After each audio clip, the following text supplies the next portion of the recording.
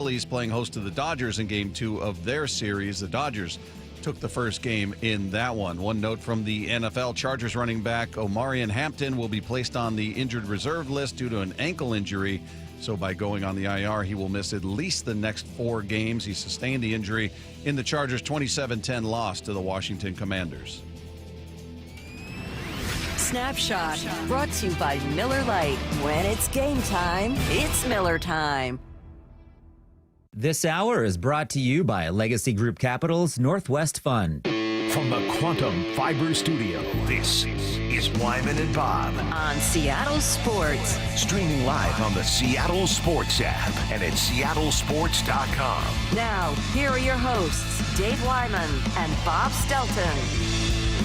Welcome, everybody. It's Wyman and Bob. This is Seattle Sports on 710 and seattlesports.com. Happy Monday to everybody out there. Hopefully everybody had a great weekend and much to discuss, and we will get into all of it today. Coming up at 3 o'clock, Rowland-Smith will join us for his weekly conversation. We're going to catch up with a member of the Seahawks defense, rookie Nick Emmanwori. Join us at 3:30 today, so stay tuned for that, as well as Radio Gold coming your way with Mark Schlereth at 4 p.m. as always, and then Jon Morosi at 5 o'clock. So we got a lot to discuss, a lot to get into. You guys can text in throughout the show at 866-979-3776. Weigh in on the Seahawks, weigh in on the Mariners, whatever's on your mind. But what a huge weekend, Dave, and it got off to a really rough start with the Mariners losing Game 1 in heartbreaking fashion to the Detroit Tigers. It was awful.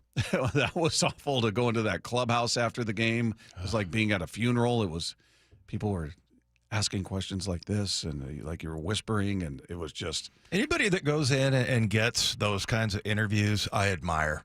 Because, yeah, I mean, it's brutal. You know this. I mean, you've been doing it since you were like an intern, right? I mean, it's terrible. And I remember being in those locker rooms after a bad loss, and people come in, and I always tried to be nice about it, but like, you never know what you're going to catch somebody in a bad mood or whatever. And, you know, especially with just the gravity of first playoff baseball game here in a long time, and you lose, and you got to go in there and face those guys. I mean, what are you supposed to ask them? How did that one feel? Yeah. How does it feel to lose your first playoff game here? Yeah, it's never fun. That's what I always joke about. My friends are like, "Oh, what a cool job! You get to go in there, go into the locker rooms and the clubhouses and talk to these guys." I'm like, "Yeah, it's decent when they win. It's fine. Even then, it's awkward." Right, standing there, guys showering. They're out there in towel. It's not really that cool. Yeah, but after a loss, I'd rather be anywhere else. You don't want to be. Trust me, you're not in there chumming it up with the guys, asking for pictures and talking about let's hang out later, right? You're not buddies. It's not fun. But yeah, that was very. We talked about it in the weeks leading up to it, and the week leading up to it, and certainly on the show with Jon Morosi, who was in town. Awesome to hang out with him and talk baseball. But we were just talking about, it'd be the most Mariner thing ever to go up against the bullpen start, if you will. Young guy, very little experience, and get shut down, lose that game, and then come back and beat the ace. Maybe the best pitcher in all of baseball, right, and beat him. That's what they did. It was just such a Mariner way of doing things. Well, and they're now 3-0 against Skubal, right? Yeah. I mean, it is a Mariner way of doing things. But, they got to keep you on the edge of your seat, I guess. And they were yesterday. I'll say this, for anybody that went to both games, you know this to be true. The first game was banana. It was so loud in there. It was so loud. It was amazing. I mean, the Mariner fans just crushed it. And then they lose that game. Then that Saturday, yesterday's game, it was loud. But it was different. You could just tell the vibe. It was a nervous crowd. Anxiety. Yeah, you could just tell. It was guarded. It wasn't just unleashed, pure joy that you saw in the first game. There was a little reservation there, and then obviously it got loud with Polanco and the home runs, and Julio coming through with that go-ahead double. It reached its volume there, but it was definitely a different vibe in yesterday's game. Yeah, well, and just Polanco, and it was. I thought about him because we sat around and talking about, okay, Cal is gonna come up big. We know Julio is gonna be, he's playing really well right now. Who's gonna be the X factor? Who's gonna be the guy? And sure enough, Jorge Polanco. And a guy that, was started off, I'm trying to remember if he started off really hot and then he did. dipped. April, he was on fire. Yeah. And May, then he fell off a cliff. Just gone. Yeah.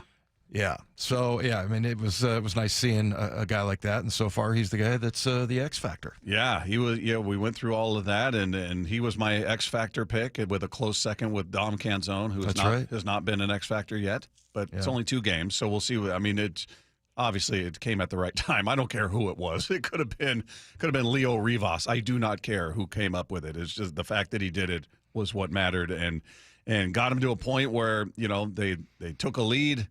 They surrendered the lead. Tigers come back again. You're like, no way is this happening. No way. And then your stars came up big yesterday. Cal comes up double. Huge, huge moment for Cal to come up there. And then Julio right behind him, who was big in game 1. He's the guy that drove in the 2 runs. He hits a home run. He's the guy he's shining right now when the light's the brightest. And it was definitely on him in the 8th inning, game tied. Runner in scoring position, and Julio steps up to the plate and does what stars do. And the 1-0 pitch, swing at a line drive, left field line, fair ball, in toward the corner. Cal rounding third, being waved in. He's bringing home the mail. Julio in at second with an RBI double, and the Mariners have the lead, 3-2 here in the bottom of the 8th inning. Julio pumping his fists out at second base. The RBI double. Back-to-back doubles by Cal and Julio. And the Mariners have the lead. And listen to this crowd here at T-Mobile Park. Yeah, like I said, Cal's carrying the mail. And Julio was pumping his fist as he's running to first. Yeah. It was a double, so he still had more to go, but he's pumping his fist as he's running to first, and as he's rounding first, he hits second base. He's going nuts out there. I mean, that guy's living it. I mean, that's pure. That was amazing. Well, and also that is superstar activity right there. It's just coming up big time. And that was the debate we had early on. But, maybe he's just one of those guys. I mean, it's always later in the season. And, maybe he's going to be like, when it's all said and done, playoff Randy, with the numbers that he's going to put up in the postseason. He just hasn't gotten a lot of chances. But, yeah, I mean, that was huge. And it was just nice to know. It's kind of comforting. You said it was very anxious there. But it's comforting to know that the 2 guys that are your superstars came through. Yeah. Yeah. And that you can count on that. Now, I'm not saying every game, but still in big moments, it's just huge. It was massive. And just they put this graphic up on game 1, Julio Rodriguez, his first 92 games this year.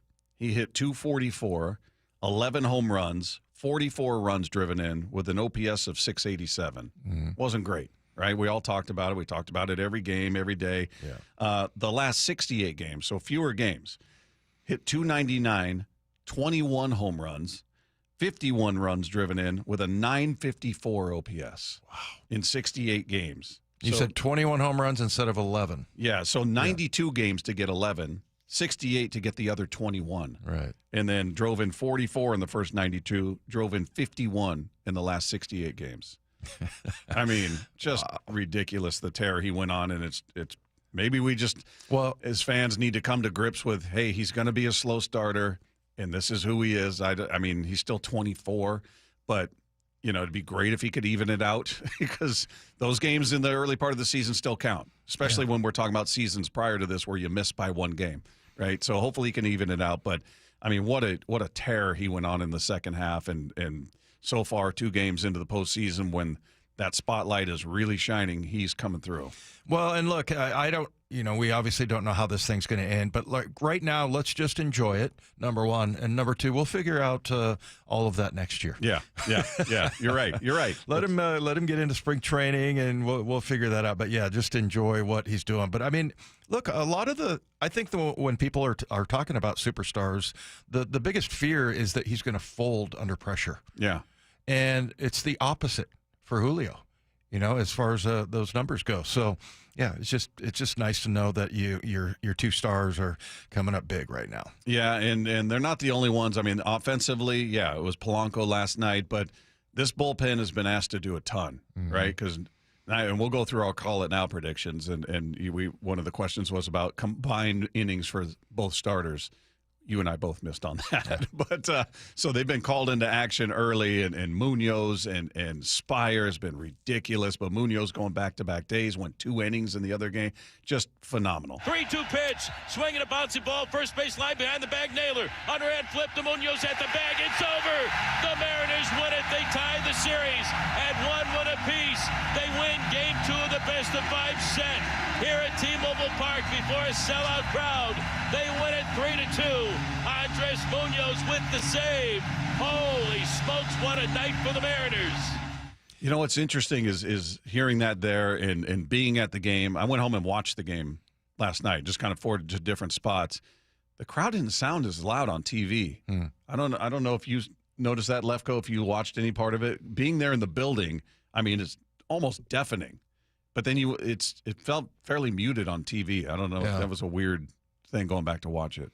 Yeah, it is kind of strange because really, like I watched the football game again, and it sounded loud on TV. I don't know what's going on there, but it's I don't know if you don't have any vested interest. I would think that if you're watching the MLB playoffs, that this would be a fun team to you're get loving behind. this series. Yeah. I mean, come on, extra innings in Game 1, and it's coming down to the wire. In Game 2, it looks they tie it up. They're going back and forth. I mean, it's a 1-run game in each. So yeah, if you don't care who wins, you just want to see compelling baseball.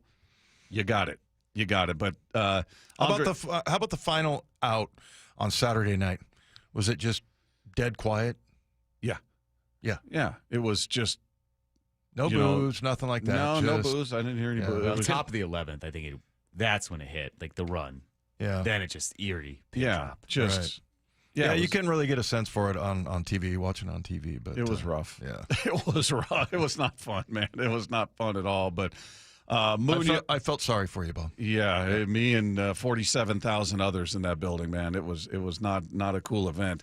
But Munoz, as much as Julio and Cal deserve their shine, Andres Munoz to this point has stepped up huge. I know for us it means a lot to give the fans what they deserve because I've been here for a little bit and they deserve this. They are really special fans because like they are with us all the time. They support us, and I am happy to be part of this organization and give these emotions to the fans.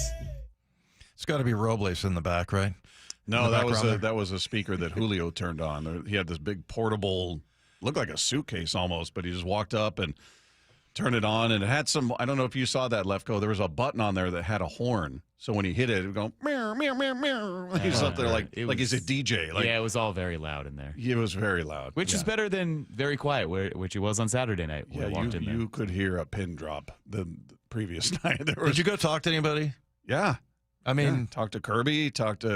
You talking about Saturday night? Yeah. We had to. We were down there getting interviews. Yeah. And man, I'll tell you what. I had to do a sideline one time, and it was after a loss, and I was like, no, I'm not going in there. My producer's like, yeah, you got to go in there. I don't want to. But I went in there, and I got Matt Hasselbeck, Max Strong, Jeremy Stevens. Yeah. Believe it or not, was very much you got your go-to guys. Yeah, but I did not want to go in there, and Matt Hasselbeck was standing there, and I was like, no, I can't do this, man. I can't. And after we did the interview, everything was fine, but afterwards he goes to Dave Pearson and goes, is he okay? You looked uncomfortable. So I feel for you, man, having to go in there after, especially the disappointment of losing Game 1. Yeah, back to Julio for a moment. He was just asked about, needing to live up to those expectations of being a clutch player. I feel like in games like this, I feel like any situation is clutch. You can win a game in the first 3 innings of the game, in the middle of the game, or late in the game because every single run matters. And, at the end of the day, people's going to call me whatever they want to call me, but, I feel like the biggest pride I take is into helping the team win. In any situation where I can, I feel like that's what makes me feel good. And, if they want to say that I'm clutch too, like, okay, cool, so be it. I don't mind being called clutch. That's fine. But, yeah, it's cool to see a player that, he's still so young, who truly just loves this game. Yeah. He loves it. He's easily the most animated player in that dugout when his teammates succeed. Yeah. And it's not an act. You can just kind of tell when somebody's kind of putting on the the facade of being the team guy, whatever. He's got that exuberance, and maybe that'll fade as he gets older. But right now he's a 24-year-old living a dream, and every time somebody does something well, he's the first one at the top step with the trident. He's the first one pounding on the railing and cheering and looking at him and pointing. I mean, he's in it. Well, and I think it's interesting because people are trying to look for a reason to not like Julio. You know, like I always say, the way they turn him into the villain. But I'm just reading the, I'm not on X, Bob, but there's a little link here that I was able to highlight and open. Sarah Langs, who does a great job. Oh, yeah. Yeah, Julio Rodriguez has an extra base hit in 5 consecutive postseason games dating back to 2022. That's the longest such streak by a player under the age of 25 in postseason history. Yep. Holy moly. And then it's also the longest such streak in Mariners postseason history.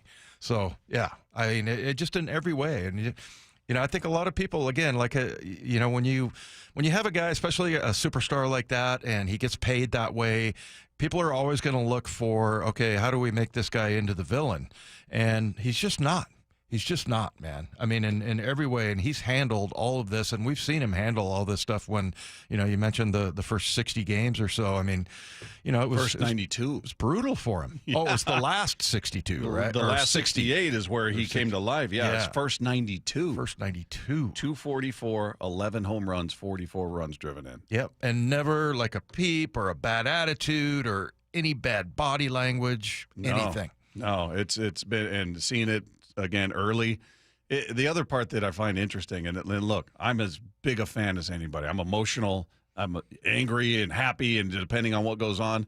But just seeing some of the comments after the game on Saturday were just, this organization's never going to win. I told you, they're going to choke. And I'm just like, I don't get that desire to be so committed to misery. Mm-hmm. Why? Why are you so eager to go, see, I told you they stink. I told you they were no good. What is, you're not a fan. You're more interested and invested in being right than having your team win. You just want to be able to say, I told you, which I find is really odd, the people that are so committed to that. Well, maybe we have some psychiatrists or psychologists or whatever that can maybe call in and tell us what that is. I think it's like a protection, like a self-preservation thing, that you're afraid to get, go all in because you kind of open up your heart a little bit, and and then you look like a fool if you were rooting for them and they didn't. So I think people think it's more of an intelligent move to be skeptical. Yeah. And I'm like, I don't think that factors into it. You either love the team or you don't. And if you love them, then you go with the highs and lows. Yeah, and I'm there with it when things are going bad. I'm a bleepity bleep, son of a bleep, and I'm pounding the table. I'm right there. But the idea that there's some sort of satisfaction in going, I told you they would blow it. I told you they would choke and blah. I was like, my God, this you can't be having any fun watching this. Yeah. That can't be fun. I mean, this is great. This is what we've been longing for. This is what we've been aching for. I mean, this is the first home playoff win in 24 years. And I know it's the misery that comes with being a Mariner fan, but that's any fan, right? Your team does not win every year. It's just, that's the nature of it. But anyway, it was great to see him bounce back after a tough loss, seeing the stars step up. One more. This is from Dan Wilson, just talking about how Julio emerged during the second half of the season. The second half that Julio had has been tremendous, and we've seen these great at-bats, all along in the second half. And I think, his maturity here that he has kind of experienced throughout the season has really paid off. And we saw it tonight. And just coming up huge there. That's a huge RBI. Again, talking about momentum shifts and grabbing that lead right back after losing it is so huge. And to stay in that moment, to not try to do too much, that says so much about Julio and what he has done for us all season. Yeah, it's hard to overstate how valuable, how huge it is for this team, and it's great to see a guy who's still the face of the franchise along with Cal and having both of them come through and getting some help last night. They were the only two guys that had hits in game one. Everybody else was 0 for. It was 3 hits for Cal, 3 hits for Julio, and that was it. So seeing it spread out a little bit, obviously Polanco was massive last night with the home runs, and Garver had a hit. JP had other guys that had hits here and there, or Randy. So hopefully that's going to start to build more and more as they get ready for Game 3 coming up. Reaction Mondays are powered by the Snoqualmie Casino and Hotel. Let's take 2. Well, we have some Mariners news. Dan Wilson just announced about 10 minutes ago that Josh Naylor did not make the trip last night with the team to Detroit. He's calling it a personal day, but we can assume, I think, that his wife has either had the baby or gone into labor, so Naylor is not there. And Wilson also said they're unsure if he'll be available for Game 3 and Game 4. Oh, I mean, good for him. This gets back to the debate you had, Dave, where listeners got mad at you when we were throwing out the hypotheticals. If you were playing in a Super Bowl and your wife was about to give birth, would you leave? And yeah, one of our hosts, I remember at one point I go, and at the time it was when, who was pitcher? Who was the ace pitcher at the time? I can't remember. Anyway, but I'm like, okay, what if it's Game 7? Was it like Felix or something at the time? Yeah, I think Felix, and it's Game 7, and the other host said that'd never happen. I'm like, dummy, play along. It could happen. It's a hypothetical. And here. you're just trying to get out of answering the question because you'd much rather have Felix there than in in the infirmary or whatever. I mean, just like in the infirmary. Well, and I'll say this, but like a lot of people from the military will text in and say, hey, I was overseas, I had no chance to come back, and but also, I will say that it wasn't terrible, but like it was kind of an emergency for my wife when we had our first child. So and I'm glad I was there. So I'm a little torn on it, but look, this is totally a personal decision. It's totally up to him. Were you the one that said the baby won't remember if you're there? Or is that I said, I don't remember my dad being there. We won't get you in trouble. We're going to get some mean texts right out of the gate on a Monday. We won't get you in any more trouble, Dave. Let's move on to the Seahawks. There were actually a handful of injury updates from Mike McDonald this morning on with Brock and Salk. Here's a kind of a rundown from him. I'll be working through. Let me turn my computer on. We'll get a rundown from him. Here we go. Yeah, Julian, sounds like we're going to be working through this all week. So I'm not sure what his practice availability is on what's today? On Monday. So on Wednesday or Thursday, not sure. Spoon, I think he was getting imaged as we speak. So we'll still figure that out. Hopefully we get him back. We'll see. D-Law, we're hopeful that he can start practicing and go. Derek Hall, it looks like he might miss this game, maybe a couple games with his oblique. So we got to work through the severity of that and the timetable, whether or not that means what that means timetable wise. I know we got the bye coming up here in a few weeks. Yeah, he sounds pretty dark there. I thought yesterday we lost the battle of the backups. Both teams had a lot of guys out, and it wasn't like it was against New Orleans. I mean, you were missing Spoon and Love in that one, and everybody stepped up and played well and played together. And man, there was some stuff that happened on the edge that was criminal on defense. So I'm sure Mike McDonald's, he's probably not super happy about what's going on. No, I can't imagine he is. We'll definitely get into what happened with the Seahawks. Meanwhile, Take Two is brought to you by Swedish Cyberknife. Treat prostate cancer with Swedish Cyberknife. Swedish.org/cyberknife prostate. They were unsung heroes of the weekend for the Mariners. We'll dive into who we're talking about coming up next right here with Wyman and Bob on your home for the Mariners pennant push. Seattle Sports on 710. 3 hours before first pitch of every Mariners playoff game, it's the Mariners Pennant Push, featuring former Mariners pitcher Charlie Furbush. Game changer is the crowd here. And MLB Network insider Jon Morosi. Cal Raleigh to be the MVP, it would look exactly like it looks. Tomorrow at 10 a.m. Then it's Game 3 of the American League Division Series. First pitch at 1:08. Where you hear the American League West champion Mariners in the postseason. Seattle Sports.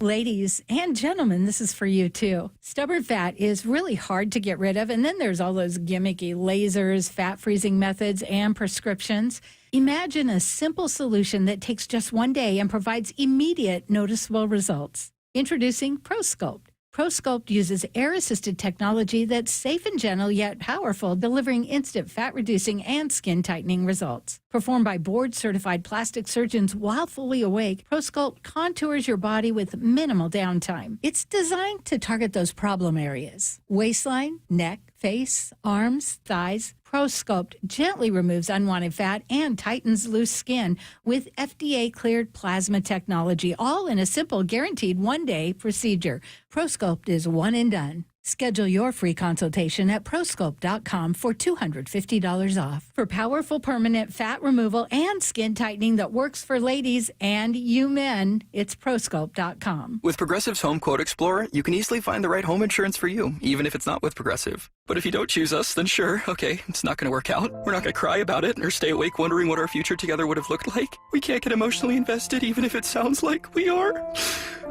Progressive's Home Quote Explorer allows you to easily compare home insurance rates and coverages in one place, even if it's not with us. Progressive Casualty Insurance Company affiliates and third-party insurers. Comparison rates not available in all states or situations. Prices vary based on how you buy. I love you. I shouldn't have said that. This March, Wendy's is fueling the madness with amazing deals on their hamburgers made with fresh, never frozen beef. Like a juicy Dave's single for $1 and a fresh $2 Dave's double with in-app offer. It's such a good deal, we wrote a little ditty about it. Get it for $1. Dave single, order in the app. Dave single, get it for $1. Choose wisely, choose Wendy's official hamburger March Madness. Limited time offer. Participating U.S. Wendy's. See offer details and redeem at Wendy's app. Account registration required. Fresh beef available in the contiguous U.S. and Alaska. Temperatures are dropping, but you don't have to settle for a chilly home this winter. Keep cozy and safe with energy-saving products during Washington Energy's home heating sale on now. Upgrading your home is as easy as $1,000, $2,000, $3,000 off. Take $1,000 off furnaces, fireplaces, and water heaters. $2,000 off high-efficiency heat pump systems. And $3,000 off whole home generators and ductless mini splits, plus free financing. Washington Energy Services, your expert resource for affordable home comfort. Call for a free estimate. The LJ way is. You look at stuff like this and it's like, I don't want to come into an industry and work on a place that is going to compromise how I feel about myself.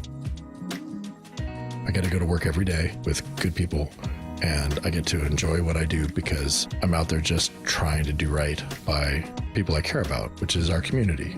We're going to see them at the grocery store. I'm going to see them at the sports tournaments. Two friends of our daughters came in last night just on the lot, didn't know I was there, and it was cool because you got to take them through, and they're going to buy a car for their first driver and a car for their kid going to school soon. These are the people that you're going to work with, and so you better make sure that your laundry's clean. I don't think Lee Johnson specifically, right, Speedway Chevrolet, where I'm at, I don't think they've ever had a problem with the community of being able to stand up and look them in the eye and know that they did their job well. The LJ way is the Lee Johnson Auto family. This is the home of the Seahawks. Going to let one fly deep. Got a man out there. Ball is caught down at the 10-yard line, and it's JSN. Seattle Sports. Makita's built for the pros who show up early, who don't do shortcuts, only precise cuts. With tools built to last, job after job, year after year. Performance that pays off, because when the job calls for the best, you answer. And when you need the best, you call on Makita. Built to be the best. Available at the Home Depot. Get in the zone, AutoZone. Annie's first oil change wasn't as hard as she thought because she went to AutoZone, where a friendly AutoZoner helped her find the right oil and save on an oil filter. He explained the job and showed her free how-tos on AutoZone.com. When she was done, AutoZone recycled her old oil for free. No hassles, just help. Everything you need, nothing you don't. Get in the zone, AutoZone. Restrictions apply. Do you need a new roof? Then visit 3treeroofing.com to get $500 off your roofing project by scheduling a free estimate. 3Tree Roofing's certified team builds a custom plan for your home using top-tier materials with industry-leading warranties. All of their install crews are factory certified to ensure that your roof can handle any weather Seattle can throw our way. Don't wait until leaks turn into expensive damage this rainy season. Visit 3treeroofing.com to schedule your free estimate today and secure your $500 discount. 3Tree Roofing, your Puget Sound roofing experts. Rick Riz here with Luke Wilson, a local owner of Pella Windows and Doors of Western Washington. With your help and the Improve Your Play program, Pella has chosen a local youth athletic program to receive a $5,000 grant. Luke, who's the lucky winner this week? Rick, we could not be more excited to announce Shelton Youth Football and Cheer as one of two winners of this $5,000 grant.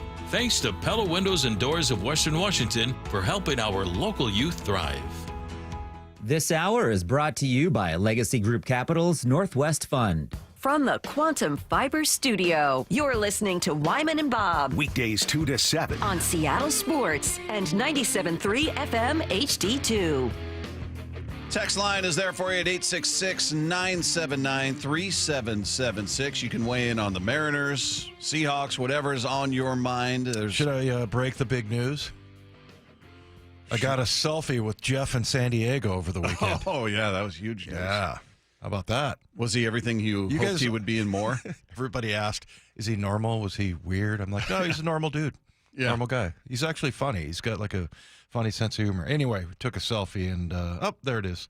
He sent it in to the text line. Oh, did he? So, yeah. In case you were wondering what Jeff in San Diego looks like. When he came up and introduced himself as Jeff and Sandy, was there a nervousness like, oh boy, what is this guy gonna do?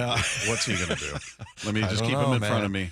I told him, like, sometimes he's really funny and other times it falls flat. He's somewhere in between. No, he's super, super nice guy. And curious, Jeff texted in the picture here, but I'm curious if he got to run into anybody like I did, like Cam Chancellor. I was telling you during the break, like that was the most awesome thing. Seeing Cam. Now he's part of that commercial campaign with Steve Largent. That's right. Yeah. Didn't see Steve, but, I see Steve a lot. But the other guy, Max Unger. Haven't seen Max Unger since he left here. Mm-hmm. And Max looks like he weighs about 225 pounds. Yeah, he's one of the – it seems like old linemen in retirement go down. One or two extremes. They either slim way down or they look like parade floats. Well, yeah, and remember Hasselbeck told us he didn't want to see any of his offensive linemen because they weigh less than him. Yeah. We had Matt up in the booth. He did some of the play-by-play stuff. Oh, that's great. Yeah. Yeah, we'll get into some Seahawks talk coming up. Meanwhile, just talking about, stars who shine for this team over the weekend, the Mariners, obviously there's Cal, there's Julio. The bullpen, and I know Vargas gave it up on Saturday, but in total, you allowed 3 runs. 3 runs. You had 2 guys who came up with hits, so it's hard for me to get too upset about a reliever giving up a run. It's not like they went out there and just got lit up. But you've had guys shine, and I feel like one guy that's really starting to get some notoriety is Gabe Speier, who he's been amazing throughout the entire season, but he has come up huge in this series, and he did it in back-to-back nights, and he did it against the guy that dealt the blow in game 1 and Kerry Carpenter. The 1-2. Swing and a miss. Pure nitro gas from Gabe Speier. 96 on a platter. Come and get it. And Carpenter can't even sniff it. Speier does his job. He takes care of Kerry Carpenter, and the Tigers' threat is squashed in the top of the 5th inning. You can't even sniff it. But yeah, pure nitro gas. I mean, Inspire just coming through huge. Dan Wilson talking afterwards about, that strikeout of Carpenter and how critical it was for him in that game. It's like almost deja vu all over again. I thought Gabe came in, as he did last night when he got his time to get in the ball game, just continued to pound the zone like he does and really attack and to be able to do it in that situation again, get us back in the dugout, keep that lead.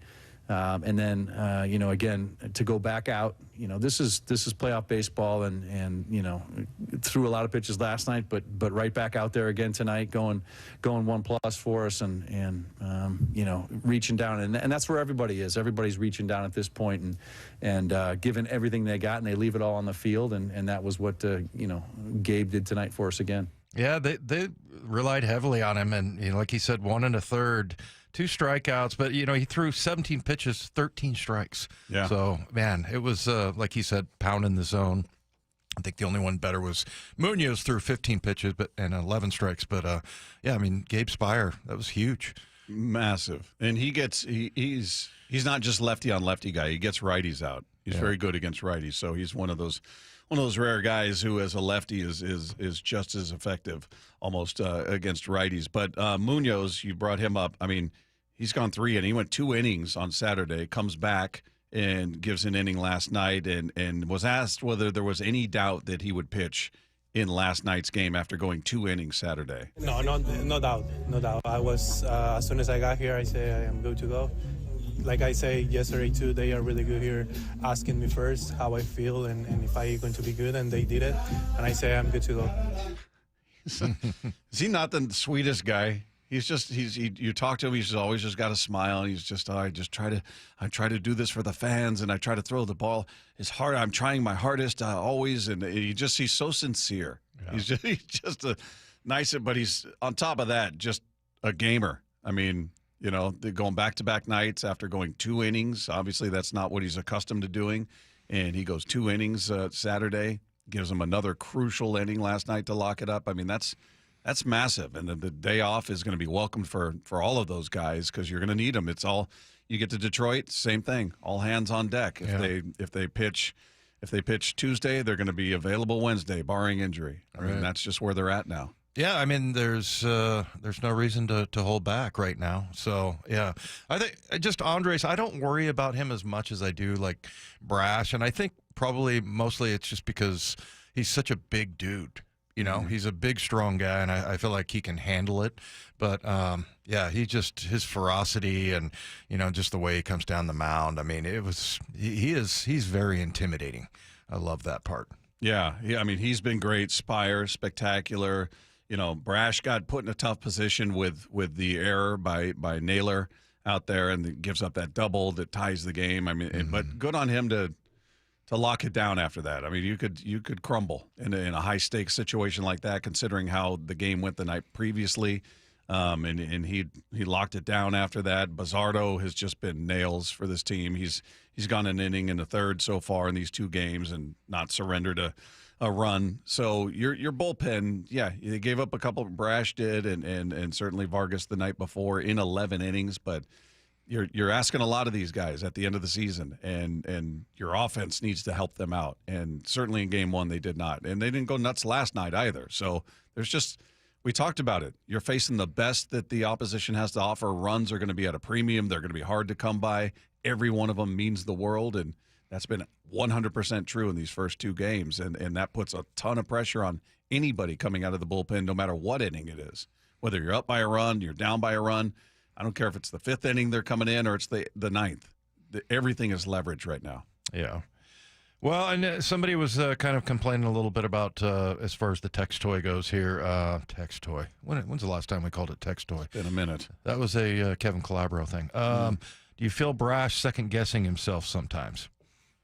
No, he seemed pretty convicted in what he was doing when we talked to him in the clubhouse last night, and just talking about his selection of pitches and what he's leaning on. He's got a conviction about it, and he wasn't happy about the double, but again, he got put in a tough spot with that. Your defense has got to back it up. I mean, as much as we talk about every moment being a leverage situation in the playoffs for these guys, regardless of the inning they come in, your defense has got to help them, and that's. I'm not going to jump on Naylor. He's been phenomenal defensively. That was huge. That was almost like when we always bring up Tyler Lockett. That was the Tyler Lockett moment where he doesn't catch a ball that hits his hands. That's what that was last night when he didn't make that play. And it wasn't a routine play. It was a short hop, and it was hit hard. But you were like, oh, wow, he booted that. Yeah. It was weird.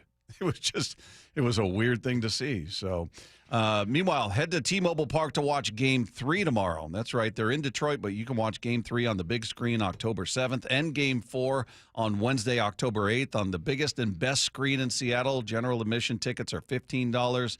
And season ticket members can access discounted $10 tickets. So you can go to mariners.com/watch party to get your tickets today and watch on the big screen at T-Mobile Park. Hopefully, Mariners going on to victory. That'd be a cool place to be, surrounded by Mariner fans. Meanwhile, we tried to predict both Seahawks and Mariners, and we didn't do well. I think that's the reality. We'll recap all of our errant predictions coming up next with Wyman and Bob on your home for the AL West champion Seattle Mariners. This is Seattle Sports on 710. After a split of the first 2 at T-Mobile. Blasted left field. He's done it again. Jorge Polanco. It's Trident's up for Game 3 in Detroit. I know they're not going to like us over there. The Mariners look to pull ahead in the best-of-5 division series tomorrow. First pitch at 1:08. Extended pregame coverage starting at 10 a.m. And there's only one place you can hear the American League West champion Mariners in the playoffs. Seattle Sports on 710 and the Seattle Sports app.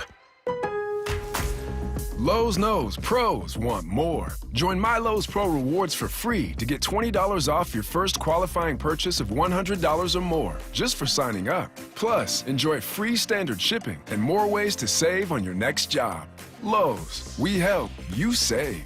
Offer valid for new members only. Not valid with any other discount. Free standard shipping not available in Alaska and Hawaii. Exclusions and more terms apply. Loyalty program subject to terms and conditions. Visit Lowe's.com/pro-loyalty for details. Subject to change. Oh, the weather's hanging on. It's still motorcycle weather. I'm going to get out on that bike the next couple of days while it's a bit warmer out here. And look, every rider out there has got a story, right? For some, it does take an unexpected turn, but you don't have to face it alone if you're involved in a motorcycle crash. With the Law Tigers, they will make sure you get what you deserve. In Washington, every motorcycle ride writes its own chapter, from the coastal twists of Highway 101 to the rugged beauty of Stevens Pass. And when the unexpected happens, they're the Law Tigers right there, ready to ride with you, ready to help you. So if you've been injured in a motorcycle crash, don't settle for a firm that tells you that they're motorcycle lawyers. Go with the ones who actually live it. That's Law Tigers. Give them a call, 1-800-LAW-TIGERS. They are not just attorneys. They are riders who know the road and the risks. So whether you're up there on the Cascade Loop or exploring the scenic routes of Mount St. Helens, the routes around there, Law Tigers are the motorcycle lawyers of Washington. So again, if you're involved in a motorcycle accident, go with those that actually ride, that have been a part of that community for nearly 25 years nationwide. Call them at 1-800-LAW-TIGERS or visit lawtigers.com. The Law Tigers, Washington's motorcycle lawyers, Cook Law Office, PLLC, 539 Broadway, Unit 104, Tacoma, Washington, 98402. Change is always happening. It's part of life. And when it comes to music, change is all around us. Songs are rewritten. Classics are remixed. Bands and artists come and go. Even our taste in music changes. Here at Xfinity, we know there's still good in keeping some things the same. That's why we want to do our part with a 5-year price guarantee on our internet. It means no matter what changes, you get 5 years of the most reliable Wi-Fi with our best equipment included for a price that stays exactly the same. Surprised? Life is full of them. One internet price, 5 years, guaranteed. Learn more at xfinity.com/deals. Restrictions apply. New residential customers only. Taxes and fees extra and subject to change. Most reliable Wi-Fi based on Open Signal Awards USA. Fixed Broadband Experience Report, August 2024.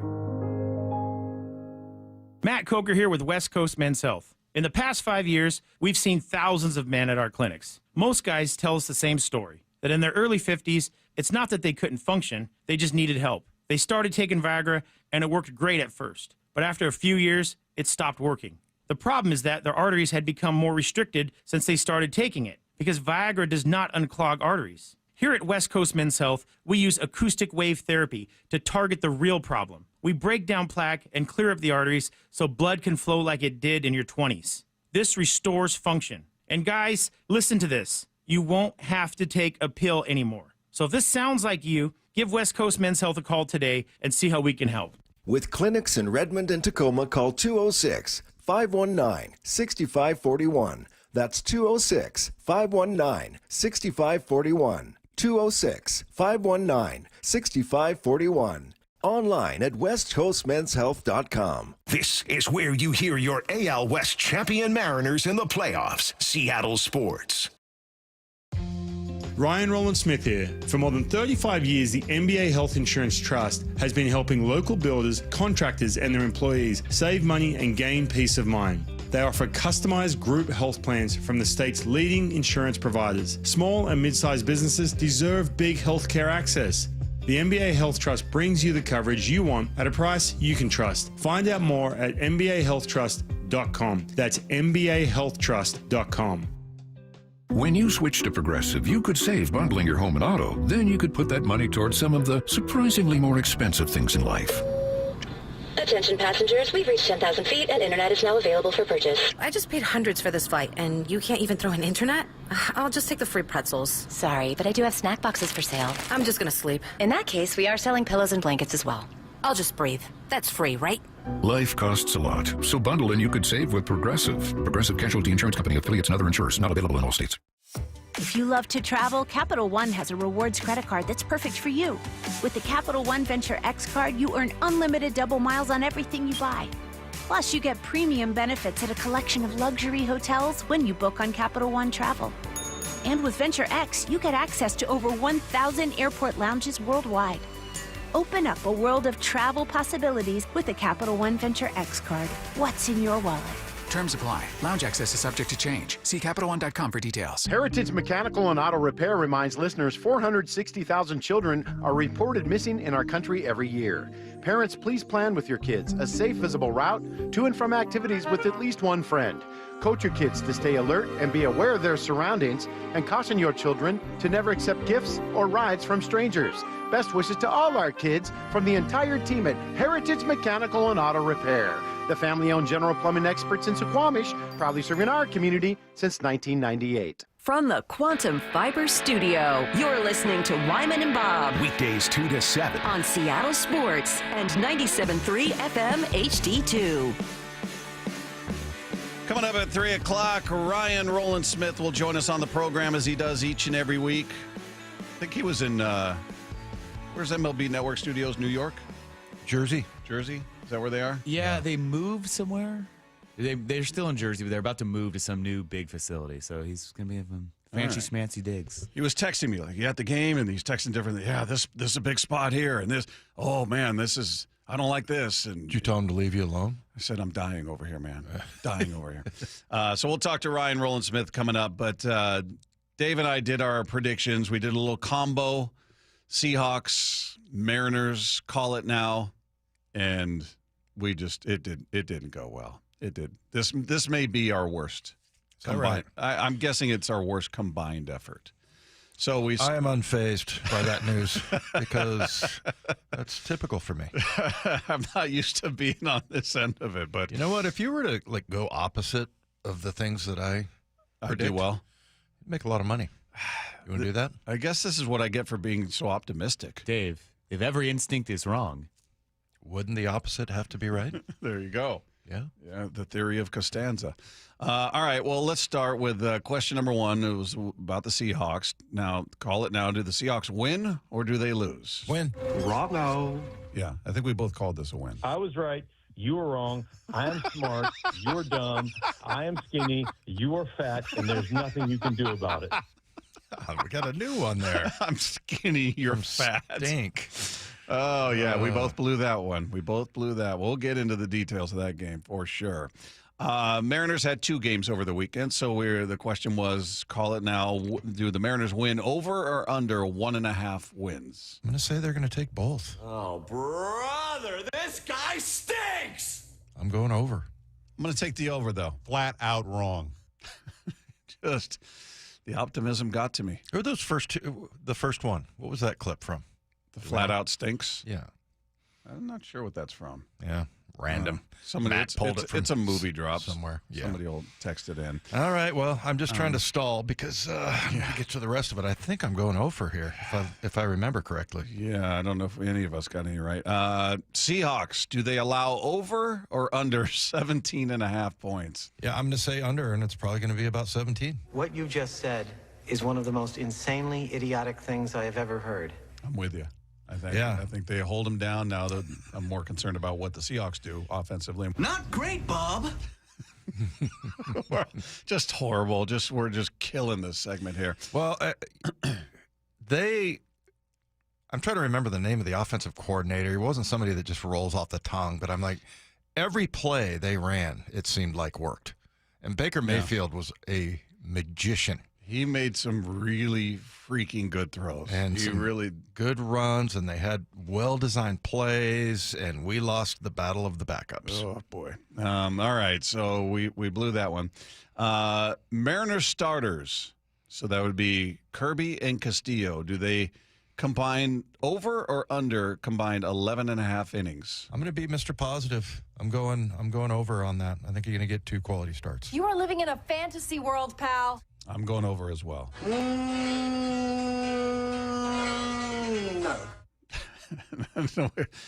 They went 9 2/3 combined. Gosh, we're close. Yeah, we missed. We missed on that one. So, all right. So moving on, so the starters there was Seahawks.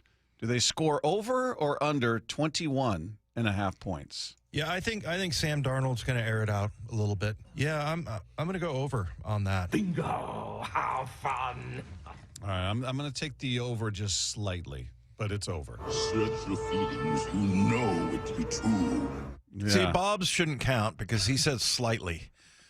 Still over. Over's over. But but you said slightly over. Is I know. Slightly to you like 14? Is that 2 touchdowns? Or? Yeah, that's 2 touchdowns. Yeah, that's I didn't have near the conviction I should have about the offense.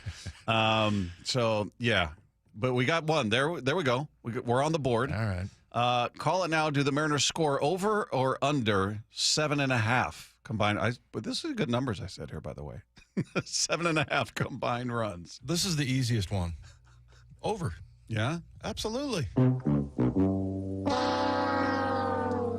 going to take slightly under. I'm sure Bob knows. He knows fall. Oh, I forgot that one. Okay, hey. I got that one. Slightly under. Yeah. Great Lofa Tatupu. Saw him yesterday. Yeah. So my favorite Seahawk. You came up confident on that one. This is the easiest one of all. Oh, that's right. Dave was just not having any back talk on that. Yeah, and was that the one that was the furthest off, or was it of all these? Well, no, I mean not well, the technically. You just numbers. You were the most assured on that one. It sounded of all of the questions there. You're like, this dumb question almost. Right. Is what you were saying. That's right. So I got 2 right, you got 1 right, and we got the majority wrong collectively. That was, in some cases, good, in most cases bad, because we both thought the Hawks were going to win. We both thought the Mariners would take both games. Yeah. So there you go. That's we'll try that again. Hopefully, we'll see if they're playing Friday. See if the Mariners, if they don't lock it up in Detroit, if they get to a 5th game, then we'll have another Seahawks game, and another Mariner combo. How about that? Yeah, I like the combination thing. That was fun, but. Yeah. Now we can be wrong about 2 sports instead of just 1 at the same time. I wonder how many people did the double dip, went to the Seahawks game and went to the Mariner game. I was going to try to do that, but we were on at 2. So I would literally would have been there for 20 minutes and had to run back to T-Mobile, so it wasn't worth it to try to go to the Seahawks game. Well, Jeff in San Diego did. Yeah, and I think our guy Adam Ray did, right? You said you saw him at the Seahawks game? Yep, saw him on the sidelines. He was at the Mariner game both nights. Yeah. So if you did the double dip, how did it go? It didn't. I mean, it was certainly packed down there. There was tons of bodies, but I don't know that it was quite as bad as people thought it would be. I think it was a big enough gap. Yeah. That it allowed people to get around, and good to know Lefko made it to his car safely. I offered to give him a ride home because he had to park a few blocks away, but he found free parking on a Sunday. It was funny because showing up before all the games, it's packed, and you cram into a spot, and you hope your car's still there. And then I walked there, and only car around for miles. So really, still sitting there. Everybody vacated. Everyone had vacated. Well, he got there at what'd you get there? 9-something in the morning. At 10 to make sure I got there in plenty of time for both. So 10 for a 1 p.m. kickoff. It's contentious for that street parking on Sundays. Yeah, well, good for you because I saw a sign for parking there, $120. I mean, every 80, 90, 70, I think the lowest I saw was 75, and it was a good ways down the road on First Avenue. I remember 3 or 4 years ago being down in L.A., and it was like $100 down. And then I was like, you got to be kidding me. Really? $100? And now, over at Mariner Garage sometimes it's $95. Oh, man. So, yeah, good on you if you found street parking. All right, coming up, what did he like and what does he need to see out of this Mariner team tomorrow? We're going to talk to our guy Ryan Rowland-Smith about all of that. He's going to join us next with Wyman and Bob right here on your home for the Mariners pennant push, Seattle Sports on 710. 3 hours before first pitch of every Mariners playoff game. It's the Mariners Pennant Push, featuring former Mariners pitcher Charlie Furbush. Game changer is the crowd here. And MLB Network insider Jon Morosi. Cal Raleigh to be the MVP that would look exactly like it looks. Tomorrow at 10 a.m. Then it's Game 3 of the American League Division Series. First pitch at 1:08. Where you hear the American League West champion Mariners in the postseason. Seattle Sports. Ryan Reynolds here from Mint Mobile with a message for everyone paying big wireless way too much. Please, for the love of everything good in this world, stop. With Mint, you can get premium wireless for just $15 a month. Of course, if you enjoy overpaying, no judgments, but that's weird. Okay, one judgment. Visit mintmobile.com/radio.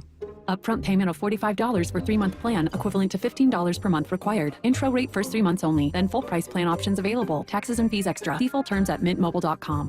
This message comes from Viking, committed to exploring the world in comfort. Journey through the heart of Europe on an elegant Viking longship with thoughtful service, destination-focused dining, and cultural enrichment on board and on shore. With small ships that bring travelers closer to the destination, there's more time to explore. And every Viking voyage is all-inclusive, with no children and no casinos. Discover more at Viking.com. Dave Wyman here, and since I stopped playing football, we've been fortunate to live in the same house for over 20 years. That type of longevity is a good thing, except 20 years in the same house means a lot of things start to break.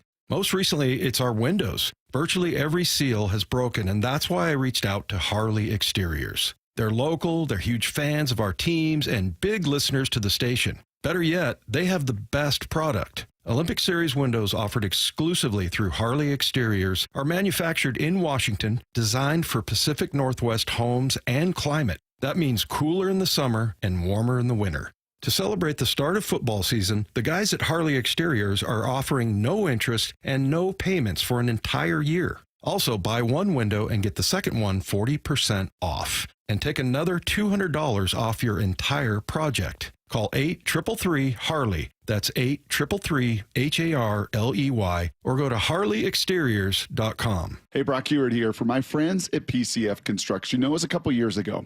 We were seeking a complete outdoor living space. Molly wanted a new deck. She wanted to really make our outdoor space pop. And boy, am I glad we called PCF. Why? Because whether it's a very specific project or outdoor living, like an underdeck ceiling, deck, patio cover, railings, PCF has you completely covered. You know, Molly's an interior designer. She knows construction. She knows attention to detail. And PCF, they checked every single box along the way. And right now is the time to make the call. Up to $6,000 off your project, plus no payments and no interest until 2027. And you can save an extra $1,500 when you bundle your deck with a patio cover. Find all the offer details, get project ideas, and browse photos at PCFgroup.com or simply call today at 425-629-8476. That's 425-629-8476, PCFgroup.com. Free consultations, no fee guarantees, 5-star reviews. JP Pendergast with Pendergast Law explains the importance of going beyond these familiar offerings. Accident victims want an attorney, Tom, that satisfies their needs. Someone who handles those needs with the highest degree of care. Pendergast Law offers the no-fee guarantees and free consultations, but these only scratch the surface. Okay, explain more. We make sure that every member of our team is genuinely passionate about helping others. Customer service and communication are our top priority. It's how we take care of our clients so they always feel one step ahead of the insurance companies. Our strong reputation for high standards provides comfort and confidence when it's needed most. Pendergast Law offers the free consultations, the no-fee guarantees, and of course, they are 5-star rated. But what really makes them different is their genuine passion for helping others. I can't recommend them enough. If you or a loved one has been injured in a car accident, call Pendergast Law. We can help. That's PendergastLaw.com. Hey, man, gaining weight, dragging throughout the day, losing your drive? It could be your testosterone. The team at Revive Men's Health Washington gets men back on track with the energy and drive they've been missing. Meet Tyler, Revive Men's Health Director of Operations, and witness to hundreds of success stories. I've seen guys come in worn out, discouraged, and just not themselves. A few months into treatment, they're standing taller, speaking with more confidence. It's like watching someone come back to life, like a light switch gets turned back on. When a spouse says, "Thank you, I really have my partner back, better than before," that's the moment it all clicks for me, and that's why I do what I do. Since 2011, Revive Men's Health has helped more than 120,000 men regain their energy and drive. Start your story today with an in-clinic visit or a secure video appointment. Call 206-529-1111 now to book your free testosterone test, exam, and consultation. That's 206-529-1111 or schedule anytime at revivemenshealth.com. Baseball's postseason is here. Seattle Sports Playoff coverage is presented by Honey Bucket, 710 KIRO AM Seattle and KIRO FM HD2 Tacoma. Seattle Sports Snapshot.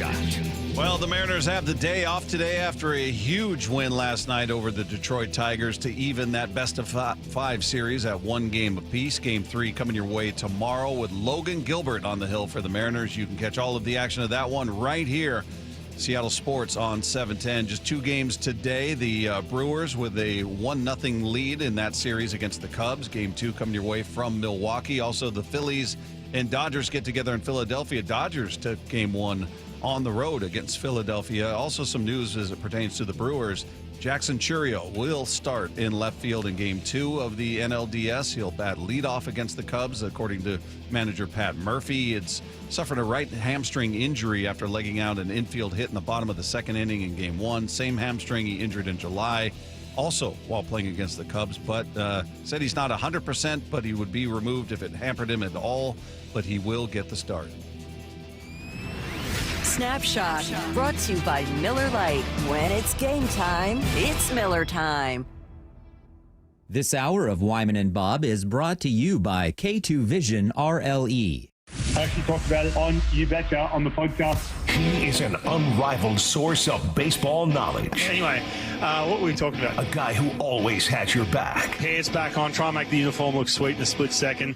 Come out, and I'm trying to open the door. I'm like, what the? And I said, listen, buddy, put your babysitting shoes on because Dad's going out for Father's Day. You got to watch Top Gun. You guys don't listen when I speak. I'm talking to a brick wall right now. Ryan Rowland-Smith, every week with Wyman and Bob. That's the open right there. He's here, everybody. Always great to catch up with this guy each and every week throughout the baseball season, and the baseball season continues. So we've got him back with us now on the Emerald Queen Casino Sportsbook Hotline. Our buddy Ryan Rowland-Smith is with us. How are you, man? Much better after last night, put it that way.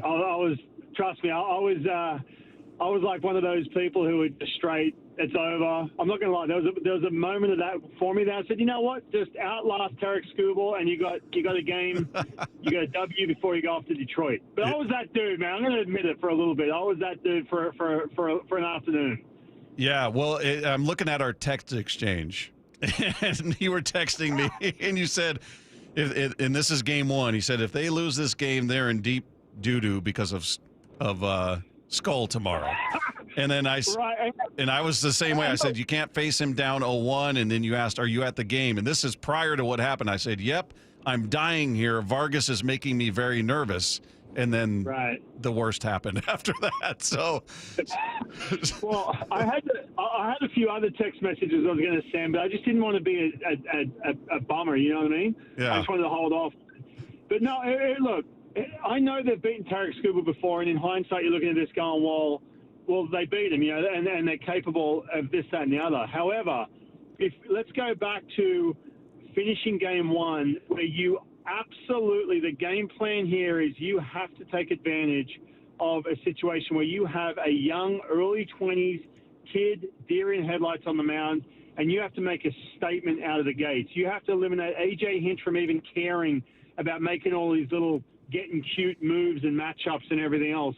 And there wasn't that statement, man. The offense was flat, and I thought, man, okay, this layoff where, you know, you got Randy Rosareni coming in a cowboy outfit. It's all fun and games. But now all of a sudden you got Tarek Skubal, man, down a game. But they waited him out, man, and Luis Castillo stepped up. It was awesome.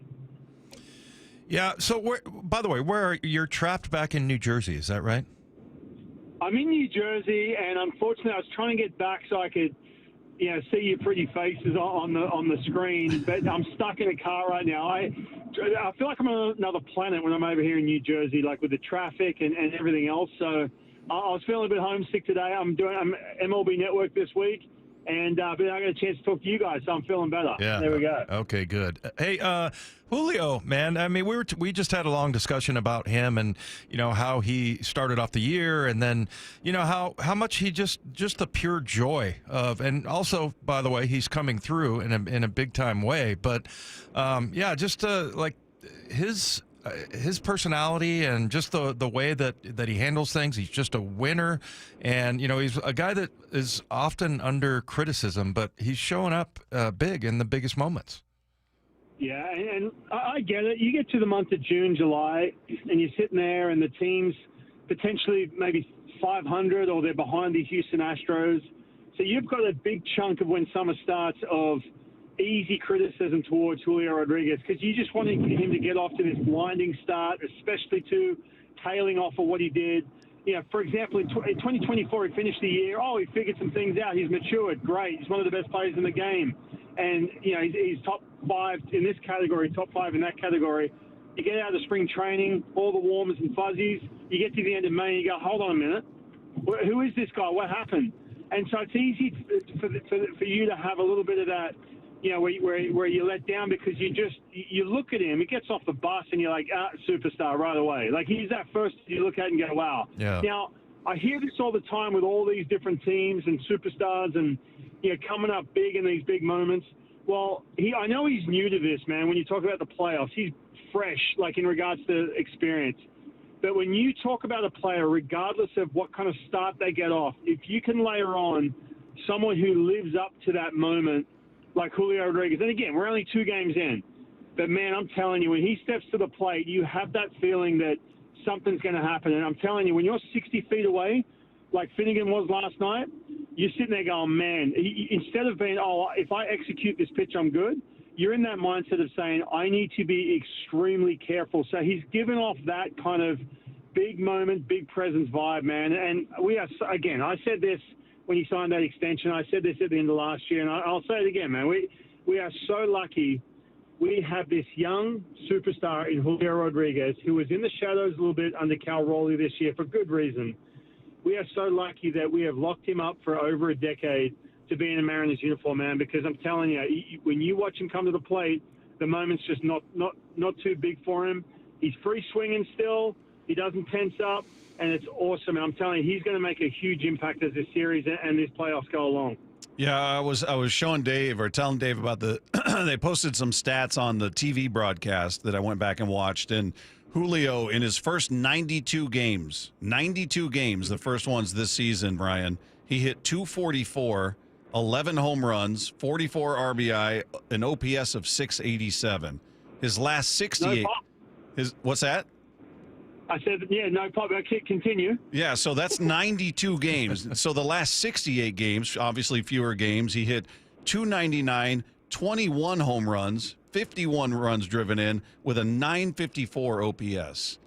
I mean, he almost doubled his home run total in fewer games, and his average went up by over 50 points. He had, 7 more RBI than he did in the first 92, and his OPS went up over almost 300 points. Look, he got to the beginning of July, and his WRC plus weighted runs created was, average player is 100, and he was hovering around 100.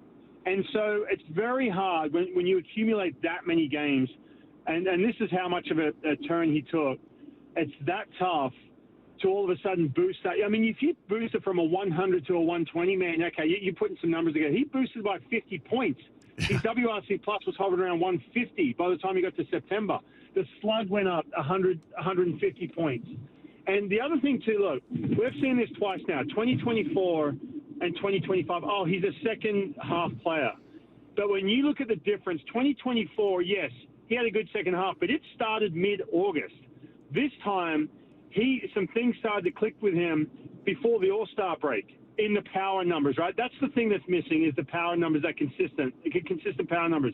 And the difference for me in 2024 compared to 2025 is just the ability to block out the noise and just process some of the things that you trust, right? And I think that last year, I don't want to throw him under the bus, but I'm just about to, but this Brant Brown character that I had as a hitting coach,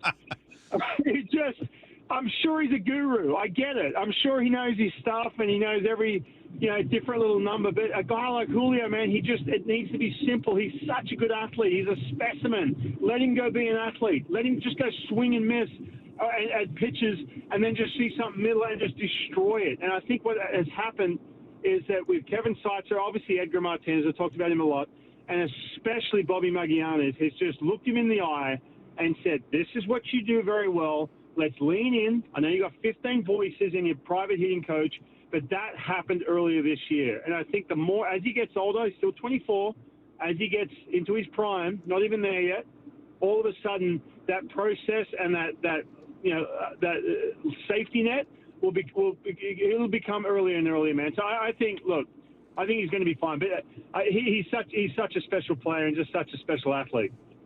Hey, we were just kind of looking at the roller coaster year for Jorge Polanco, and he started off on fire that first month, and then, man, he really cooled up. But man, now all of a sudden he's starting to heat up at the end of the year. The numbers definitely went up, and he's kind of the X factor, man. It's really fun to watch. Was he somebody you thought that could come up big? Yeah, I did. I feel like in a situation like this, comparing him to 2024, right? So contact rate was, even when he was struggling, so he had that crazy April. We know that. Got the ball in the air. Extra velo was an extra 5 to 6, 5 to 7 miles per hour off the bat. So good things are going to happen when you have, his approach and everything else. And then all of a sudden he went cold. He's hitting the ball on the ground at a crazy rate. His swing, he was kind of like, he was doing this really crazy, like, hit with his front leg, and then he just kind of chilled out a little bit as the second half got going. His knee got right. He was able to hit from the right side. He's probably out of his head about that. And then September, all of a sudden, got the ball back in the air. But look at what he did, man, in the month of September with 2 strikes. And he did this last night against Tarek Skubal.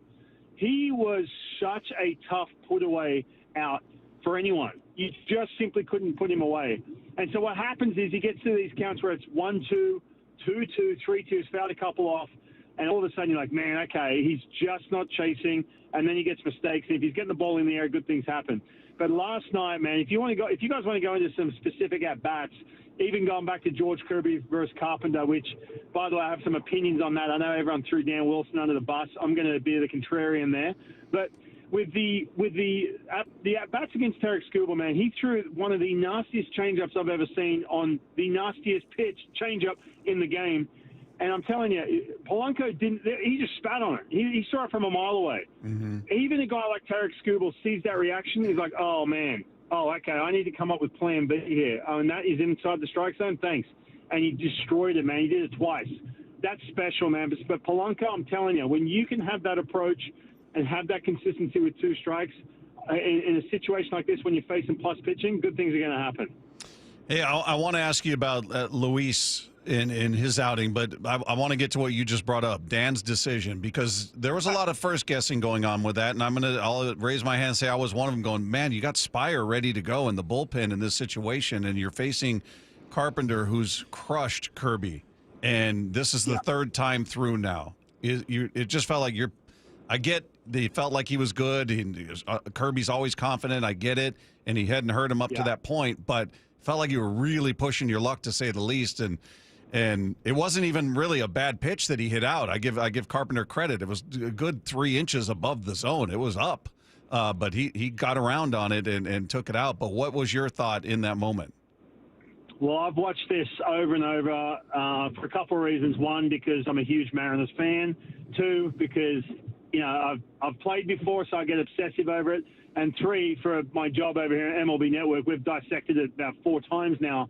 And so, look, this is, and I said this in the moment because I saw Gabe warming up, and I said, okay, okay, on the Gabe Spire side of things, yes, I get the lefty-lefty matchup. You bring him in that inning in the 5th. The Carpenter, Riley Green, is going to come up at some point later on in the game. right? So before, in hindsight, it's easy to sit there and go, well, that was the game right there. Prior to that moment, in that fifth inning, you are going to have to run into a runner in scoring position and a left-on-left matchup later on. I'm sorry, but Caleb Ferguson, no offense, but he hasn't had that opportunity really in these last couple of months since the trade. That's Gabe Spire's spot right there. The other reason I'm with Dan on this one is because he had a situation where, first of all, he's punched out Kerry Carpenter on that exact same pitch, right? And by the way, he hasn't faced Kerry Carpenter since a year ago. You are a completely different look than what you were a year ago. I get the history. The other part of this is, too, Riley Green, he had a 3-2 count. Riley Green, same pitch. He was going up in the strike zone, above the strike zone. He was fouling off, and then he got on top of a breaking ball, punched him out. So I'm sitting here going, all right, get that breaking ball below the hands, and he is going to swing right over this bad boy. Like, execute, back yourself, get this breaking ball. But he went back to a heater, and Kerry Carpenter was sitting on that fastball. So you can look at execution. Wasn't bad, but it was pitch decision, honestly, which was the defining factor in that moment. The other part I want to point out here as well. Look, when you go through these playoffs, man, you're seeing the Brewers tonight getting cute. Their manager all of a sudden is doing an opener for Quinn Priester. I don't know why, man. Same thing. You're blowing Ashby in that first inning with that matchup you're going to need later on in the day, and the guy Quinn Priester's got a sub-3 ERA. He's been really good in the first inning. Managers start to get cute in these situations, and they overthink it. The one thing that Dan Wilson has, and you are going to appreciate, not you guys, but anyone listening or a Mariners fan will appreciate that you are going to need him to be able to take a breath. And just like some of these managers I've listened to talk about it who have been on that stage, they said you don't want to overthink this. And I think that you're in the fifth inning in the situation where George Kirby, right, is a breaking ball executed away from us not even discussing it right now. And it's a completely different situation. And he's done that, year in, year out. And I don't care about the third time through the lineup numbers. You can take that with a grain of salt. Why? Because his third time through, a lot of the times when he gave up the runs was when he was coming back from an injury and a really tough outing he had, early on in the year anyway. So that gets bloated. So I'm with Dan Wilson on this one. The other thing is that everyone's like, well, why do you do it with Luis Castillo? Why? Because Luis Castillo had labored the first two innings and was starting to all of a sudden run on fumes there. And it was a perfect time to get that matchup. Plus, it was the sixth inning as well, right? So it's a little bit different in that situation. But, man, I know it didn't work out, but you are going to appreciate when Dan Wilson doesn't try and overcook some of these decisions as we get deeper into these playoffs. But sorry, Dave. Yeah, go ahead. Don't you think he did that though when he pulled Luis, because he didn't wait around and he went early? I mean, he only went 4 2/3 in that game and saw that opportunity for Spire to come in, and it almost felt like he learned from the night before. Like, okay, I'm not going to make that mistake again. Yeah, the reason I say that is because, look, they had seen especially the first time through the lineup, a lot of foul balls. You had 20-plus pitches the first couple of innings.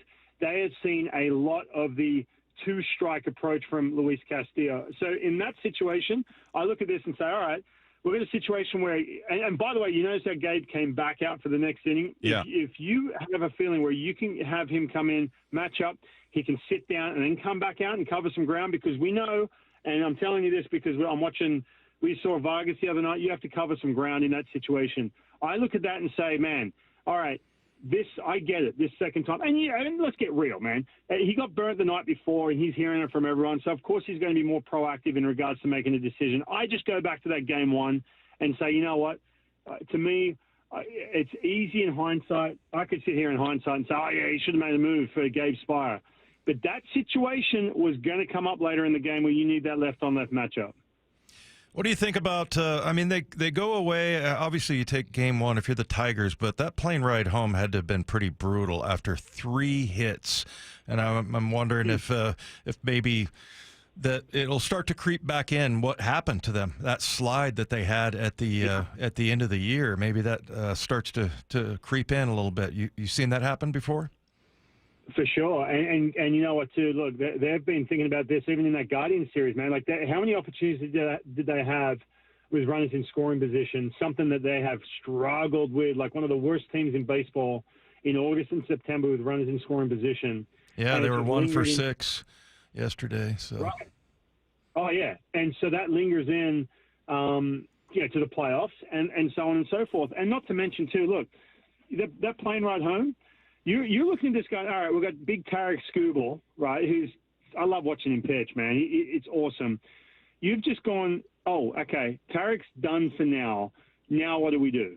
What do we have left after that, man? And I'm telling you, and I watched a Flaherty and I watched a Casey Myers, a couple other pitchers. You got A.J. Hinch who's going to try and reinvent the wheel in openers and starting pitching and the whole bit.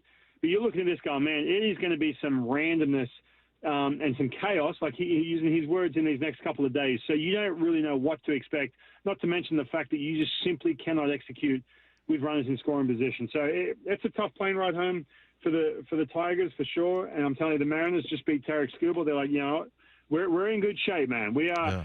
We're not going to listen to everyone ripping us after game one about coming out cold. We're in good shape. We're all good. Hey, what was your take on Luis last night in total? Because it was an odd performance in that he gave up one hit. He didn't surrender a run, which was phenomenal, but he didn't have his good stuff. Certainly, he threw over 50 pitches the first 2 innings combined. I think it was 52 or 53. He had 4 walks. I mean, he just wasn't sharp, didn't have his command. But then he settled into a groove, and I think he retired like 8 or 9 in a row. So I was sort of torn when after the game, like, he pitched great. I'm like, did he? I mean, I guess overall he was effective, but he wasn't sharp. I don't know. How did you view his outing? Okay, looking at again, going back to the decision to take him out, right, is because no, he wasn't sharp and he was pitching away from contact. Never a good thing, especially when you start getting base runners, right? And you know, you walk away from this and say, well, you know what? The glass half full is, you know what, Luis Castillo did not give in. Yeah. In other words, he wasn't in a situation where it's like, oh man, I'm in a tough count here, 3-1 count, whatever it may be. I'm just going to try and get back inside the strike zone. He knew what was going on, and he probably felt it too, where he's like, man, you know what, I don't feel like I'm as sharp, maybe because of the layoff. It's been a while since he's pitched. I don't feel as sharp, but I'm not giving in. And that's very tough to do. It really is. And so the fact he got as deep as he did, and big thanks to that third inning, having that quick one, thanks to the Detroit Tigers, by the way. It's like, guys, are you cracking jokes? Like, I mean, you got a guy who's pitching away from the middle of the plate, and you're coming out swinging that second time through. To me, was kind of crazy. But there was some good parts about it, but there were some parts where you're looking at that going, where Dan Wilson was like, you know what, big spot here. The same dude who burned us last night, out he comes. Yeah. Last thing, we're up against the clock, but I got to ask you how I look at Game 3 as absolutely crucial. Like you don't want a deciding game to be Game 4 on their home field. I think they got to get Game 3, and then you want them both. But certainly that if I had to pick between the two, it's Game 3. What do you think? Yeah, 100%, man. You don't want to walk into Detroit, packed house. They've been there before, and the whole bit. Logan Gilbert on the hill, who, by the way. I think he's going to be very similar to Luis Castillo. A lot of pitches per inning. We saw that during the season. I think that's going to be magnified in this game. So it's going to turn into a bullpen game. I hate to say it, unless they're going to score early, man. I mean, I hate to keep coming back to because we saw some really good things offensively, especially from Cal and Julio. That's great. Some other guys are going to step up, and they're going to score early, of course. But I think with Logan, he's going to be good. He's going to be fine, but it's going to be a short outing, so it's going to come down to a bullpen game. But no, I'm with you, man. You got to win Game 3, big time. There he is, Ryan Rowland-Smith. Our weekly conversations with Ryan, presented by Mazda of Everett. Ryan, we appreciate you, my friend. Drive safe out there, and we'll talk next week. Sounds good. Appreciate it, guys. Thanks, you, mate. There you go. If you guys missed any part of that conversation, you'll be able to find it on the podcast page after the show at seattlesports.com. Meanwhile, Nick Emmanwori returned to action yesterday. We're going to catch up with him and talk about the Seahawks, everything about getting back as a young guy who's missed some time, and good to see him out there. So that conversation coming your way next with Wyman and Bob right here on your home for the Mariners pennant push, Seattle Sports on 710. After a split of the first two at T-Mobile. Blasted left field. He's done it again. Jorge Polanco. It's Tridents Up.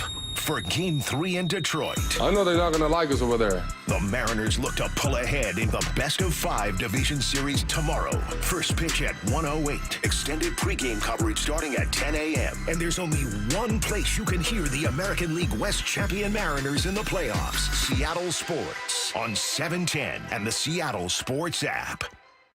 Hey, it's Bob Stelton here. I've got to tell you about one of the great decisions I've ever made, maybe one of the best ever in my life. That's when I went to K2 Vision for RLE. That's refractive lens exchange. Now, I had issues reading small print, like restaurant menus or receipts or trying to read labels on products in a grocery store. If I didn't bring readers with me, I was out of luck. And I had readers in every room of my home, had them in the car.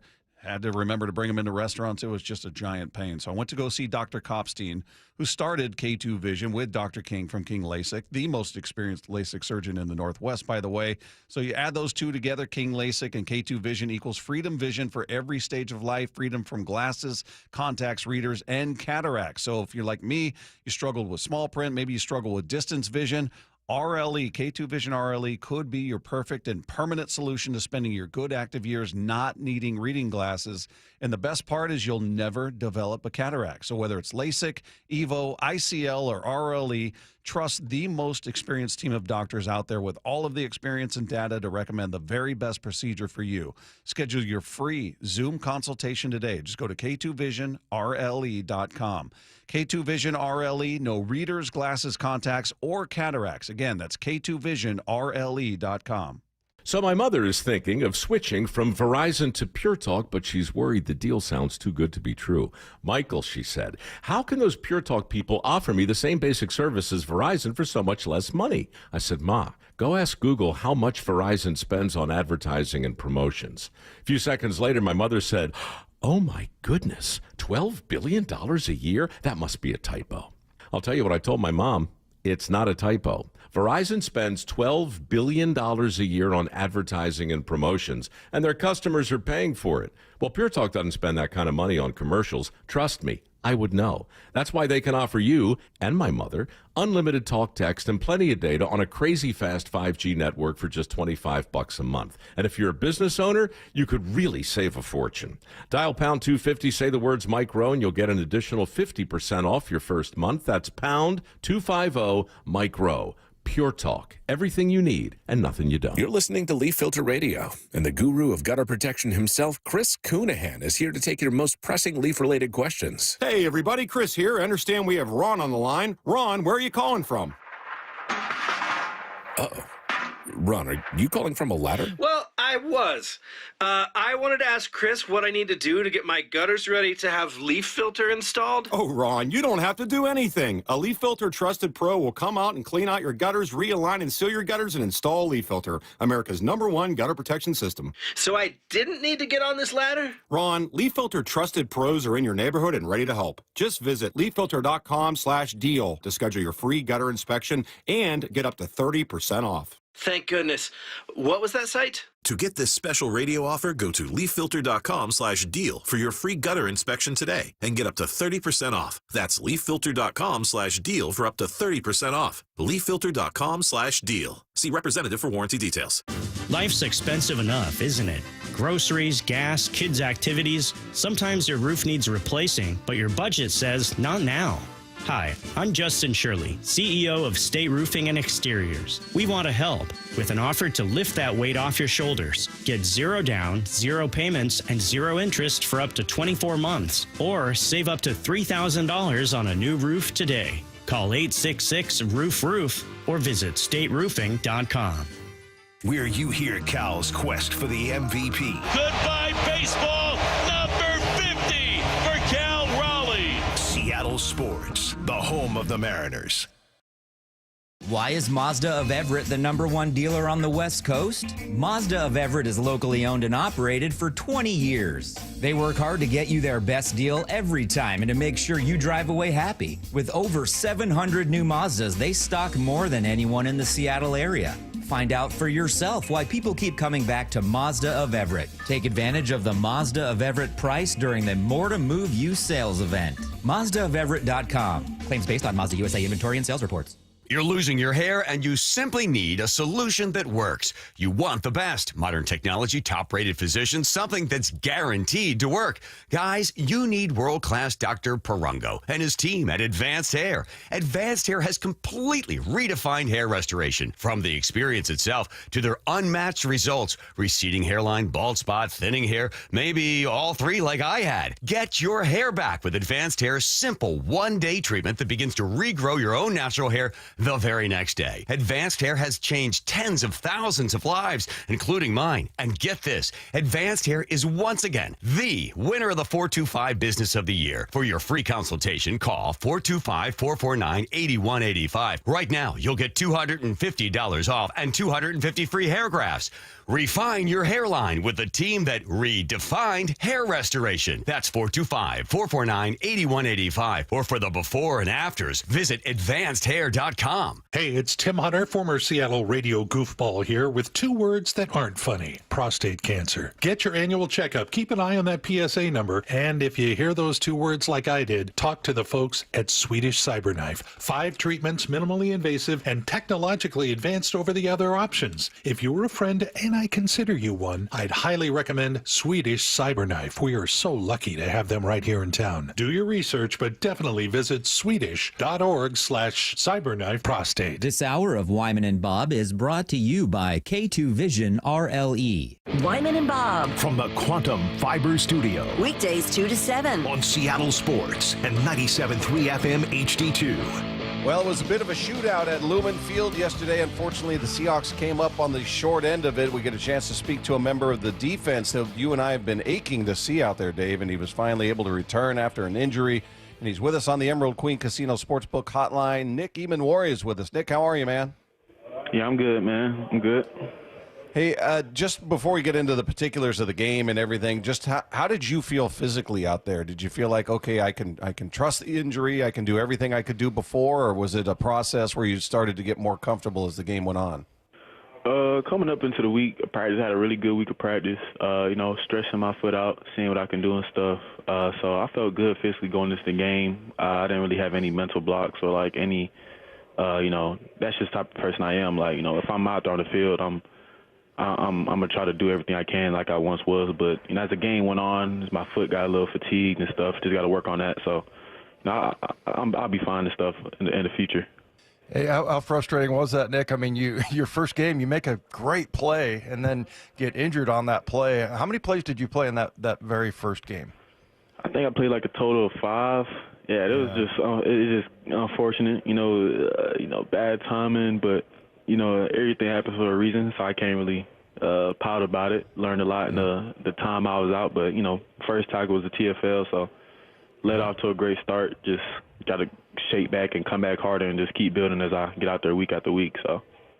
And not to just lean on injuries, and we'll move on, I promise, but you went down in this game. You were down being checked out by the trainers and everything. Everything okay? Yeah, everything good. Just kind of like I wouldn't say it's lingering, just getting back reconditioned, getting used to like putting force on it and putting a lot of weight on it, like time and time again. So just got to get it work back into, get the fatigue out, still recovering a little bit, but, I'll be good. Well, Nick, it was I'm an old defensive guy, so I don't like seeing quarterbacks throwing the ball up and down the field, but I think there was only 10 incompletions in the whole game, on both sides. But as far as, Baker Mayfield and that offense, what did you see from them? Because, they're really good and they really executed a couple of times. But just tell us what your impression was of that Tampa Bay offense. Yeah, man. Honestly, going to the game, I don't think nobody really expected it. Especially from the defensive side, that was nowhere near our standard of play. So super disappointed and just kind of sick to our stomachs because, we got one of the best defenses in the league and we didn't play up to that standard at all. I'll give credit to the Bucs when it's due. Quarterback made a lot of great plays, extended some plays, made some throws as quarterbacks do in this league. It's NFL, but a lot of the stuff was just on us too as well. Like, I don't want to point the injury finger. We had some injuries, but we had a lot of injuries in our secondary and stuff, and our defense as well. So both teams wasn't healthy, but either way, that wasn't a good showing for our defense. Nothing to our standard. We let them have way too much stuff. So I don't want to say the old cliche thing. It was more us than them, but really, I think when you watch the tape and stuff, he made some good throws, but we also missed some stuff too on our side. Yeah. Is that a situation with backups where communication's just tougher? You're just not used to obviously getting those reps out there. So is communication becoming problematic in that situation? I wouldn't really say it's problematic, but I would say like for any team or when you're not out there with your guys, like maybe chemistry plays a fold into it, but I think we look at it as like next man up. That's what every team would say. Next man up. You got to be ready for the situation, for the moments. But I just think chemistry plays a big part in it. That's how I look at it. I'm not gonna hold my tongue a little bit, but I think we got a lot of dudes like the backups that we're in. I think they played good as well. They held their own a little bit, but it's just unfortunate how we got the injury bug right now. But when the defense is all healthy and we're all back, I think we'll have the best defense in the league, and I still think we have one of the best defenses in the league. Missing Spoon, Julian Love, a couple of the D linemen, tweaks here and there. So just unfortunate.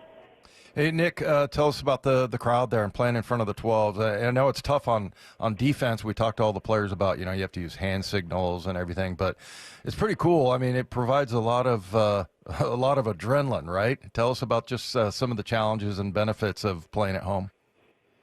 Yeah, the benefits for sure. Definitely stadium posts. The stadium's like shaking, and like you can definitely feel the crowd. They get into it. It's a high leverage situation. But like you said, it's so loud sometimes. I mean, this is a good thing. It's so loud that we have to use hand signals to communicate. You can't really hear the dude next to you, no matter how loud you're screaming or anything. So like you got to be on point with your communication, and everything has to like be going right. Like everybody has to be on point, looking at each other, talking to make sure we're good, because it's really loud in there. But that's also, I don't think there's any challenges. I think that's all benefits for us. We're going against the offense. They can't hear the snap counts. It's hurting them more than us. So. Hey, Nick, we've had a chance to talk to a number of defensive players, and they've talked about this defense being, precise and complex, and you got to be on your P's and Q's. Where are you at with it since you as we talked about, you had one game, you got hurt, you've been out this whole time. What's your comfort level with the defense right now? I say I'm comfortable. Like you said, it is a complex defense, but it's not really hard. It's just complex. Like, you have to be a student of the game. You can't just, you got to watch the film, go over the notes, like do what you're supposed to as a football player, be a pro. But I'm real comfortable with it. As I play, get more reps, and, you can practice so much and get the scripted looks and what you do for practice. But as I get on the field more and start feeling stuff, like, even as the game went on, I was getting my feet a little bit more wet and getting under myself. So as I get more snaps and more playing time, I'll definitely flow well and start making more splash plays. Nick, you got some great dudes on that defense, great leaders and just good guys. I mean, you got EJ in the middle there. You got Julian Love. Who are some of the veterans that have helped you out on that defense? I'll say everybody, respectfully. But I'll say probably our defense, whole defense is tight, man. Starting from the D-line room, even D-Law, D-Hall, Leo, Chenna, those guys talked to me about like pass rush stuff and like, best ways I can use my ability to get to the quarterback. And then me and EJ, South Carolina, Gamecock, so we got a strong connection there.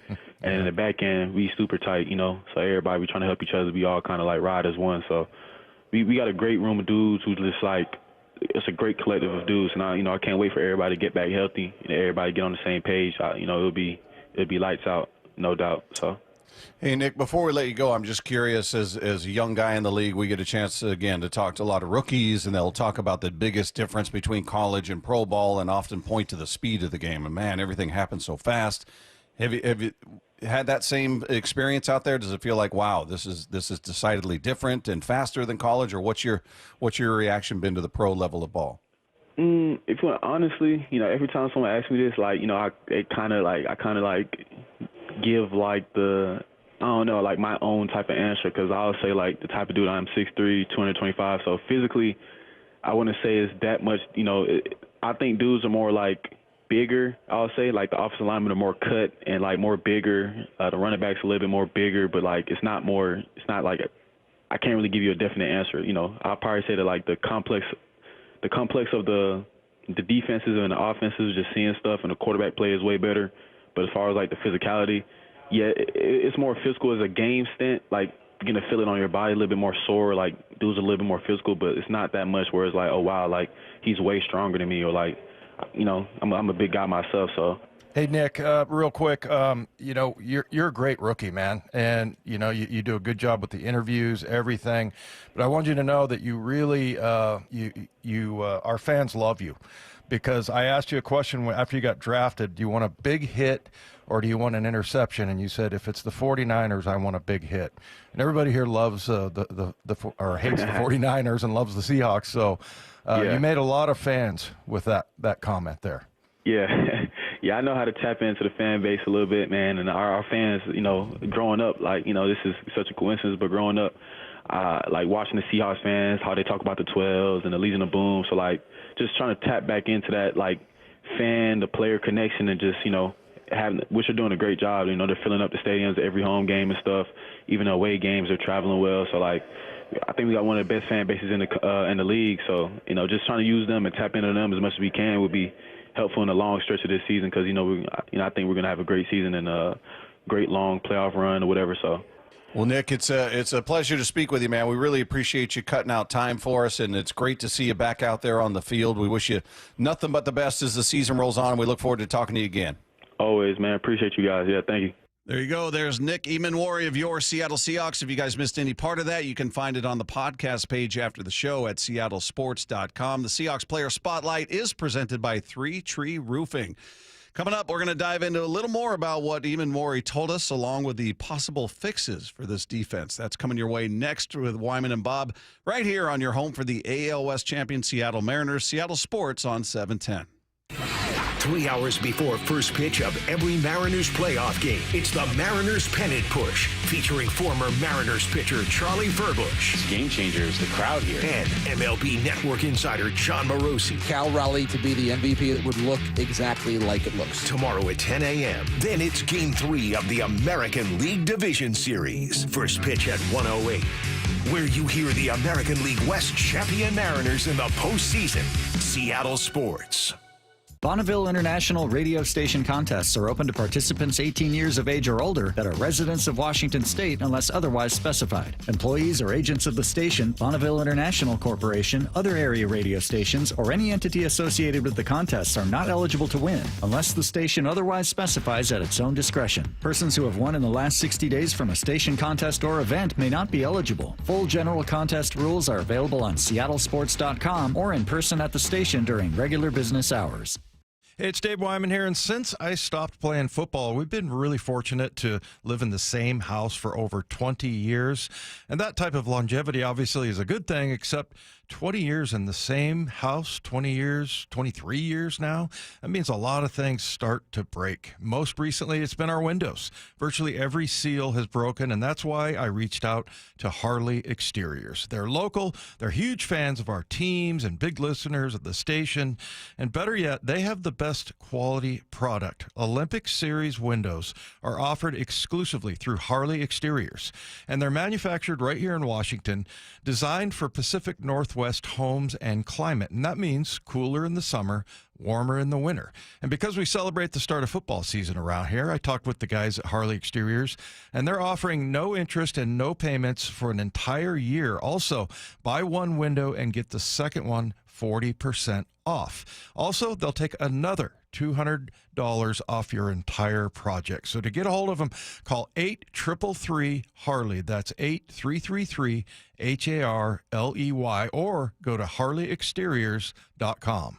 Well, I'm here with my good buddy, Dr. Dan Nelson from Eastside Pain and Regenerative Medicine. And you've heard from Dr. Dan's patients over the years how a simple stem cell procedure has successfully conquered their pain. Well, folks, now it's my turn. After years of dealing with knee pain from all the football abuse, I can say my knee pain now is almost 100% gone. How'd you do it, Dr. Dan? Well, Brock, personally, I'm very happy that you did so well. And your story is like so many of our other patients who come in, former athletes and non-athletes as well, who have come in with chronic knee pain, and they are looking for alternatives besides knee replacement surgery. And we're happy to provide this service. It's been truly a game changer for so many folks. It's just been a pleasure to be part of this. Consider Dr. Nelson, the only doctor with over 30 years of experience in pain medicine techniques, including stem cell therapy. I was in and out with a couple of follow-ups. It's a non-surgical solution to pain using your own stem cells. Consider stem cell therapy with Dr. Daniel Nelson, MD at 425-823-4000 or visit danielnelsonmd.com. That's danielnelsonmd.com. Comcast Business can help turn your small business into a connected, secure, modern business. It's how restaurants become reliably up and running neighborhood favorites. How healthcare offices become the data-protecting caregivers that we all depend on. And how wealth management firms become cyber-securing guardians of your information. With reliable connectivity, enhanced cybersecurity, and Wi-Fi backup, your business can stay connected and get threat-ready with Comcast Business. Powering possibilities. Now through November 16th, new Comcast Business customers can get started with 150 megabit internet plus security for $59.99 a month for 12 months with a 2-year agreement. Plus, ask how to get a $500 prepaid card on a qualifying gig package. Call today. Restrictions apply. Requires enrollment in paperless billing and auto pay with bank account. Early termination fee applies. Equipment, taxes, and fees extra. Home of your American League West Division champion Mariners, Seattle Sports. Ladies and gentlemen, this is for you too. Stubborn fat is really hard to get rid of, and then there's all those gimmicky lasers, fat freezing methods, and prescriptions. Imagine a simple solution that takes just one day and provides immediate noticeable results. Introducing ProSculpt. ProSculpt uses air-assisted technology that's safe and gentle yet powerful, delivering instant fat-reducing and skin-tightening results. Performed by board-certified plastic surgeons while fully awake, ProSculpt contours your body with minimal downtime. It's designed to target those problem areas: waistline, neck, face, arms, thighs. ProSculpt gently removes unwanted fat and tightens loose skin with FDA-cleared plasma technology, all in a simple, guaranteed one-day procedure. ProSculpt is one and done. Schedule your free consultation at prosculpt.com for $250 off. For powerful permanent fat removal and skin tightening that works for ladies and you men, it's prosculpt.com. Are you thinking about getting a new TV this week at prime prices? Maybe a Samsung, LG, or a Sony? Before you click, you should check out Video Only, because they've got below prime deals. That's right. Top-rated TVs at better than online prices. Curbside pickup or home delivery are available. Don't click before you call Video Only, because if you do, you'll be sorry. Rick Riz here with a big thank you to everyone who submitted a nomination for Pella Windows and Doors of Western Washington's Improve Your Play program. Thanks, Rick. This is Elisa with Pella Windows and Doors. With so many amazing entries, we decided to award 2 additional teams with $2,500 prizes. We are thrilled to announce Team Wilder Basketball and Linwood High School Football. Thanks to you and Pella Windows and Doors of Western Washington for helping our local youth thrive. Wyman and Bob. From the Quantum Fiber Studio. Weekdays 2 to 7. On Seattle Sports and 97.3 FM HD2. Our thanks once again to Nick Emmanwori, who joined us in the previous segment. In case you guys are just tuning in and missed that conversation, you'll be able to find that on the podcast page after the show at seattlesports.com. Just click the podcast tab, scroll down to our picture, click on that, and it's right there waiting for you. So, Dave, I was at Mariners game, all day, all night last night. So I didn't see the Seahawks game live. I came home, watched it, stayed up late, watched the game. By the end, I was really annoyed. I was so annoyed with what I saw. Pleased with a lot of what I saw, but defensively, this is Mike McDonald. This is his forte. This is what he does. And to watch what happened with and I don't want to take credit away from the Bucs because Baker Mayfield threw some beautiful passes. He really did. And they have a really nice offense, the way they run that thing. It's really well executed. So all due credit to them. But when you score 35, you should be good to win a game. And to watch how he sliced and diced up that secondary and some of the tackling or attempted tackling us, I was just like, what in the hell is happening out here? And I understand they're backups. I get that they're backups, but I felt like we've talked before the game going, man, is this going to be where it bites them without Spoon and without Julian Love? And you were very high for good reason on the back. Hey, you just said, I don't want to call it a plug and play, but these guys have stepped in and they know what they're doing and blah, all that, which was true up until this game. And all of a sudden, and even in the first half was 6-0. You held them to a couple field goals. The offense hadn't gotten going yet. And then the second half, in your opinion, what the hell happened? Well, they just broke down, particularly in two places. One was on the perimeter. And, for example, Tyrese Knight, he had leverage. So he was on the outside. It's a sweep to your side. You turn it back in. Everything inside. Turn it back inside, and because that's where everybody's flowing from. And all of a sudden, he just decides to sniff inside and goes inside, and they get the edge. And the guy's off to the races. Then, there was that was, look, I don't remember exactly where these plays happened, but there was a number of times where that happened. One was just a walk-in touchdown where somebody gets pinned inside. So, and those guys had been playing. But, I said going into the game that we needed to win the battle of the backups because Bucky Irving was out. Mike Evans was out. Jamel Dean was out. And then, the other thing is their offensive line, they have 2 second-rounders, Luke Gadecki and Cody Mouch, that are second-rounders and starters, and they're out. So, they really had a lot of backups playing. By the way, my teammate Andy Heck from Notre Dame, who played for the Seahawks, his son, Charlie, is actually playing on that offensive line. He played well. He's their right tackle. But, the other thing is never got any pressure with 4. At the end of the game, they got 1 sack. Yeah. But Baker Mayfield was back there, and really on the 1 sack they got, they didn't bring 5. They brought 4. It was just like a different configuration where they dropped a lineman, and they got home. But other than that, he was standing back there just patting the ball, waiting for everything to develop. And then finally, the last thing is the middle of the field was just wide open. And wide open.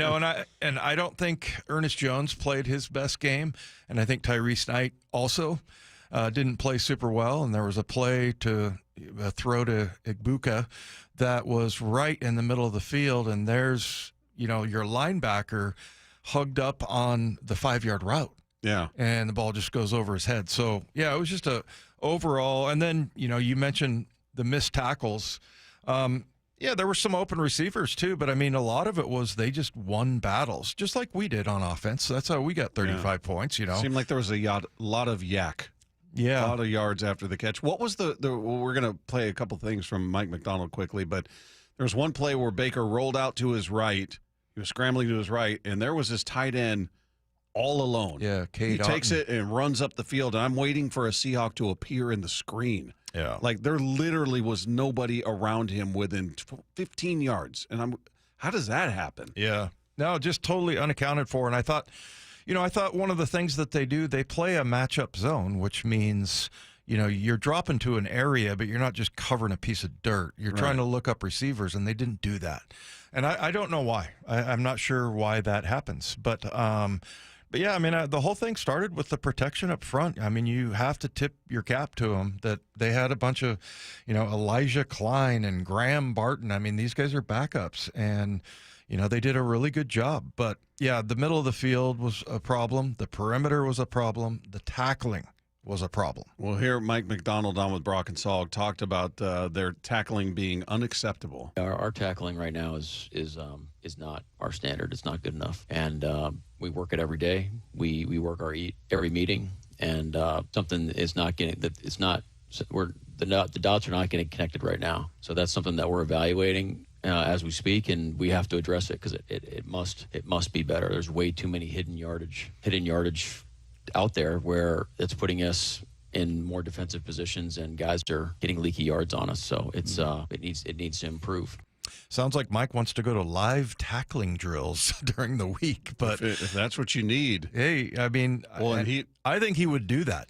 I honestly do. Yeah, I wouldn't doubt it either. And here he is outlining various ways he says they can improve their tackling. I think you can change up how you drill stuff. I think you can definitely change tempos. I mean, we'll thud out in space. If that's what we need to do, we'll do it. I mean, we'll wrap and release out in space. These are all methods, that we have to be able to figure out so we can become a better tackling team. But for the amount of time, for the amount of that we invest into this, we're not getting the returns. And so something needs to change, whether it's a personnel decision or whether it's on the front end of how we change it. And certain guys had more missed tackles than others. And so maybe, so those are things we also have to work on. It's extra time on those guys. Those guys are working on tackling, but we got to get that figured out. They can thud in space. Yeah.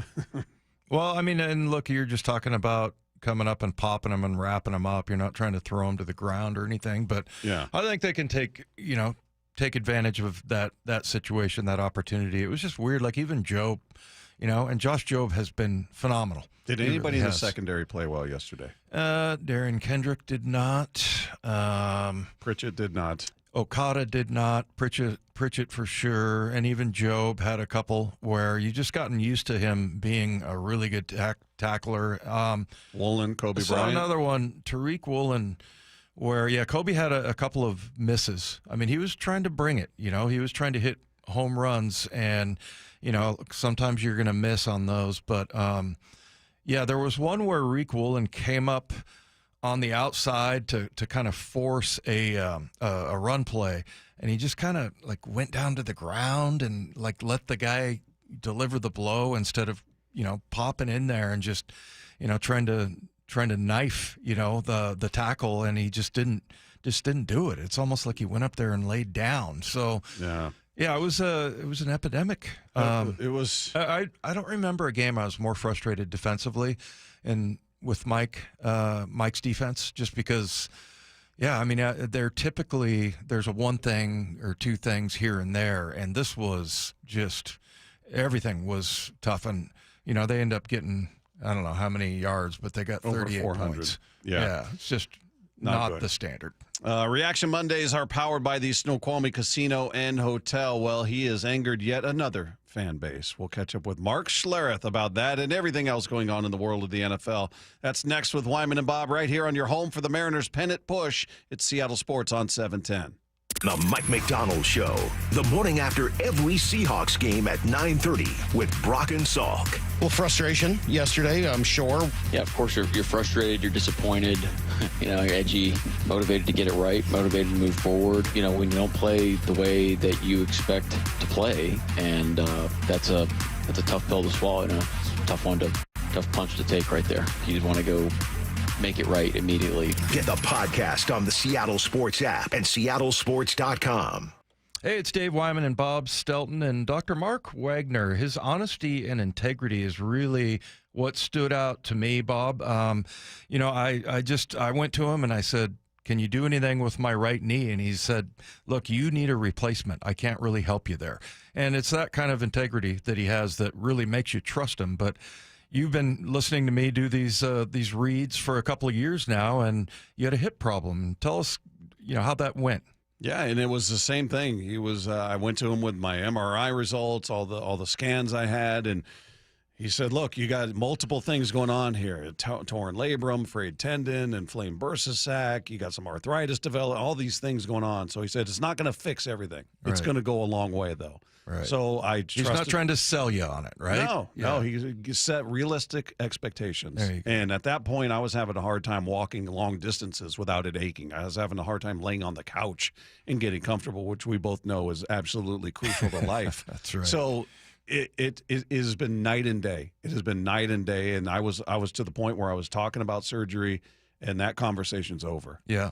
Well, it's good to hear, and also I get so many testimonials from people that it just has entirely changed their life. So before having surgery, go see Dr. Mark Wagner first. Go to drmarkwagnermd.com. That's drmarkwagnermd.com. 1877 cars. Cards for Kids.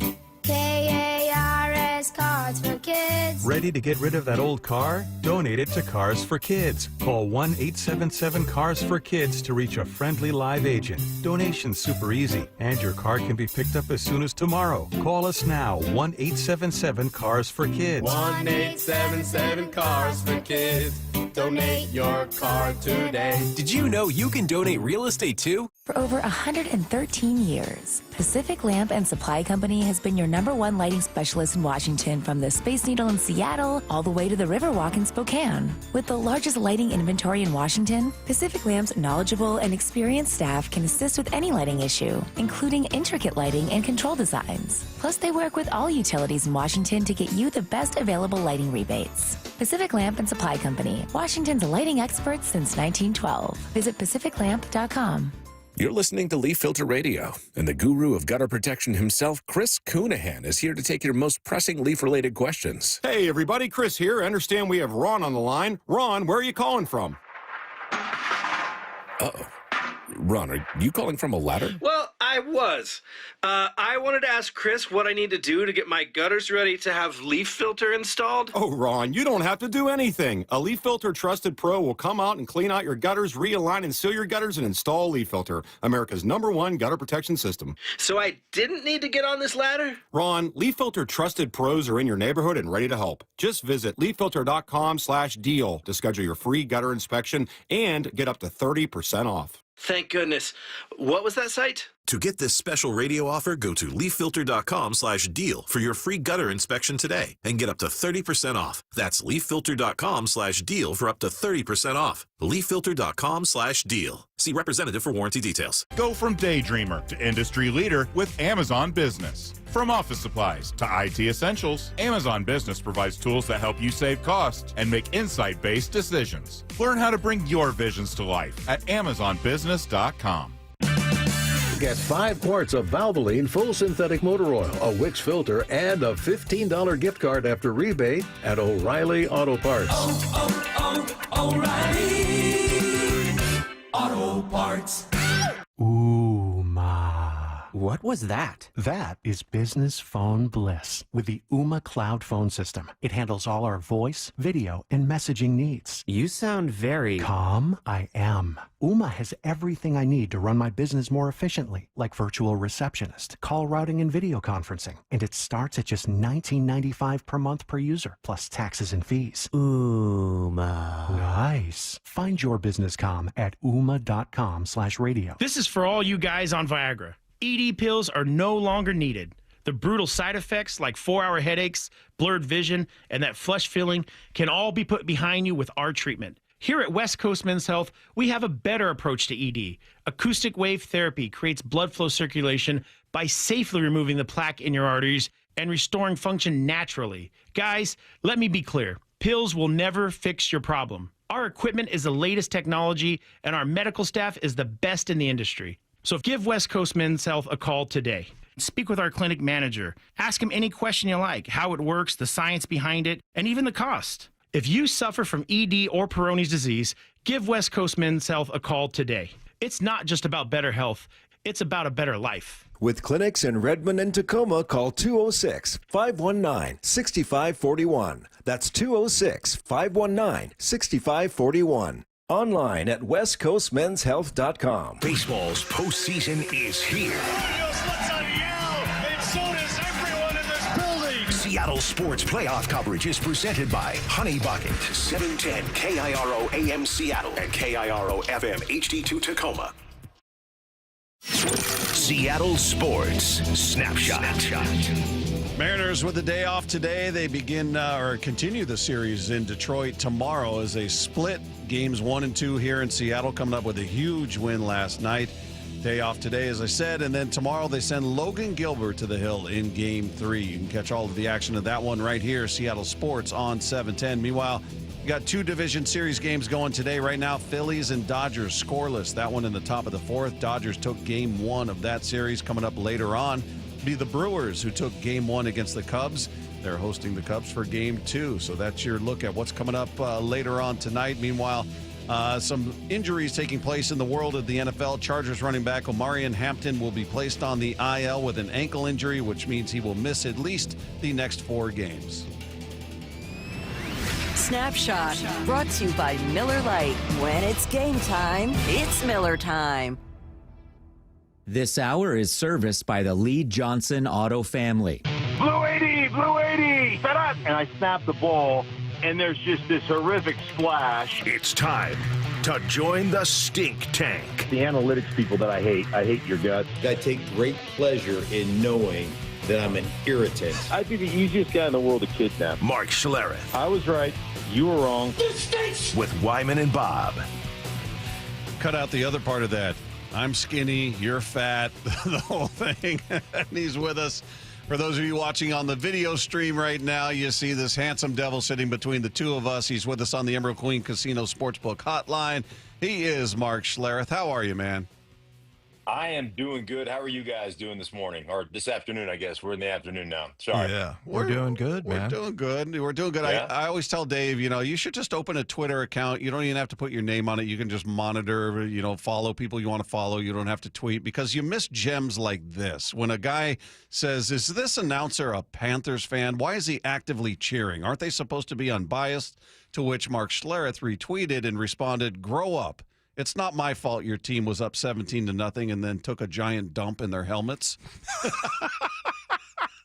Well, and you're not a Carolina fan, right? I mean, I thought you were going to get in trouble by the owner. Out there. I don't. Yeah, I'm not.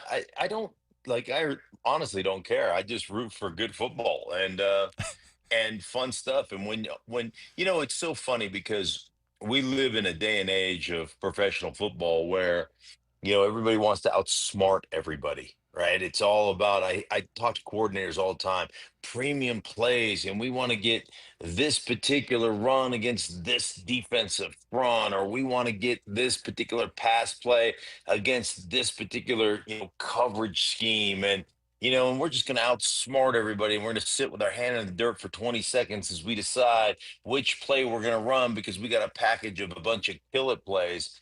And I just want to line up on first sound and try to, shorten your neck.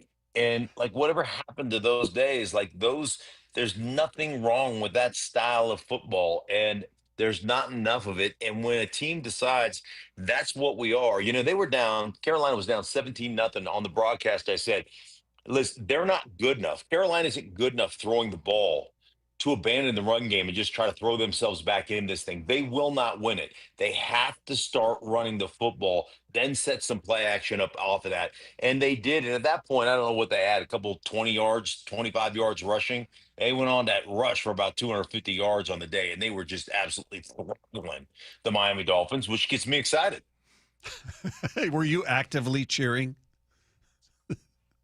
I was, for good plays. I'll always actively cheer for good plays. Yeah. If you make a good play, I'm going to go, I mean, I get excited about that stuff. So, I mean, I wasn't necessarily cheering for Carolina. I was just cheering for really good football. I just love there's a new fan base on the hit list there that's going to be mad at Mark.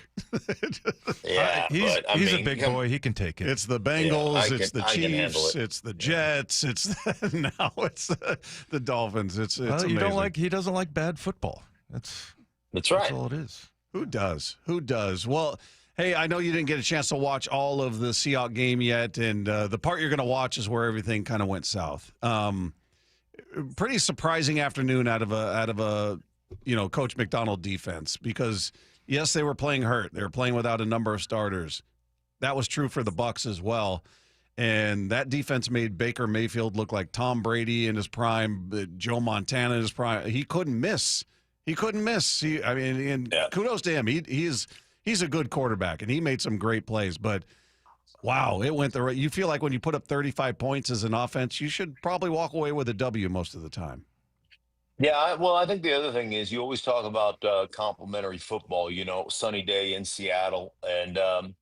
And one of the things that ends up happening, listen, I played defense in college. Defense is just a lot harder when it comes to what you have to do, the effort that you have to give. And ultimately, what they had the ball one time in the first quarter, Seattle did. They had one drive in the first quarter. I don't know how many plays, 3 or 4 plays, and that was it. And so I think they probably ended up with 3 or 4 total possessions in the first half. And, when you start to think about a game being 12 possessions and all of a sudden you have it for, 3 or 4 legitimate possessions in the first half, man, what that does to your defense and the overall wear and tear that it puts on your defense is really tough for a defense to play with the kind of effort that you have to play for the entirety of a game. When I worked at ESPN, Herm Edwards was still coaching, and he came out and started working at ESPN. And he used to say this all the time when he had those legitimate big time defenses for the Tampa Bay Buccaneers, with Brooks, and they had Warren Sapp, and they had Booker McFarland, and they had a bunch of guys, John Lynch, on that defense. They were really, really good. And he would say 63 plays. That's the delineating line for us as a defense. After 63 plays, the history of our defense is we will give up yardage exponentially more yardage play after play after play after about 63 because of the effort that it requires. So, some of the defensive struggles, and I'm not trying to make excuses, but sometimes the defensive struggles come because the offense just didn't, they weren't very good in the first half. Yeah, I felt bad for Sam Darnold as it turned out. He had a great game. I think, Mark, there was only like 10 incompletions in this entire game, and then 1 sack. And that was kind of the big thing. And Bob mentioned the defense, and I think you have to put it on them, giving up 38 points and getting 1 sack. So, yeah, it was. But I thought this Josh Grizzard kid, is that how you say his name? The offensive coordinator? Yeah. He just had Baker Mayfield just looked like he was like orchestrating. He just flip here, pass there. He just such a great operator, and it's just interesting seeing these guys, both of them, guys that at one point just couldn't figure out their way in the NFL, and now all of a sudden, they're having these resurgent careers. I thought it was a battle of 2 guys at quarterback that really exemplify what that's all about. Yeah, coaching matters, right? And we've been around this game for a long time. There's a lot of really bad coaches. And, Carolina had both of those guys in their building, both Sam Darnold and Baker Mayfield, and decided neither of them could play. And so, it just goes to show you how organizations are run, and some organizations just not as good as others and all that kind of stuff. And, we've talked about Sam Darnold choosing San Francisco over having an opportunity to start somewhere else just because he wanted to actually learn, from Kyle Shanahan. So I think all those things are really cool factors that are going into this thing. Baker Mayfield is absolutely been unbelievable all season long. The guy has been great. I've watched a bunch of his stuff. And you're right. Their ability to pick you apart, their ability to find kind of those matchups and, and then it's all their guys. And then all of a sudden, it's Cade Otton that's killing you. Down the seam and on the overs and everything else. So they've got a lot of talent. There's no question about it, and he has played exceptional football. So, there's no shame. Like I look at Tampa, and I think because they play in my division, the NFC South, we think that they're not very good. But here's the point. I don't call Tampa games. I call the crappy teams in the South. So like they're a really good team. Actually, I'm calling your guys' game this weekend in Jacksonville. That should be a great matchup between Seattle and Jacksonville, to what I think are really good football teams.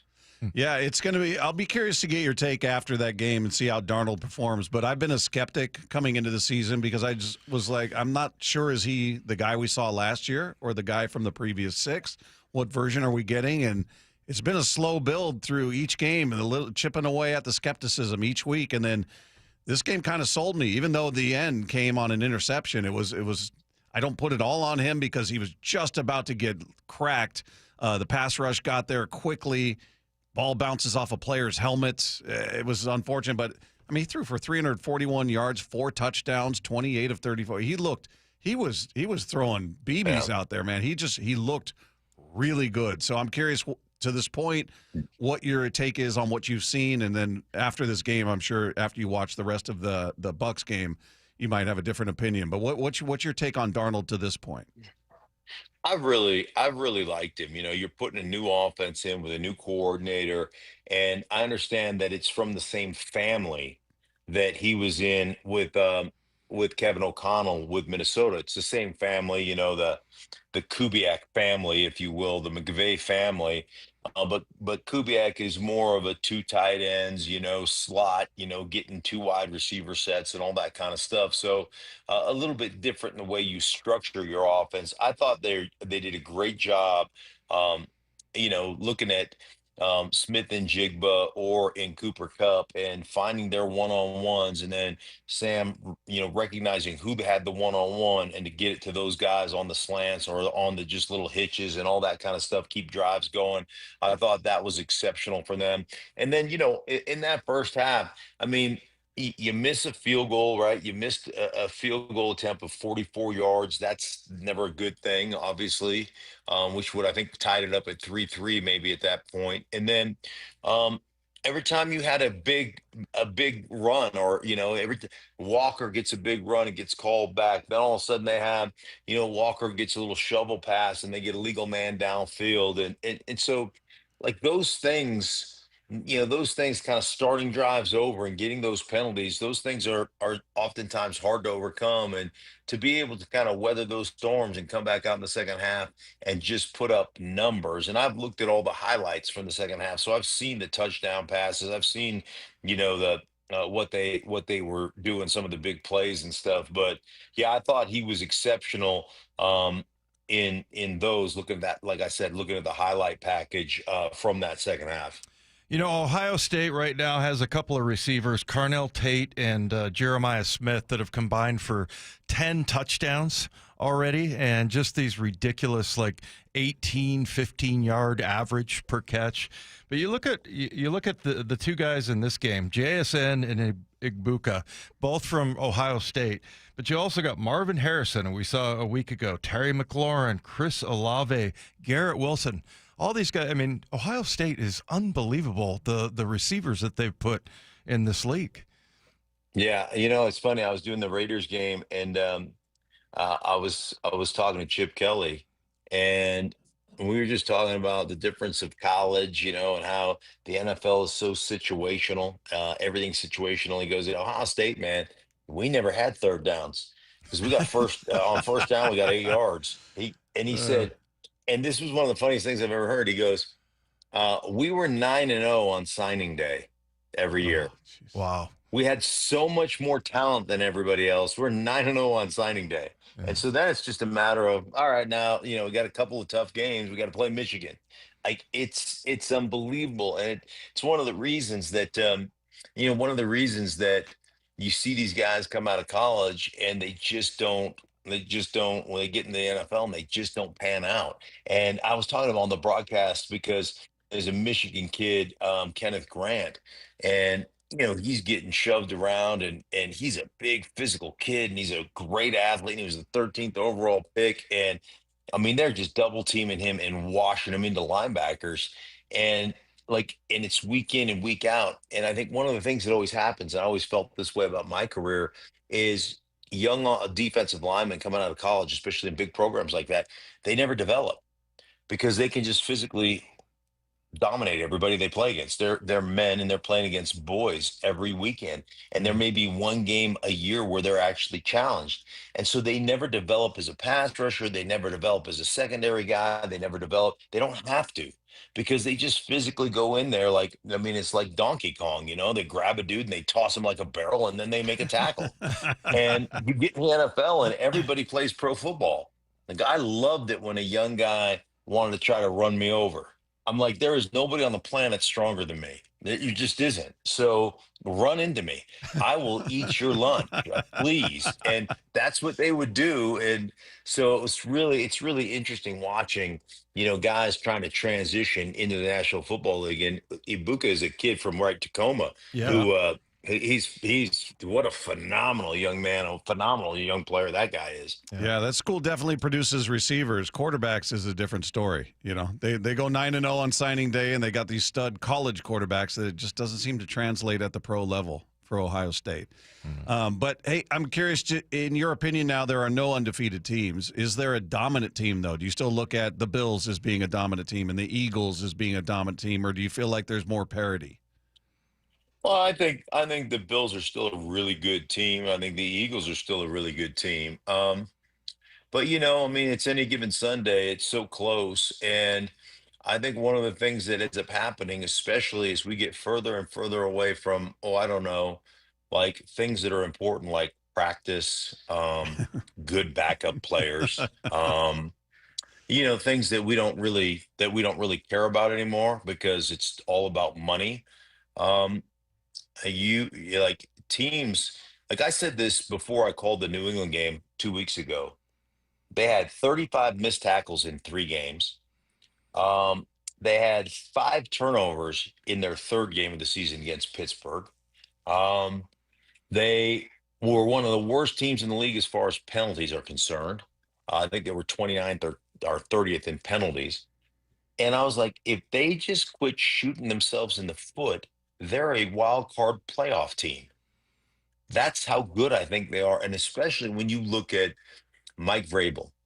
And I'm telling you, you look at any team in the National Football League, like the Miami Dolphins, the game I called. Miami Dolphins, they've got all kinds, even without Tyreek Hill, man, they can run. They are so fast. They are so athletic. They couldn't block their way out of a wet paper bag. And defensively, they can't stop anybody.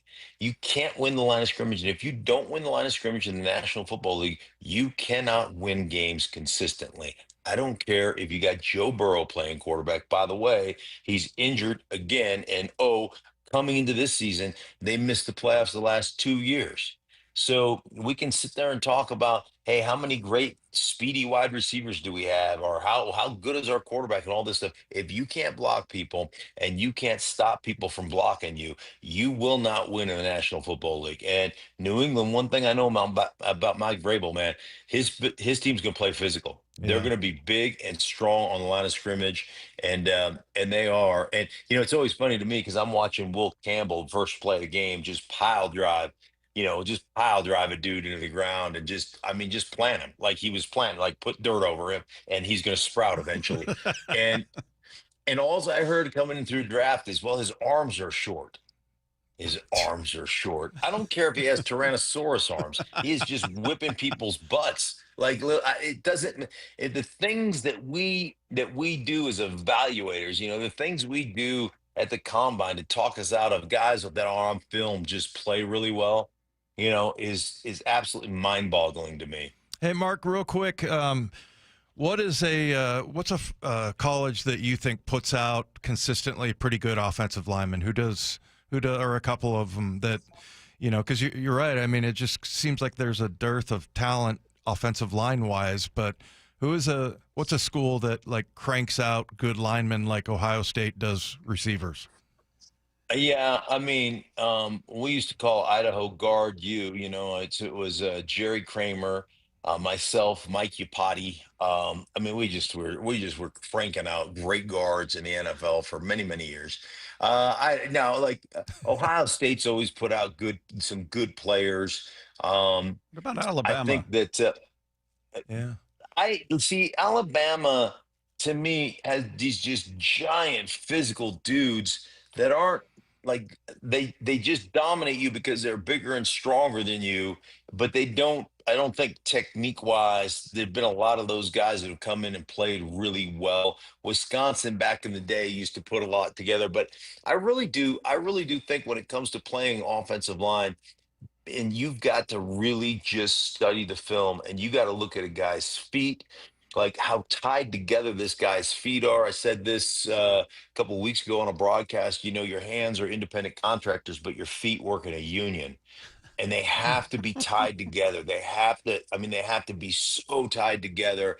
And you watch dudes that just come off the ball and can snap their hips and get through, kind of go from a low to high plane and create leverage. Those are the guys that can play. And I don't think it's one school in particular. Notre Dame there for a while was putting a lot of good players in the league. And I think a lot of that has to do with who's coaching well, who's your O-line coach and how good is that guy at developing players and getting players to play, that position the right way. Hey, maybe if you don't get kidnapped, we can have an adult beverage down in Jacksonville. How about that? We'll be down when there do you get in? Probably Friday night, super late. All right. We're just making our plans right here, Bob. Do you mind? Yeah, No, I'll go text nuts. you. Yeah. Hey, yeah, Bob, why don't you join us? Oh, Yeah. They don't take you? I'm not allowed. I'm not allowed to hang out with Dave outside of this show. So those are the rules. I got you. Those are the rules. I got you. Mark? Well, I want you to know, if you were in Jacksonville, Bob, we would invite you. I appreciate that, Not to brother. where we were going. We would invite you to a different place. We'd say, hey, go to this place, and then we'd go somewhere else. Yeah. But we want you to know that at least we would think about you. Yeah, that's very kind of you. I appreciate that, brother. You got it. Mark, as always, great stuff. Thanks, Dave. We'll do it again next week. Sounds good, man. Be good. There Take he care, is, guys. Mark Schlereth, everybody. We'll see if he's going to be on the broadcast this week. We'll see if it's the Seahawk fan base that turns on him. Yeah. See what kind of commentary he's got, and somebody's going to go, is he cheering for the Jags, or what's going on? Don't pop off to Mark Schlereth, please. If you're a Seahawk fan. It would be kind of funny, but all right. If you guys didn't catch all of that conversation will be available on the podcast page after the show at seattlesports.com. Meanwhile, the ALDS will likely be decided by what happens in Game 3. We'll tell you what we're talking about next with Wyman and Bob right here on your home for the AL West champion Seattle Mariners. Seattle Sports on 710. After a split of the first two at T-Mobile, Blasted left field. He's done it again. Jorge Polanco. it's Tridents up for Game 3 in Detroit. I know they're not going to like us over there. The Mariners look to pull ahead in the best-of-5 division series tomorrow. First pitch at 1:08. Extended pregame coverage starting at 10 a.m. And there's only one place you can hear the American League West champion Mariners in the playoffs. Seattle Sports on 710 and the Seattle Sports app. We still got some riding weather out there. I'm going to get on the bike the next couple of days, try to take advantage of it while it's here. And as we've talked about, every rider has a different story, right? For some, it takes an unexpected turn, and that involves an accident. But if that happens, you don't have to face that alone. With Law Tigers, they will make sure you get what you deserve, and that is in the way of helping you get your bike and your gear repaired or replaced. In Washington, every motorcycle ride writes its own chapter, right? If you're on the Highway 101 and you're out there at Stevens Pass, the unexpected can happen. And when it does, turn to somebody who's actually a rider, somebody who actually rides, somebody who lives that life. That's Law Tigers. They've been a part of the riding community for nearly a quarter century. So if you get hurt in a motorcycle accident, give them a call at 1-800-LAW-TIGERS. They are not just attorneys. They are riders who know the road, and they know the risks as well. So whether you're getting through the Cascade Loop or you're looking at the scenic routes around Mount St. Helens, Law Tigers are the motorcycle lawyers of Washington. So, again, give them a call should you need that help. 1-800-LAW-TIGERS or visit lawtigers.com. The Law Tigers, Washington's motorcycle lawyers, Cook Law Office, PLLC, 539 Broadway, Unit 104, Tacoma, Washington, 98402. Too many breakup songs getting you down? Put a little bossa nova in the playlist. Sometimes a different way is the better way. Like the SR 509 Expressway near SeaTac. Get a good-to-go pass to save $2 every time you use it, and on other toll roads in Washington. At Valvoline Instant Oil Change, we perform an 18-point maintenance check with every oil change to help make sure you're good to go. And? Yeah, you're good to go. Huh. Wonder why the dealership isn't that easy. Well, we'd let you know if we found something in our check. Oh, great. That was easy. Valvoline Instant Oil Change. Quick, thorough, and honest. Come with no charge. Are you thinking about getting a new TV this week at prime prices? Maybe a Samsung, LG, or a Sony? Before you click, you should check out Video Only, because they've got below prime deals. That's right, top-rated TVs at better than online prices. Curbside pickup or home delivery are available. Don't click before you call Video Only, because if you do, you'll be sorry. Stacy here. Sell your car to Wayscar Ford, and when they resell it, they share half their profit with you. That's right. Sell your car to Wayscar Ford, Isuzu, and Auburn. They'll pay you today for your car, and once they resell it, they'll share half their profit with you. WayscarFord.com. What if you had the smartest Wi-Fi? If you did, it'd be Xfinity, of course, and it'd come with their best state-of-the-art equipment. It would boost speeds to the devices that needed them most, prioritizing your most important connections, whether you were streaming, gaming, or gaming while pretending to work. And it would let you stream 4. That's right, 4 games on one screen. It would even power your mobile connection so you could bring faster, secure Wi-Fi speeds with you where you use it most. It would be proactive and fix problems before you knew you had them. Impressive, right? And it would have security features that protect you from threats at home and online. Kinda like a force field for your life. If you had the smartest Wi-Fi, well, everything would work together seamlessly to keep you connected, no matter what. Xfinity. Imagine that. Restrictions apply. Your home for baseball's postseason and your American League West champion Mariners. Seattle Sports. It's big, it's green, and it's crawling this way. It's $105,000 in cash, and it's here for you. Survive the piggy apocalypse every Friday night in October with hourly drawings from 6 till 10 p.m. with a chance to unearth up to 10 grand. And don't mind the zombies, they won't bite much. Fuel prices got you scared? Save up to 25 cents per gallon at Lummi Bay Market next to Silver Reef by using your Reef Rewards card. Silver Reef Casino Resort, located off I-5 exit 260. Cancer impacts so many families, including mine. Former Washington Husky Mario Bailey here. My mother was treated for cancer at UW Medicine.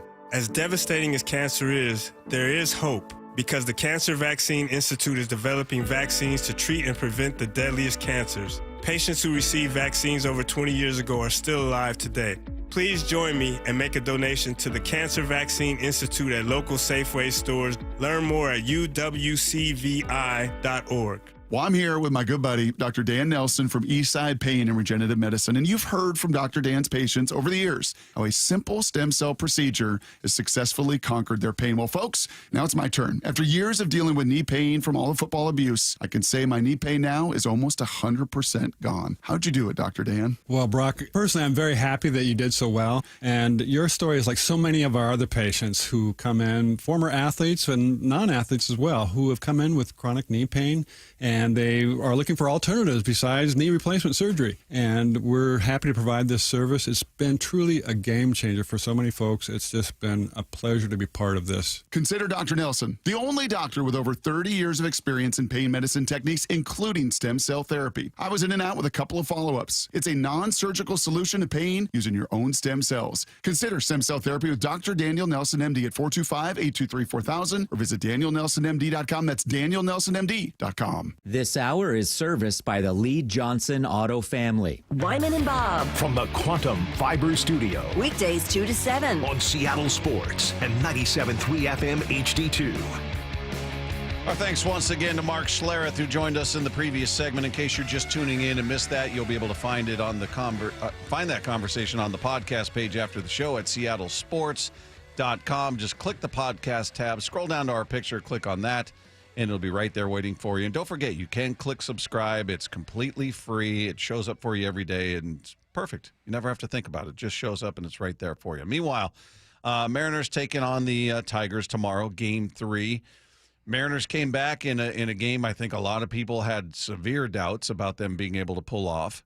They lose Game 1 and on a bullpen day. They face arguably the best pitcher, certainly the best pitcher in the American League, arguably maybe the best in all of baseball. Skeens, Skubal, I think that's kind of your 1 and 2. Not to us. Well, yeah, to me. They're that good. I mean, they are. And you beat them. Beating them. Yeah. So Mariners beat the Tigers ace. Once again, you hope that sends some sort of shiver down their spine like, well, we were counting on getting that win. Now what do we do? That's what I'm hoping. I don't think that'll happen. But Tigers have 2 home games, and I've been saying this, that it's to me absolutely crucial to get Game 3. It's not impossible to come back and win Game 4 should you lose Game 3. But the last thing I want is to be on their home field with the deciding game in hand, potentially for them, right? Yeah. And the crowd going nuts. And if they happen to score first and you know, get that crowd going even more, get the confidence of the team going, I don't even want to deal with any of that. Take Game 3.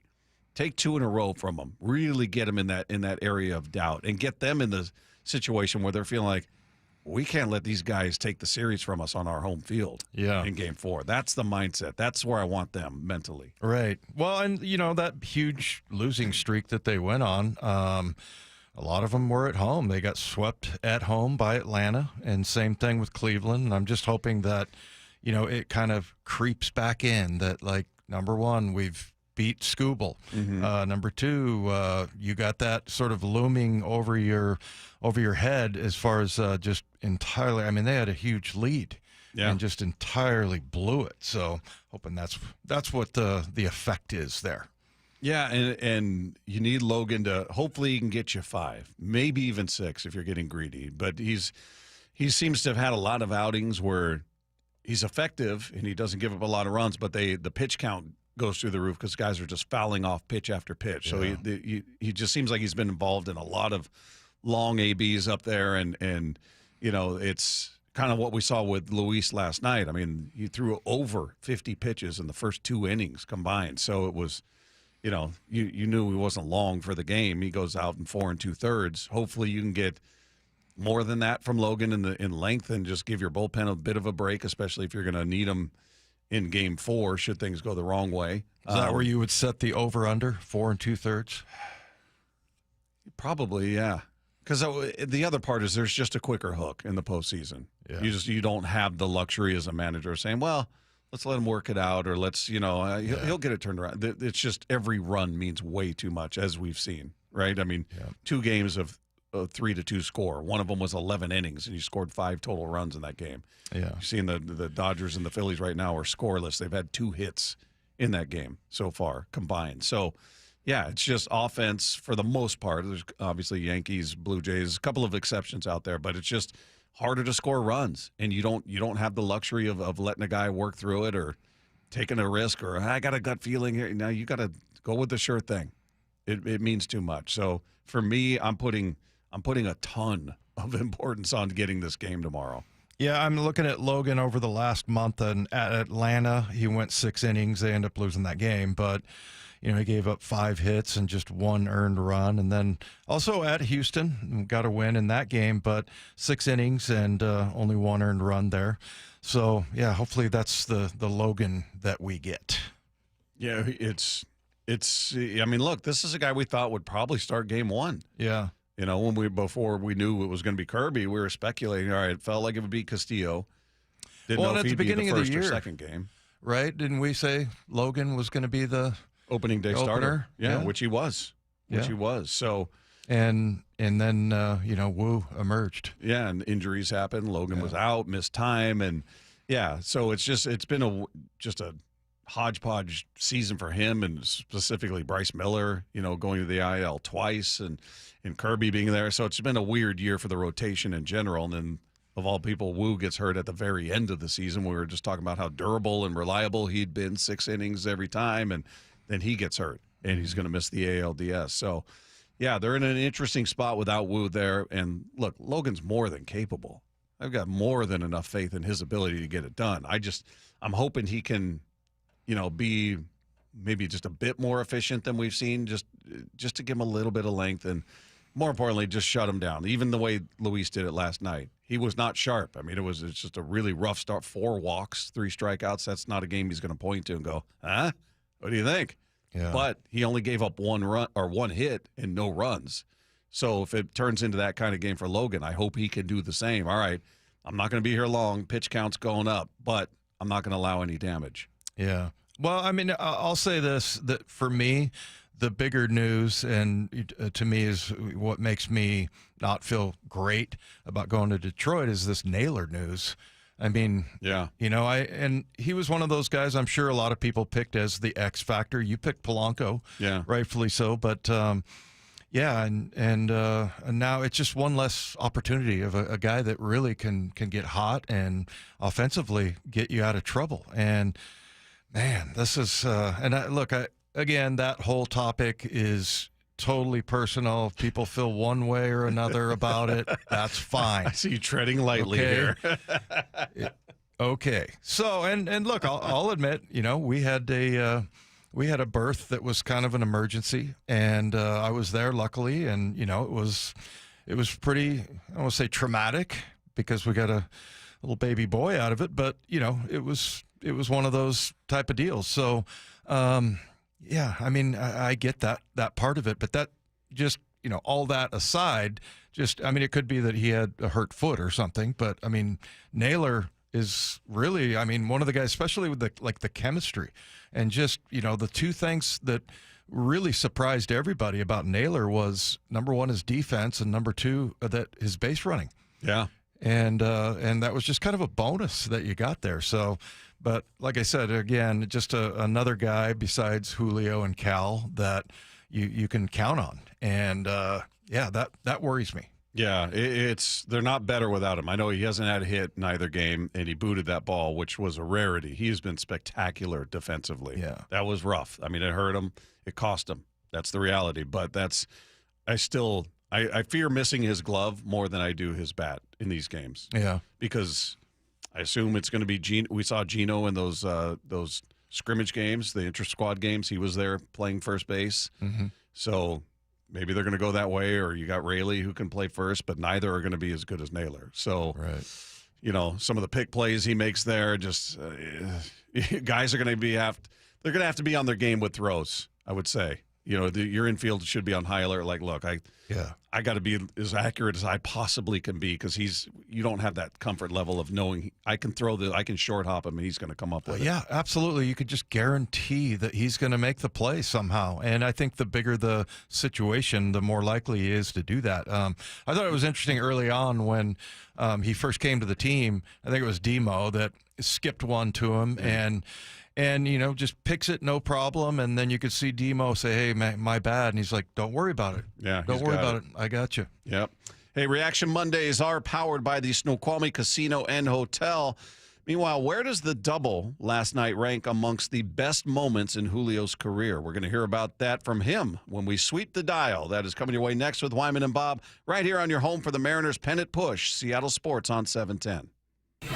3 hours before first pitch of every Mariners playoff game, it's the Mariners Pennant Push, featuring former Mariners pitcher Charlie Furbush. Game changer is the crowd here. And MLB Network insider Jon Morosi. Cal rallied to be the MVP that would look exactly like it looks. Tomorrow at 10 a.m. Then it's Game 3 of the American League Division Series. First pitch at 1:08. Where you hear the American League West champion Mariners in the postseason. Seattle Sports. Hey, it's Dave Wyman for Swedish Cyberknife, and on average, 1 in 8 men in the U.S. will be diagnosed with prostate cancer during their lifetime. Many treatments are available, especially locally, but I recently spoke with someone who underwent treatment for prostate cancer in February. Tim Hunter, he's a lifelong local radio host, and Tim underwent Swedish Cyberknife treatment the week right after the Super Bowl, and it was literally a week. All it took was 5 days in a row, with each session lasting less than an hour. And he chose Swedish Cyberknife because it was only 5 days of treatment versus several months with other treatments. And on top of that, Swedish Cyberknife had by far the least interruption to his daily life. There was no surgery, no catheter, and the recovery was incredibly quick. And Tim heard about the Cyberknife treatment from our radio commercials right here on this show, just like you're hearing right now. So if you, a friend, or a family member is diagnosed with prostate cancer, go to swedish.org/cyberknife prostate. And remember, you don't need a physician's referral. Again, that's swedish.org/cyberknife prostate. Treat prostate cancer with Swedish Cyberknife. When you switch to Progressive, you could save bundling your home and auto. Then you could put that money towards some of the surprisingly more expensive things in life. Attention passengers, we've reached 10,000 feet and internet is now available for purchase. I just paid hundreds for this flight, and you can't even throw in internet? I'll just take the free pretzels. Sorry, but I do have snack boxes for sale. I'm just gonna sleep. In that case, we are selling pillows and blankets as well. I'll just breathe. That's free, right? Life costs a lot, so bundle and you could save with Progressive. Progressive Casualty Insurance Company, affiliates, and other insurers. Not available in all states. Confidence is knowing you're ready to handle whatever comes your way. That's what it feels like to take on your workday with Cintas. They make sure your AEDs are up to date, your fire extinguishers are tested and inspected, your floor mats are cleaned and delivered, and your workwear looks good, feels good, and is freshly laundered with the Cintas Apparel Plus program. So are you ready to take on today? Visit Cintas.com. Oh, I'm ready! And get ready for the workday. Actual price will depend on product and subscription plan. Featured products are compounded drug products, which the FDA does not approve or verify for safety, effectiveness, or quality. Prescription products require an online consultation with a healthcare provider who will determine if appropriate. See website for details, restrictions, and important safety information. Want a boost in and out of the bedroom? Hims has you covered. Introducing a new 2-in-1 approach to level up your game. Tadalafil for better bedroom performance and zinc for testosterone support. Put it all together and you've got what you need to turn things all the way up. Getting started is simple. Just go to hims.com/joy to start your free online visit. Through Hims, you can access ED treatments including pills, chews, and more. 100% online. No office visits, no pharmacy lines. Just fill out a simple intake form and a licensed medical provider will determine if treatment's right for you. If prescribed, it ships free and discreetly to your door. Find affordable treatment options at up to 95% less than brand names at hims.com/joy. That's hims.com/joy, hims.com/joy. All right, the job starts in a few weeks. We got everything we need? Yup. Temporary fencing? Yup. Honey bucket. They don't do that. Yeah, they do. Okay, what about storage containers? Yup. Honey bucket. There's no way. These are the portable restroom people. That Honey Bucket? Right, that's them. Fencing, barricades, wash stations, restrooms. They've got everything we need for the job site, Timmy. I told you not to call me Timmy. Keep your job site safe and clean. With Honey Bucket, you're good to go. Honey Bucket. Want more Seahawks content? Join me, G. Scott, on The Reset. New episodes of the podcast every Monday and Thursday on YouTube or on the Seattle Sports app.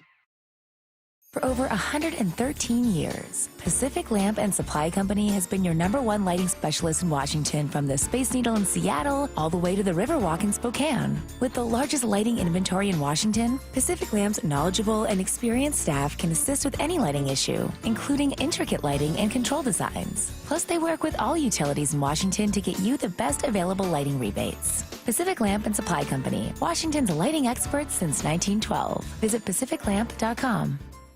The fall, well, it's a great time to reset your workouts on new stuff, and Top Fitness has some great deals going on right now. Hey, Brock Hewitt here, and you've heard me talk about working out in your home gym. It's the best. From flooring to everything that goes in that gym, like treadmills, ellipticals, and strength training systems, well, Top Fitness provides it all. Top Fitness represents the very best brands available, like Washington's own Precor, yes, the company that created the elliptical, and Inspire Fitness, the leader in strength training machines, along with so many others. Give Top Fitness your room dimensions right now, and you know what? They'll do the rest. They'll do a complete fitness room design. And right now, get 0% interest financing, and mention you heard it from me, and receive an additional $100 off any new treadmill or home gym. It's no secret that everyone, from personal trainers to professional athletes, love Top Fitness. Top Fitness has locations in Tukwila, Linwood, and Bellevue, or visit them online at topfitness.com for more info. That's Top Fitness, your best place for home fitness equipment. Over 20 Mustangs must be given away. 2 nights only, October 14th and 15th. Get 1 free entry daily. Earn additional entries just by playing your favorite games. It's the biggest car giveaway in the Northwest. Mustang Madness at Emerald Queen Casino and Hotel. Don't miss the grand finale drawings October 14th and 15th. Over 20 Mustangs are up for grabs and must be claimed. Mustang Madness, only at Emerald Queen Casino and Hotel, Tacoma and Fife, the entertainment capital of the Northwest, where excitement lives. Scanning the airwaves for the most interesting and entertaining stories of the day. Sweeping the dial. Every afternoon at 4:45 with Wyman and Bob. Presented by Silver Reef Casino Resort. After the Mariners won last night, Julio joined the Fox post-game show with all the legends, all the greats, Derek Jeter, A-Rod, all those guys. And then they asked him about the double he hit, and they asked him where it ranked among his best career moments. This has to be number one, you know, like we haven't had a time like this here in a while, so being able to deliver a win tonight as a team, I think it was really, really special for me. Just to see the fans and the way they got going, it was very special. I'm always going to hold that memory in my heart. Love that. He's such a team guy. And I think maybe some people think he's a prima donna. I think that's a very fringe opinion. But for the most part, we're learning a lot about Julio this year, that he really just wants to win. And same thing with Cal. I mean, all the accolades and everything. And those are the two guys that are stepping up and performing right now. But that's all they care about. Yeah, it's very genuine. It's a very consistent element to Julio. Julio seems like a guy like Ichiro that, like, at the end of his career, I mean, he loves baseball so much. He might be one of those guys that's hanging around playing in a... We're going to watch him in his uniform. He'll be 51 years old out there. In a scrimmage. Shagging flies, and yeah, that's awesome. Sweeping the dial. Well, Bob, we were down there in the clubhouse yesterday after the game, and everyone was waiting for Matt Brash because he did pitch well, but then did have that really tough at-bat where he gave up the game-tying 2-run double. We talked about that and then kind of said, hey, look, I had confidence in our offense. I'm really happy that they did pick me up in that moment. I feel like those 2 strikeouts were big, obviously. I did make a good pitch before that, and that guy hit it down the line, but to come back and get those 2 guys was big to keep the game tied, and I had faith our offense was going to pick me up, and they did, and yeah, we got the win. Well, they picked him up and Naylor because he would have been able to get out of that inning. Presumably, they recorded at least an out. Not sure if he would have been able to turn 2 on that play, which I think is why he booted that ball. Looked like he was getting ready to fire it to second to try to turn 2, and obviously it didn't work out, right? So, and then give up the game-tying double after that. It felt like, oh my gosh, the wheels are coming off here. And good on Brash to lock it down after that and give his team a chance, keep them in it, not let it get away from him. And they came through. Cal comes up with a double. Julio follows with a double, scoring Cal, and all is right in the world. Yes, those 2 have come up so big. But, yeah, I've been a huge fan of Brash ever since people were talking about him having the best slider in Major League Baseball history. And you just never know. I mean, there was a game I wish I could remember which one it was, but where he was so fired up. He got the last out. You could just see the adrenaline surging. But he's always one that I like. If I'm watching the game with my wife, I'll go, watch this pitch. Yeah. And she can even appreciate it because she doesn't care about pitches in baseball. She likes the score and everything. But I'm she's like, what do you tell me to look at? What am I looking at here? Yeah. But and she's like, how does he do that? But I'm like, it goes like 3/4 of the way straight down the pipe and then just decides to take a turn. Bends. Sweeping the dial. So a week ago, Cam Ward described the Titans as we bleep. We don't have to play it again, but you know what he said. We all know what he said. So I don't know Said what you guys are cheeks. Yeah, they're cheeks. I don't know how you describe a team that then loses to said Titans team after a ball hits Kyler Murray in the face. They fumbled that one. DeMarcado, their running back, runs 70 yards, about 69.5 yards, and then drops the ball early. So a would-be touchdown goes for a fumble. Not only all of that, but this play happened. I can't even describe it well. Tyler Lockett recorded his first touchdown as a Titan in the most unusual fashion. Clock running inside of 5 minutes. Ward goes through his progressions. Everyone covered, slings it back. It's deflected and picked. Taylor Demerson, and then the football came out. Who recovers? Tennessee for the touchdown. Tyler Lockett coming through like the grizzled old veteran that he is, and Tennessee wins, and elated Mike Lefko up in the press box yesterday in straight disbelief that they pulled off a win. Yeah. Can I tell you, I was completely not all over that game. I was unaware they won. Yeah. Until I became more of a Mariners fan than a Titans fan, and I did not expect that out of myself. But we're all up there, as Bob was saying, and we're sitting there eating. I guess that's why I was distracted. But we're sitting there eating, and then all of a sudden my phone starts blowing up. And then I realized, oh, the Titans won because of that play. Then they came down the field, kicked a game-winning field goal. You guys need to watch that, by the way. It was the easiest-looking field goal. Guy almost missed it. I heard you regaling Charlie with those tales, and I got to say, I don't know how interested he was in the story. You were over the moon about it. You're like, look at this, and he was kind of going, oh. Yeah, big baseball guy. Yeah. Yeah. I don't know about his football tastes. Yeah, he didn't seem wildly interested in the story, but you kept pushing it on him. I'll show you the field goal. It was pretty bad. So, yeah, I mean, DeMarcado kid, drops the ball at the goal line. That's the second time in a week, right? There's a Colts player that did it, and now him. Yeah, Donnie Mitchell. Is that how you say his name? The only thing I would say about his is Mitchell's looks like he's trying to kind of get a hold of the ball, but it wasn't celebration. Yeah. I don't get that. What is cool looking about dropping it? I'm going to drop it and look cool and... But how many times have we seen that? I mean, you go back to, I remember Deshaun Jackson doing that and other players and just going, what are you doing? I mean, those players have been clowned on highlight shows year after year after year. You think the kids would see that and go, yeah, that's dumb. I'm not going to do that. It's just such a tragic happening. I mean, is there anything that can be worse than an easy touchdown that turns into you being on defense? Yeah, at the 20-yard line, turns into a touchback. Yeah, I mean, it's just you're handing him the ball. So I don't get that part. You'll have to look at the Mitchell one and say it looks like he's.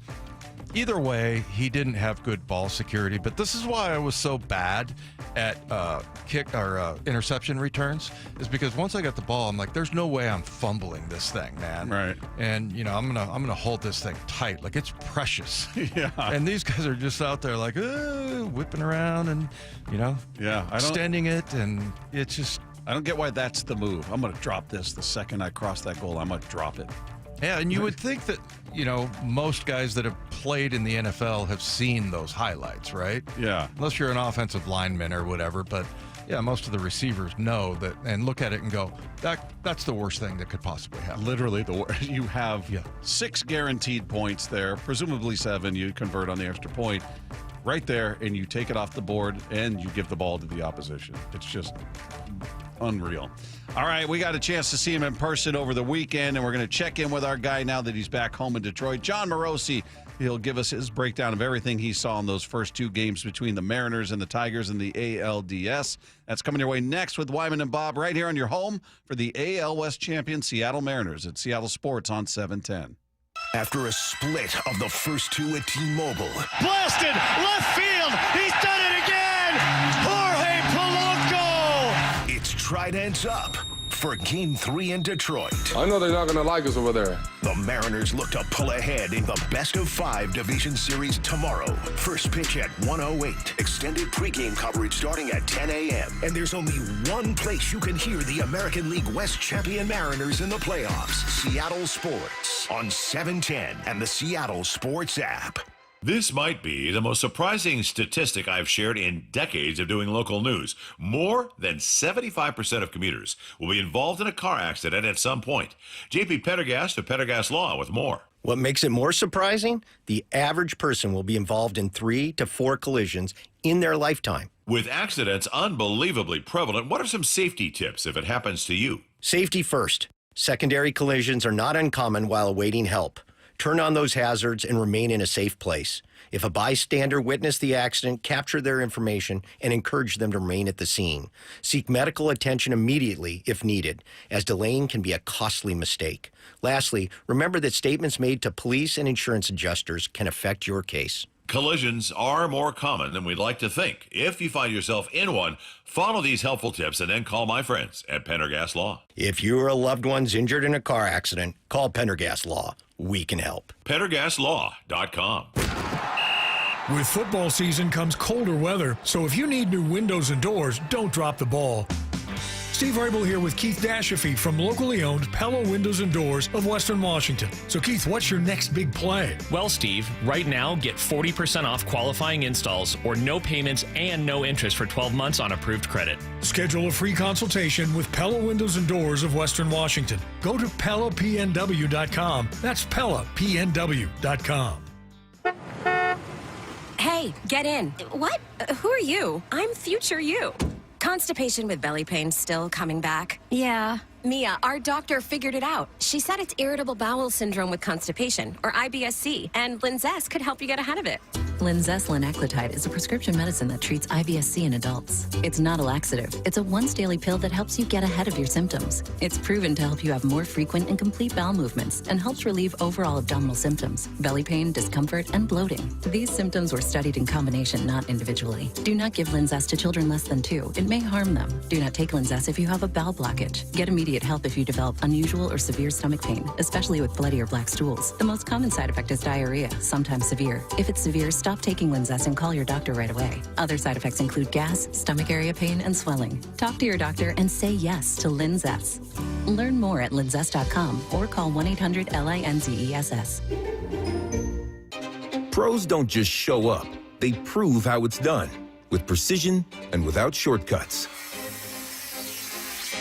Makita tools are built the same way, with a dedication to lasting quality. trusted performance, and results that reward your effort year after year. When the job calls for the best, call on Makita. Built to be the best. Available at the Home Depot. Tired of hearing scary radio ads about the IRS? Tax Relief Advocates is different. TRA is here to tell you that if you owe money to the IRS, whether it's $5,000 or $500,000, we have a solution. TRA can eliminate or reduce what you owe to the IRS with zero risk to you. We have over 1,000 5-star reviews on Google and an A+ with a BBB. End your tax nightmare today by visiting TRA.com or call 800-583-6681. That's 800-583-6681. Dave Wyman here, and we've been fortunate to hear from two Swedish CyberKnife patients this year, Andy Ryder and Tim Hunter. Both heard about CyberKnife from our radio ads and completed successful treatment, raving about their experiences. Tim was impressed that treatment only took 5 days. Andy hosted a large international delegation the week after his treatment. If you, a friend, or a family member is diagnosed with prostate cancer, consider treatment with Swedish CyberKnife here in Seattle. Go to swedish.org/CyberKnifeProstate. Hey man, gaining weight, dragging throughout the day, losing your drive? It could be your testosterone. The team at Revive Men's Health Washington gets men back on track with the energy and drive they've been missing. Meet Tyler, Revive Men's Health Director of Operations and witness to hundreds of success stories. I've seen guys come in worn out, discouraged, and just not themselves. A few months into treatment, they're standing taller, speaking with more confidence. It's like watching someone come back to life, like a light switch gets turned back on. When a spouse says, "Thank you, I really have my partner back, better than before," that's the moment it all clicks for me, and that's why I do what I do. Since 2011, Revive Men's Health has helped more than 120,000 men regain their energy and drive. Start your story today with an in-clinic visit or a secure video appointment. Call 206-529-1111 now to book your free testosterone test, exam, and consultation. That's 206-529-1111 or schedule anytime at revivemenshealth.com. Baseball's postseason is here. Seattle Sports Playoff coverage is presented by Honey Bucket, 710 KIRO AM Seattle and KIRO FM HD2 Tacoma. Seattle Sports Snapshot. Mariners with the day off today after evening things up in this best-of-5 series with the Detroit Tigers. They get the start tomorrow from Logan Gilbert, looking to secure that victory in a very crucial Game 3. You'll catch all of the action of that one right here, Seattle Sports on 710. Right now, you got Division Series games going on today. The Phillies trailing the Dodgers 1-0 in terms of games, and now they are trailing them in Game 2, 1-0 as Teoscar Hernandez scores the first run at home plate. They went for a booth review, and the call stands. So it is now Dodgers up 1-0, top of the 7th. They have 4 combined hits between these two teams into the 7th inning. So that's the pitcher's duel going on out there. Meanwhile, they're just under an hour away from the Brewers and Cubs getting underway in Game 2. Brewers took Game 1 in that best-of-5 series. Snapshot, brought to you by Miller Lite. When it's game time, it's Miller time. I've never heard a person walk out of a stadium and say, wow, I wish that game would have included more weighting. He is an endless source of baseball and hockey knowledge. José Berríos, el lanzador de Puerto Rico en el Clásico Mundial de Béisbol. Jon Morosi, every week with Wyman and Bob. You're being serious with me right now? Well, it was tense, it was exciting, but the Mariners got it done. They have now split the series, the first 2 games with the Detroit Tigers. They get back to business tomorrow in Detroit for Game 3, and a man who I had the pleasure of hanging out with, Dave. Got a chance to do a couple shows with him. I'm jealous. Yeah, I'm bragging. I'm sitting next to him in the press box, going over the lineups. This is where they'd probably bring in the righty. This is probably where the lefties go. That was a dream for me. We're talking about the one, the only Jon Morosi is with us on the Emerald Queen Casino Sportsbook Hotline. How are you, my friend? Oh, that was quite a weekend, my friends. I loved it, and the best part about a split is that we are guaranteed at least 2 more games of this drama. And Dave, I got to tell you, Bob is all heart, man. He is all invested in these games. Yeah. And I don't know if it's my old age, guys, or if I've just been doing this a long time. I'm so programmed to try to watch these tense games with an air of equanimity, because I'm trying to just think about storylines and just get get the words out when I'm doing the pre- and post-game coverage. But, man, I love how Bob just brings the emotional investment to this. It is a great way to experience sports. I felt like I got to become a fan again through Bob's eyes. Oh, did he bruise your arm or anything like that? Or? Well, I got to say, I mean, there were some tense moments, especially in game one. But, like, the real passion came out. I kept thinking to myself, Bob, save this for the show, man. We got 2 hours of pre-show to do before game two, which he did. There was plenty of material to get to in that 2-hour pregame there on Sunday. I was going to JP, I'm a mess. I'm very nervous. I'm very nervous. But no, it was seriously, in all honesty, that was a lot of fun doing those shows. It was great having you there. And if there happens to be a game 5, are you back here? That's the plan. So the plan is that I will likely fly out late Thursday if we get a game 5, and then we'll see if it's the remarkable thing would be if the Jays are able to wrap it up and beat the Yankees, then of course game 1 would be in Toronto on Sunday. So it would be that would, again, these are first world problems, but for the Mariners that would be, you know, cross country and clearing customs if they go to a 5th game on Friday and then come in hot for a game 1 on Sunday. So we've got there's a lot of different travel scenarios zipping back and forth, but certainly whichever team wins game 3 has the chance to close the thing out in game 4. And it just, though, to me, guys, this feels like a 5-game series. I said at the outset, talking to you and Charlie, Bob, on Saturday, I felt like it was Mariners in 5, and that's probably where I'll stay in terms of my prediction. I just think it's 2 closely matched teams. You get 3-2 game in game 1, 3-2 game the other way in game 2. I don't see either team scoring 10, 13 runs like we saw Toronto score on the Yankees. So I think it's going to be tightly played and not a whole lot of comfortable pitches thrown for the balance of this series. Yeah, it just seems like they are a very even matchup. And is that kind of what you thought going into this, that, you know, it was going to be low scoring and 1-run games in this series? Yes, more or less the series has played out, I think, the way a lot of observers thought it would. I think the thing that stands out to me, and one of the reasons why I believe that Seattle ultimately has the upper hand, is the best 2 offensive players in this series are both on the Mariners, and they're both playing well. And usually, if in the case of Cal and Julio, if they're both rolling like they are right now, taking good at-bats, and like we talked about with Julio, even his takes were good. Like he looks phenomenal right now, balance at the plate.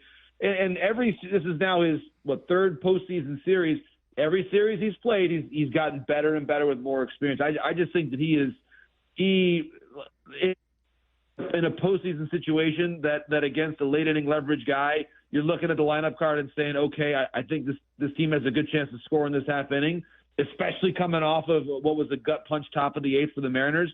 But you just felt that way. I think with Cal, and that was a rope double, and then Julio going down the other line. I just thought that 2 great at-bats by 2 elite players who candidly they're just better offensively, the 2 of them, than anybody on the Tigers roster. And at least at this moment in time. And I think for that reason, you believe that's going to carry the day, especially if you're going to get meaningful contributions from guys like Polanco, who, let's be honest, just had his biggest day in a Mariner uniform over 2 seasons was yesterday. And what a time to do it. The first player in more than 4 years with a 2-homer game off of Tarek Skubal. Just one of those postseason performances we're probably going to be talking about for a long, long time to come. Yeah, that was beyond huge, and he made a couple of really nice plays in the field as well. So just an all-around day for Polanco. But JP, do you look at this series so far? And I know it's only 2 games, but Julio has been absolutely huge in both.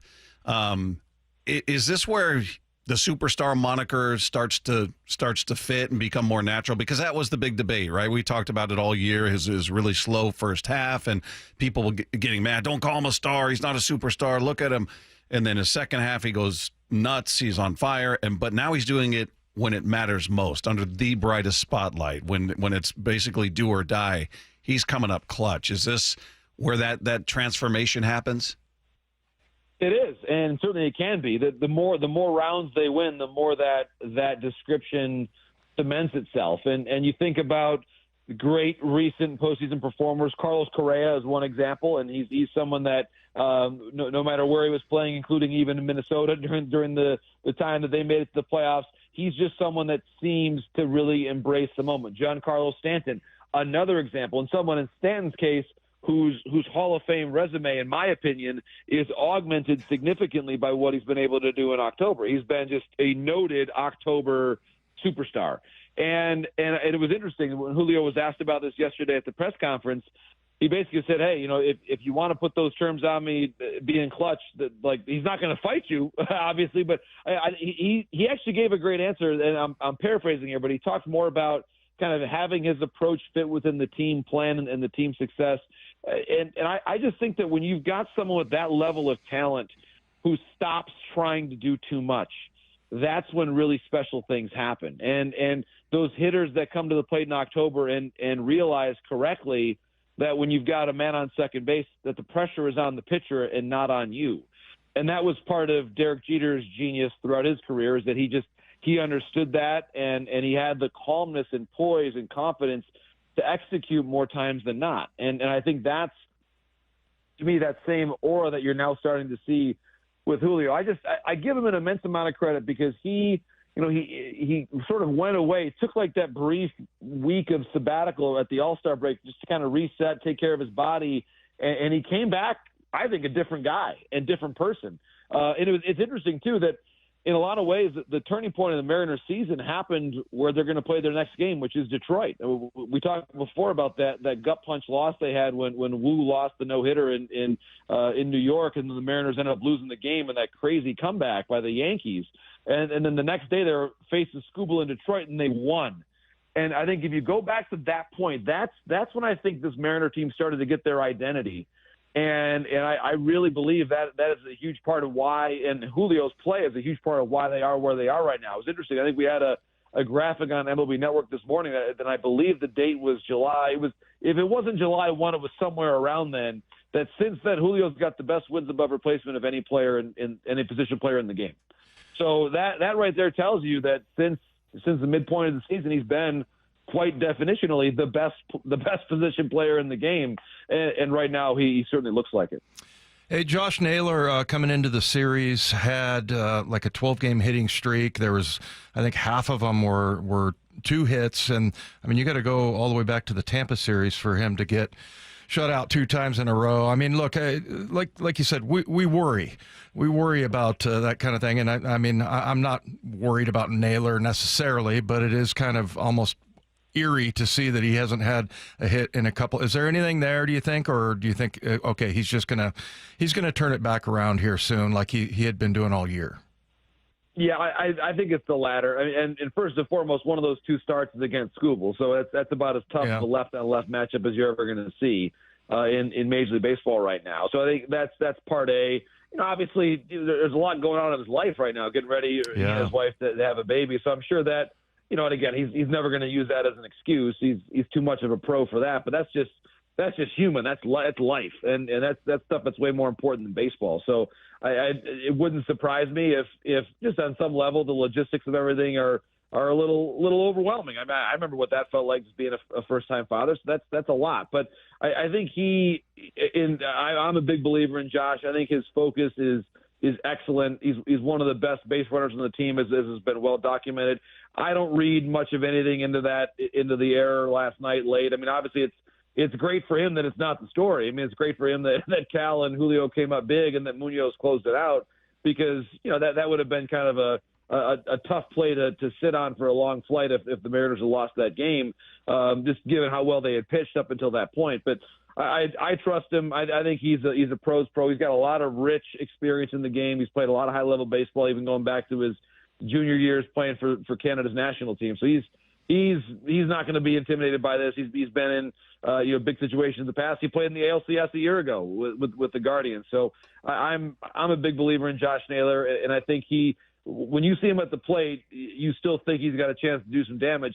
And by the way, if he does get going, And if Julio and Cal stay the way they are, and if Polanco keeps doing what he's doing, I mean, you start to look and see that you can dream on this group a little bit. I mean, this is a legitimate. It's a much better lineup than they had the last time they were in the playoffs. I mean, there's not even a comparison for me. And so I look at this group, and I think Arozarena's bat has come around a little bit. And I think in general, I think we talked about this in game one. 4 of the 5 hardest hit balls were off of Mariner bats, even though they lost that game. So they hit into some bad luck in game one. And by the way, Naylor had that deep drive that was right after the Julio homer that nearly went over the wall too. And so he's 5-10 feet away on that one from having a home run, and it's a very, very different conversation. Yeah, the guy I'm looking at that really needs to pick it up now is Gino. I mean, they've really gotten nothing out of him, and he's such a power threat. Obviously, he's coming off a great year, but he wasn't quite the same hitter since he's been here with Seattle, and so far he's not produced anything. So that's just a spot that needs to come up big. But I'm curious, JP, just from your perspective, getting that win and we talked about this before the series, that it would be the most Mariner thing ever to lose to the bullpen, lose to a young guy with very little experience, and then come back and beat Skubal. That's just how the Mariners seem to do it. That's what happened. But how much does that help them mentally in terms of relaxing, in terms of just confidence? Like, you know what, we beat their ace again. We found a way to get it done on a night where you're coming off as you called it, a gut punch, and it was, and they got it done. They were able to come through. Is that something you think can carry over to Detroit, where they just relax and we're like, we're good, we got this? I do think that's the case, and I also believe this too, Bob, that once you've at least earned a split and then you go on the road, I would say this, that the Mariners, obviously they want to win the next 2 games. Clearly that's everybody's goal here. But when you look at the way the series sets up, if Gilbert has a lead after the 6th inning tomorrow, I would throw every asset that I can to make sure that I win that game, even if I feel like I'm leaving myself a little bit short for game 4, because the key idea here is you win a game, you guarantee that you get a chance to play at T-Mobile again. That's it. So you win a game and you know that you're going home. And that, I think, is to play some baseball. You win 2, you're going home to play the ALCS. But you win a game, then the Tigers got to come back there to win this series. And I think that's just such an important idea to have out there. Win a game. If you can chase game 3 and it's there in front of you, go do it. And to be honest, I think the matchup favors the Mariners for game 3. I think Gilbert is someone I trust. I think there's a reason why the Mariners were comfortable with Gilbert pitching on the road. I just think his stuff plays in any ballpark, any atmosphere. I think it was a really smart move by Dan Wilson to have Castillo pitch at home. I thought his stuff played up, and to me, the story of the game yesterday, there were a couple different heroes there, but the efficiency with which Castillo pitched the second time through after a very arduous first time, that was everything, because that allowed the pen to line up. That allowed them to find a better pocket for Spire as opposed to having to rush him into a game earlier. That was everything. The way that he pitched the second time through, to me, was the deciding element in that game last night. And then, of course, Munoz being available to go back-to-back days, I just thought that was crucial too. So, I mean, mentally, I do think that momentum can carry over for sure. That there's a certain comfort and quality of at bats. I just think on both sides of it now each team feels like they're in the series, and now it's a 3-game series, and both teams are going to love their chances to win a 3-game series, and both teams should feel confident. I mean, the Tigers still have Skubal pitching one more time as long as they win a game in Detroit, which they should feel confident about doing. So I think both teams probably have to operate under the assumption it's going to go 5 because of just how tight it's been, and you're pointing out that yes, there are some positive things for the Mariners to be excited about, but they need to get Gino going, and Arozarena probably still has one more gear to get to. So there's still some elements of this team where, let's be honest, neither team, if we're being fair, neither team in this series looks as good right now as the Blue Jays do. The Blue Jays look like, I mean, they are clicking on all cylinders. Savage, their rookie, didn't even give up a hit yesterday as a starting pitcher, and they just hung 10 and 13 runs on the Yankees. I mean, they're unbelievable right now. So I think the most momentum of all, probably in the entire playoff picture right now, belongs to the Toronto Blue Jays. And I think Seattle, not only the goal is to win, but win in such a fashion that you're able to keep your pitching fresh and also try to get as many guys going offensively because you're going to need more than Julio and Cal if you're actually going to win the World Series. Is there anything that Dan Wilson did that either of you guys thought was suspect or good moves, bad moves? How did you think Dan performed in the? I know Bob does. Well, I don't want to steal Bob's answer, but it did appear to me that there's probably a little bit of a chalk talk, if you could call it that, in the old strategy room after game one. Says, you know what? If there's a spot in the middle of the game when Kerry Carpenter comes up, Gabe Spire is in the game. Okay, Gabe Spire is going to pitch, and sure enough, there he came. So I think that. And listen, I don't think that decision by Dan Wilson lost game one. I think it was one of the elements in it. I don't think that was a determinative moment necessarily that swung the outcome entirely because Spire still pitched 4 outs later on in that game and was able to get some key outs there. So I just think that Gabe Spire has, if the baseball world didn't know him yet, they do now, and that he is a true X factor in this series. And I believe that Gabe Spire is someone that we're going to see again and again. And I'll be curious to see going forward now, how often does A.J. Hinch deploy different pinch hitters? Does he have the nerve, let's say, to pinch hit for Carpenter in a big it depends on when Spire is into the game. I think if Spire is into the game in the 7th inning to face Carpenter, it's maybe easier for the Tigers to hit for him because you might be giving up only one more at-bat. And you assume the guys after Spire, Brash and Munoz, are both going to be righties. You really want Carpenter to have one more at-bat against those righties later on in the game. He is probably your best big swing home run threat. And by the way, the Tigers, too, on their side, they need more from Riley Green. They need fewer strikeouts. They need a little more from Meadows at the bottom of the lineup. I mean, it's just there are two teams here that are good and have the potential to be great, but their flaws will also become more and more evident over the course of a 5-game series, which is, again, part of my thesis as to why I think it's going to be a 5-game series. I'm going to need the Mariners to take both games in Detroit. I can't take any more, JP. I'm not built for Bob, it. But then we get to hang out, and maybe we'll be over. We'll be hanging out on Friday night. I mean, that's what you want. I mean, what the heck? I mean, it's more opportunities to hang out. I think I look at that. That's true. You gotta just manage.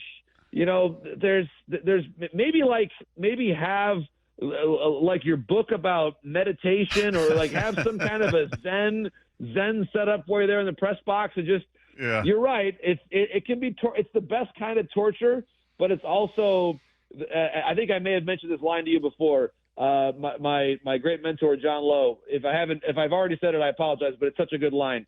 John Lowe was talking to Brian Cashman once years and years ago, and Brian was just anxious. I mean, he's in the playoffs every single year and goes through this. This is like probably 15 years ago or so, and Brian, like, first round was already looking like just nervous and just already like he wasn't sleeping, and Cash, as the story goes, says, John, the only worse thing than being involved in this is not being involved in this. And that's kind of what everybody's feeling like. It's like, oh, it's agony, but it's the best. So embrace put it on a T-shirt, embrace the agony. That's what the playoffs are, and just enjoy it and all this emotion. You've waited 24 years for a home win, and goodness, you got it last night in dramatic fashion. Yeah, you're right. You're right, John. It was awesome having you out here, and hopefully this is just the beginning of the run of seeing you out here and seeing the Mariners progress through the postseason. Have a great week, man. We'll be talking. We'll be talking in person soon. I know it. So we appreciate you, my friend. You bet. I'll be down at the ballpark next couple of days. So you guys give me a holler, and I'll be happy to kind of, Bob, if you're getting too anxious during the game, just give me a call. I'll be happy to walk you through it. We'll talk to bullpen night together. Okay. I appreciate you, John. You got it, guys. Thanks so much. There you go. There's Jon Morosi offering to talk me off the ledge, should it need to be happening there. He's the guy to do it. He's a calming voice. So if you guys missed any part of that conversation with John, you can find it on the podcast page after the show at Seattle Sports. A reminder, you can head to T-Mobile Park to watch Games 3 and 4. How about that? Watch Game 3 tomorrow, October 7th. Game 4 on Wednesday, October 8th. On the biggest and best screen in Seattle, general admission tickets are $15. Season ticket members can access discounted $10 tickets. So a huge watch party out there at T-Mobile Park with a bunch of Mariner fans, hopefully cheering that team on to victory against the Tigers in Game 3 and Game 4, hopefully. Go to mariners.com/watch party to get your tickets today. Meanwhile, Seahawks offense picked up yesterday, but did the output overshadow some issues that may remain? We're going to get into that next with Wyman and Bob right here on your home for the Mariners pennant push. This is Seattle Sports on 710. The fact that it was Julio that did it. Brock and Salk. I thought it was my favorite moment of the season. Morning 6 to 10. But for Julio, the long story arc of Julio trying and over-trying in these big moments to finally come up with that huge hit. The pure, childlike joy and love and passion pour out of Julio. Brock and Salk, morning 6 to 10, only on Seattle Sports and the Seattle Sports YouTube page. Well, a lot of you have at this point heard Dave and I talking about our aches and pains and injuries and surgeries and potential surgeries, and I avoided potential surgery by going to see Dr. Mark Wagner, MD, at Seattle Sports and Regenerative Medicine. I had heard the message over and over from Dave and hearing the testimonials about the success and people avoiding surgery with that 90-minute outpatient stem cell procedure. So I went to talk to Dr. Wagner. He couldn't have been more upfront about what to expect from the procedure. I went for it, and I couldn't be happier that I did. Surgery is no longer in the conversation with me, and I'm able to do what I couldn't do before, and simple things even, like just going on a long walk, the hip would start aching, and I couldn't get comfortable on a couch. All of those little things you take for granted, and that has been rectified in a big way. Now, Dr. Mark Wagner is a board-certified Seattle physician with 30 years of experience performing more than 20,000 stem cell procedures using a person's own stem cells to regenerate cartilage in their own joints. So maybe somebody with osteoarthritis, even bone on bone, get back to doing what they enjoy doing. And more importantly, doing it without pain and without surgery. So whether it's a hip issue like I had, maybe it's a shoulder, a knee, an elbow, ankle, whatever it is, before choosing surgery, do what I did. Go see Dr. Mark Wagner first. Just go to drmarkwagnermd.com. That's drmarkwagnermd.com. Confidence is knowing you're ready to handle whatever comes your way. That's what it feels like to take on your workday with Cintas. They make sure your AEDs are up to date, your fire extinguishers are tested and inspected, your floor mats are cleaned and delivered, and your workwear looks good, feels good, and is freshly laundered with a Cintas Apparel Plus program. So are you ready to take on today? Visit Cintas.com. Oh, I'm ready! And get ready for the workday. Tired of hearing scary radio ads about the IRS? Tax Relief Advocates is different. TRA is here to tell you that if you owe money to the IRS, whether it's $5,000 or $500,000, we have a solution. TRA can eliminate or reduce what you owe to the IRS with zero risk to you. We have over 1,000 five-star reviews on Google and an A+ with a BBB. End your tax nightmare today by visiting TRA.com or call 800-583-6681. That's 800-583-6681. Has it been hot in your house this summer? Maybe worried about the cold coming in this fall and into the winter? Might be because your insulation's just not up to snuff. That was my problem, Mike Salk here, and that's why I called Crawl Pros. They came out, they did a corner-to-corner inspection of my crawl space and attic, and they fixed that problem once and for all. If your home has any damaged insulation or no insulation in the attic or crawl space, you're bleeding money every month to heat and cool your home, but you don't have to. And even better, if you're a PSE customer and your home was built before 1990, you could qualify to receive a rebate on up to 95% of the cost to properly insulate your crawl space and attic. Yeah, 95%, but you gotta act now. Many of these rebates are ending at the end of this year, including the federal incentives. Let Crawl Pros come out and properly insulate your home before the cooler fall weather comes in.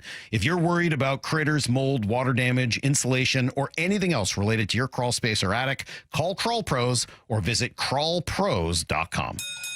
Hear that? Sounds like simple. Valvoline Instant Oil Change simple. No appointments. About 15 minutes to change your oil. Then out the door and back to life. Yeah, honey, on my way. Valvoline Instant Oil Change. expert service doesn't need to be overcomplicated.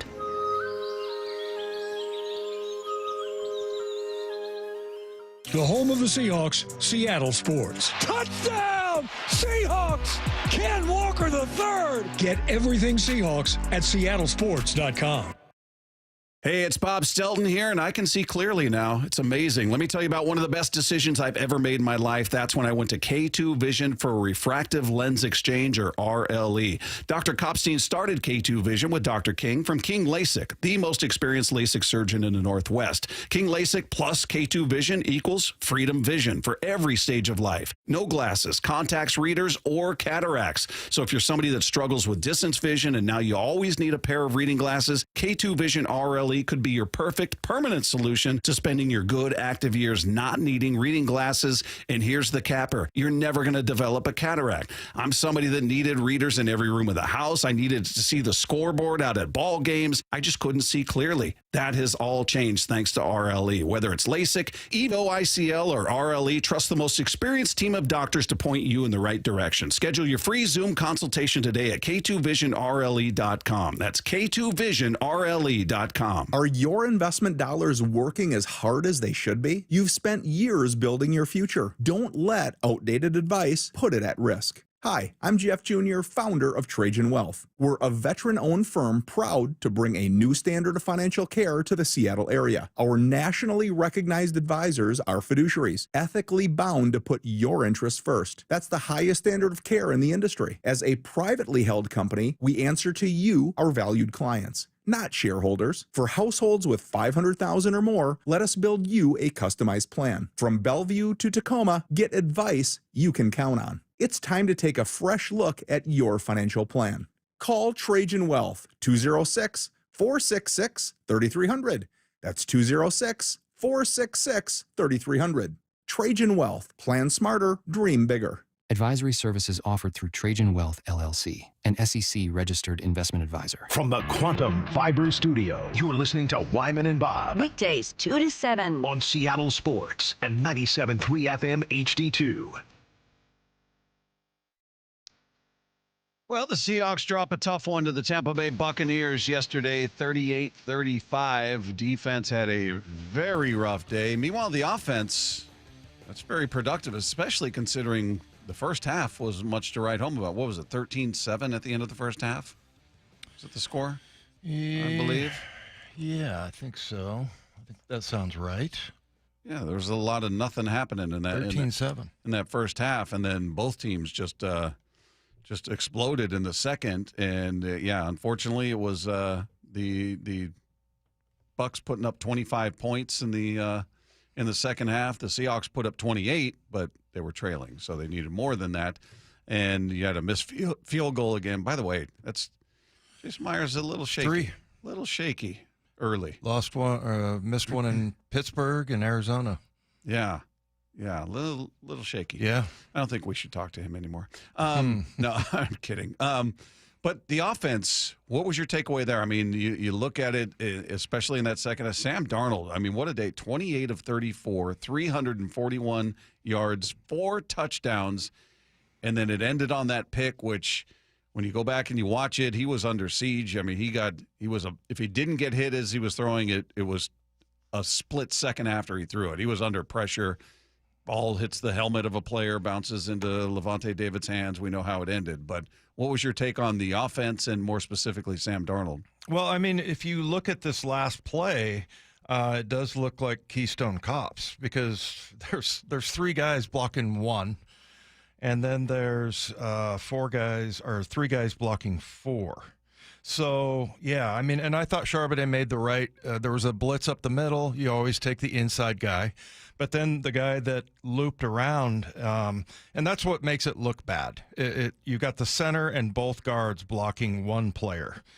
And so, they just had numbers there. And that was really the only time, though, that he got hit. I mean, he might have taken some hits after he released, but he hadn't been sacked the entire game. Mm-hmm. So, yeah, and then they ran for 122 yards.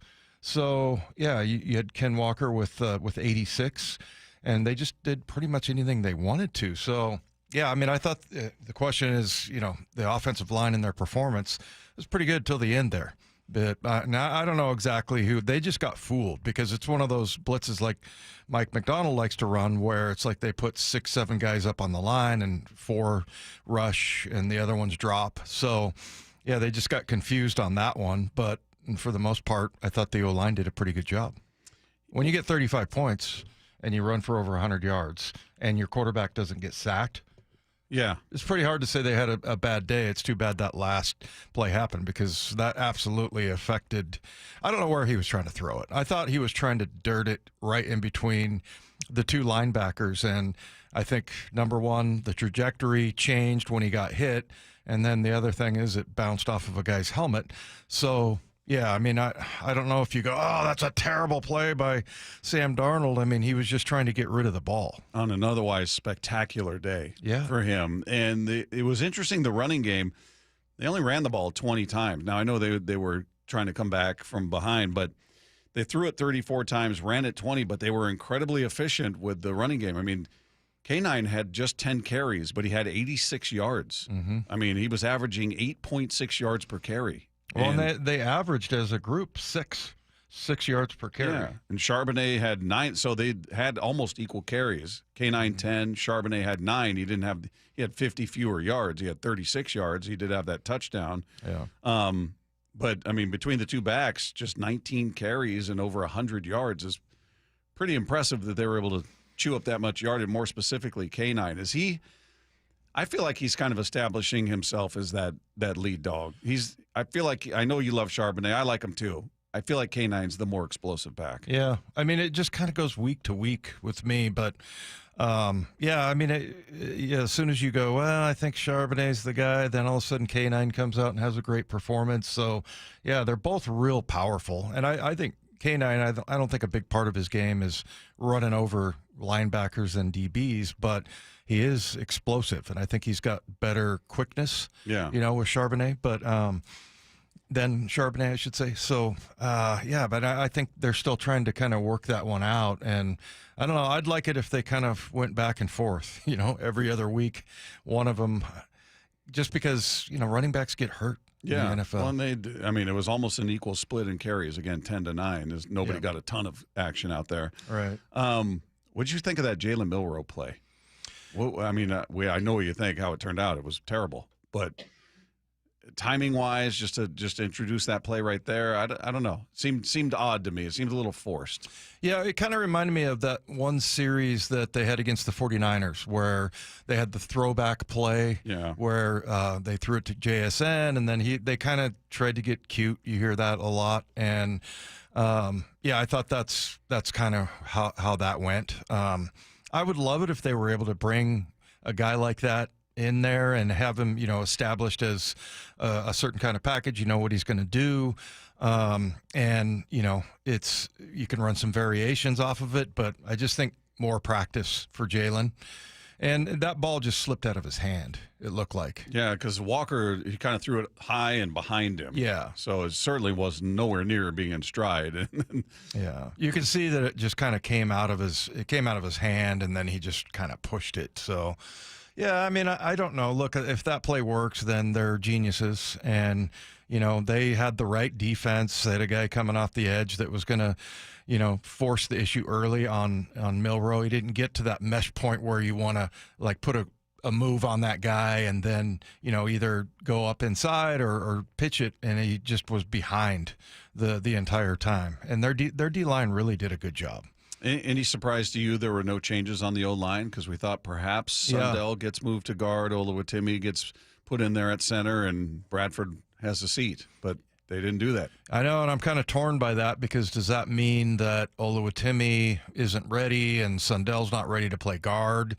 But, look, I thought I saw a couple of plays where Bradford was just a monster, like he does. But, I didn't see as much I didn't see the shenanigans we've seen the last couple of weeks. The head-scratching plays going, I don't know exactly what it is he's trying to do here. Yeah, so there's a positive right there. And they didn't, like I said, give up any sacks. So other than that last quarterback hit there. I did see there was that one play where the pile looked like the run was stopped and the pile started moving, right? And it was picking up another 4 or 5 yards and the play was just about over. And then here comes Bradford at the end and he kind of pushes and then he just falls on the pile. Like the play was essentially stopped and over and he just kind of had his hands there and then he just goes down and lays on the pile, which was, I'm not trying to pick on him, but it was kind of a funny look because it was like, oh, I'm a little late to the party, but let me get in here. Yeah, you know? and just jump on the pile. Yeah, it was just kind of goofy. It was his. Where's Lefko? Is he back there? Lefko, did you see that replay? There was a replay from the Titans game where there was a Titans player laying on the ground with his arms wrapped around another Titans player's leg. Oh no, he's tackling the wrong guy. Did you see that?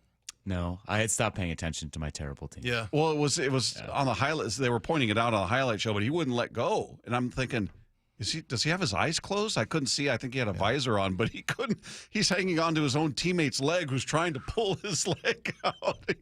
That's not something you see very often in the NFL. I was like, he can't be looking. He's obviously his eyes must be closed or something because he would see that, he's wearing the same uniform as I am. Right. He plays on my side of the ball. Okay.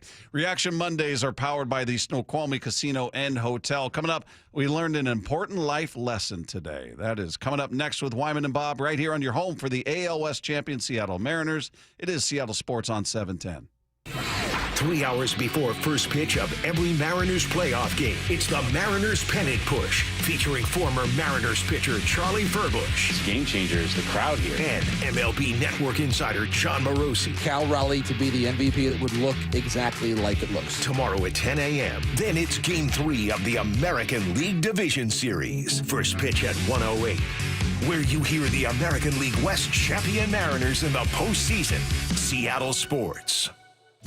Do you need a new roof? Then visit 3treeroofing.com to get $500 off your roofing project by scheduling a free estimate. 3Tree Roofing's certified team builds a custom plan for your home using top-tier materials with industry-leading warranties. All of their install crews are factory certified to ensure that your roof can handle any weather Seattle can throw our way. Don't wait until leaks turn into expensive damage this rainy season.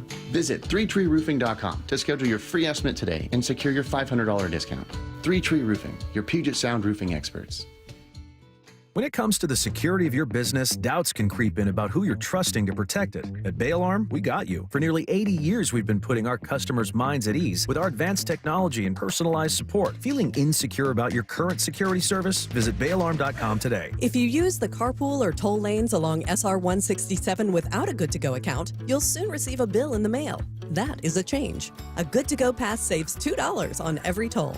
That is not a change. Learn more at goodtogo167.com. How can you free your team from time-consuming office tasks? Amazon Business. Smart business buying tools enable buyers to find and purchase items fast so they can focus on strategy and growth. Free up your team and focus on your future. Learn more at amazonbusiness.com. Check engine or ABS light on? Take the guesswork out of your warning lights with O'Reilly Veriscan. It's free. Ask for O'Reilly Veriscan. O'Reilly Auto Parts. Okay, I have to tell you, I was just looking on eBay where I go for all kinds of things I love, and there it was. That hologram trading card. One of the rarest, the last one I needed for my set. Shiny like the designer handbag of my dreams. One of a kind. eBay had it, and now everyone's asking, ooh, where'd you get your windshield wipers? eBay has all the parts that fit my car. No more annoying, just beautiful. Millions of finds, each with a story. eBay. Things people love. Are you in pain? This is Dave Wyman, and if you're experiencing pain in your shoulder, elbow, wrist, hip, or knee, do what my friend and co-host Bob Stelton did and go see Dr. Mark Wagner, MD, at Seattle Sports and Regenerative Medicine for stem cell therapy. It's been a huge game changer. After 13 years of jiu-jitsu, I had a lot of issues with my hip. It was bad, so I'd heard a ton of patients raving about the results from their 90-minute outpatient stem cell procedure with Dr. Wagner, so I had to check it out. Dr. Wagner is a board-certified Seattle physician with over 30 years of experience performing more than 20,000 stem cell procedures using a person's own stem cells to regenerate cartilage in their own joints. Now, people with severe osteoarthritis, even bone on bone, are back to doing what they enjoy doing without pain and without surgery. Whether it's a hip like Bob had, a shoulder, a knee, a wrist, an ankle, before you choose surgery, consider stem cell therapy with Dr. Mark Wagner, MD, at Seattle Sports and Regenerative Medicine. Schedule your consultation at drmarkwagnermd.com. We meet by accident, fixing every last bit. Accurate If you've been in an auto accident, you have the right to take your vehicle to any repair facility. Accurate Auto Body has been family owned and operated since 1994, and they work for you, not your insurance company. Your insurance company may not love them, but you will, because We meet by accident, fixing every last bit. Accurate Auto Body. The home of your American League West champion Mariners, Seattle Sports. Hey, Brock Heward here for my friends at PCF Construction. You know, it was a couple years ago. We were seeking a complete outdoor living space. Molly wanted a new deck. She wanted to really make our outdoor space pop. And boy, am I glad we called PCF. Why? Because whether it's a very specific project or outdoor living, like an underdeck ceiling, deck, patio cover, railings, PCF has you completely covered. You know, Molly's an interior designer. She knows construction. She knows attention to detail. And PCF, they checked every single box along the way. And right now is the time to make the call. Up to $6,000 off your project, plus no payments and no interest until 2027. And you can save an extra $1,500 when you bundle your deck with a patio cover. Find all the offer details, get project ideas, and browse photos at pcfgroup.com or simply call today at 425-629-8476. That's 425-629-8476, PCFgroup.com. Ladies and gentlemen, this is for you too. Stubborn fat is really hard to get rid of, and then there's all those gimmicky lasers, fat freezing methods, and prescriptions.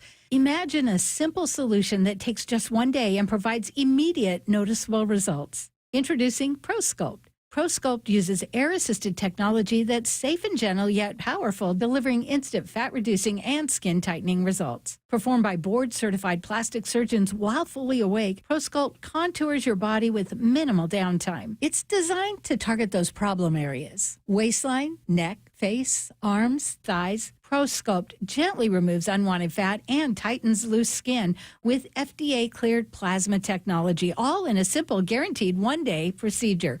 ProSculpt is one and done. Schedule your free consultation at prosculpt.com for $250 off. For powerful permanent fat removal and skin tightening that works for ladies and you men, it's prosculpt.com. This is a house of learned doctors. What you just said is one of the most insanely idiotic things I have ever heard. What did we learn today? No one's a bigger idiot than me. Stupidity is the easiest way out. So we learned an important life lesson today, huh? Yes, we did. What would that be? We kind of knew it. We kind of had forgotten about it. And then Josh Naylor leaving to go attend to, well, it hasn't officially been announced as the birth or that his wife went into labor. Dan Wilson today said that Josh Naylor will not be with the team, or he didn't fly up there with the team. They don't know about his availability for Game 3 and Game 4 due to a personal issue. But Adam Jude reported that, his wife is going to go into labor soon. So we learned that Josh Naylor brought up this age-old debate about what Dave Wyman would do during an important game when a birth of a child happens. Yeah, one of our hosts, I remember at one point I go, okay, what if it's Game 7? Was it like Felix or something at the time? Yeah, I think. Felix, and it's Game 7. And the other host said, that'd never happen. I'm like, dummy. Play along. It could happen. It's a hypothetical. And here. you're just trying to get out of answering the question because you'd much rather have Felix there than in, with in the infirmary or whatever. I mean, just like in the infirmary. I'm a little torn on it, but look, this is totally a personal decision. It's totally up to him. Were you the one that said the baby won't remember if you're there? Or is that something else? Said, I don't remember my dad being there. I think you were called a caveman for that take a while back, weren't you not? Were you not? Were you using the word infirmary? No. That was funny on its own. Place in a large institution for the care of those who are ill. Okay, so close enough. Yeah, it's a totally personal decision. It just gets people so fired up. That's the thing. Nobody seems to be on the fence on that one. They're either 100% you go for the birth of your child, or look, the wife tells you to go play, you go play, and you owe it to your team, and it's Game 7 of the World Series, and they win with you there, they lose without you. You owe it to the team, and more importantly, they had millions of fans, and Well, and I'm sure that lots of people would say you owe it to your family, and that's ridiculous, and why wouldn't you do that? But, we'll get military people that will text in and say, hey, you're based overseas for sometimes 3 to 6 months at a time, and, you can't just fly back for that. So what would Shannon have told you? No, go play. Go play. She would have? Yeah. If it were just a regular season game, would it be a easier decision to go, no, I'm going to go be there? Obviously, if it's a Super Bowl, it becomes a different debate. But if it's game 6 of 17, are you going, guys, I'm going to go fly to Seattle? Well, I'll tell you what, unsurprisingly, Sean Alexander went through this. And I would assume many times he's having his 14th child. Yeah, pretty much once every 9 months. He's going to have faced with this that dilemma. Because he was at the birth of his child, and then he got there. I think he got there at halftime or something, but then he went and ran his tail off. So, everybody gets so upset over it. I'm like, it's a personal decision. If you decide that, then okay. But I mean, if it's a critical moment and your teammates are relying on you, yeah. I mean, I'd probably go. I'd probably go play the football game. What else did we learn? All right, that's enough of that. We'll stay on Dave here. We did learn that, Dave, you might just need to embrace your inner Costanza. Dave and I did our predictions. We did a little combo. Seahawks, Mariners, call it now. And it didn't go well. It did. This may be our worst combined. Right? I'm guessing it's our worst combined effort. So I am unfazed by that news because that's typical for me. I'm not used to being on this end of it, but you know what? If you were to go opposite of the things that I predict, do well, make a lot of money. You want to do that? I guess this is what I get for being so optimistic. Dave, if every instinct is wrong, wouldn't the opposite have to be right? There you go. That's where I made my mistake. I followed Dave's big rainbow, his big sunshiny, optimistic view on every single category, and came back to bite us. So we didn't do well. We did not do well in our Call It Now segment. Yeah, I should go back to Doomsday Dave. Yeah. And start predicting mayhem for Seattle sports. I think good things happened when you did that. Yeah, I think so. Yeah. That's the reason why Moyer kicked me out of the Abandoned Boys text exchange. Yeah, did you see those pictures he sent with people screaming and yelling? Yeah, he sent them during I was just not in ability to focus on any of that. You weren't.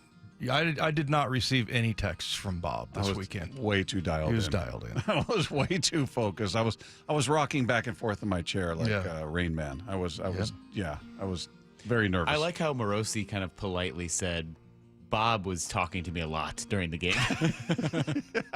Just muttering. Yeah. He's over there talking to himself. He was entertaining everything. We were looking at the lineup card. All right, this is where they'd probably bring in the righty. Here's where they'd bring the lefty. Do you think AJ Hinch would really pinch hit this guy in this situation? I mean, I was just getting nerdy with him. It was fun. It was very cool. Yeah. What else did we learn? Well, speaking of guests that we had on the show today, we had Morosi on the show today. Mark Schlereth, who, by the way, the Jags are playing in Jacksonville right now. The Seahawks are there coming up this weekend. Schlereth will be on the call. And we learned that Mark just really wishes Bob could join him and Dave in Jacksonville. Hey, maybe if you don't get kidnapped, we can have an adult beverage down in Jacksonville. How about that? We'll be when do you get in? Probably Friday night, super late. All right. We're just making our plans right here, Bob. Do you mind? Yeah. No, I'll text you. Yeah. Hey, Bob, why don't you join us? Oh, they don't take you? I'm not allowed to hang out with Dave outside of this show. So those are the rules. I got you. Those are the rules. I got you. Mark? Well, I want you to know, if you were in Jacksonville, Bob, we would invite you. I appreciate that, Not to where we were going. We would invite you to a different place. We'd say, hey, go to this place, and then we'd go somewhere else. Yeah. But we want you to know that at least we would think about you. Yeah, that's very kind of you. I appreciate that, brother. We'd invite you, not where we're going. Nice little change up there. Yeah, solid work by him. He does that, right? He does a good job of kind of sucking you in. And you think, oh, that's sweet. Oh, man. Yeah. Here comes the punch. Yeah. That was a good one though. That was solid work. Solid work by him. Well, I mentioned that because he always in our open he talks about being kidnapped because he doesn't. I'm the same way. You know, I just follow everybody else. Like you're on the team plane, you're on the bus. You know, here's your. Somebody could hold up a sign with his name on it, and he would just get in the car, the windowless van with him. Yeah. Did we learn anything else? We don't have time to play the clip, but we did learn that Dave met his hero, Jeff, in San Diego over the weekend. Yeah. That was a seminal moment for me. Really, just everybody so thrilled. wins. So thrilled. Everybody wins. So, who was happier, you or him? Oh, me by far. Yeah, you're the one that requested the picture. Absolutely. I texted it in. I did tell him to text it into the show. I didn't you guys see could it. all see Jeff in all his glory. That's and he had his Seahawk jersey on, and then he had a Mariner thing he was going to change into. So perfect. Good fan.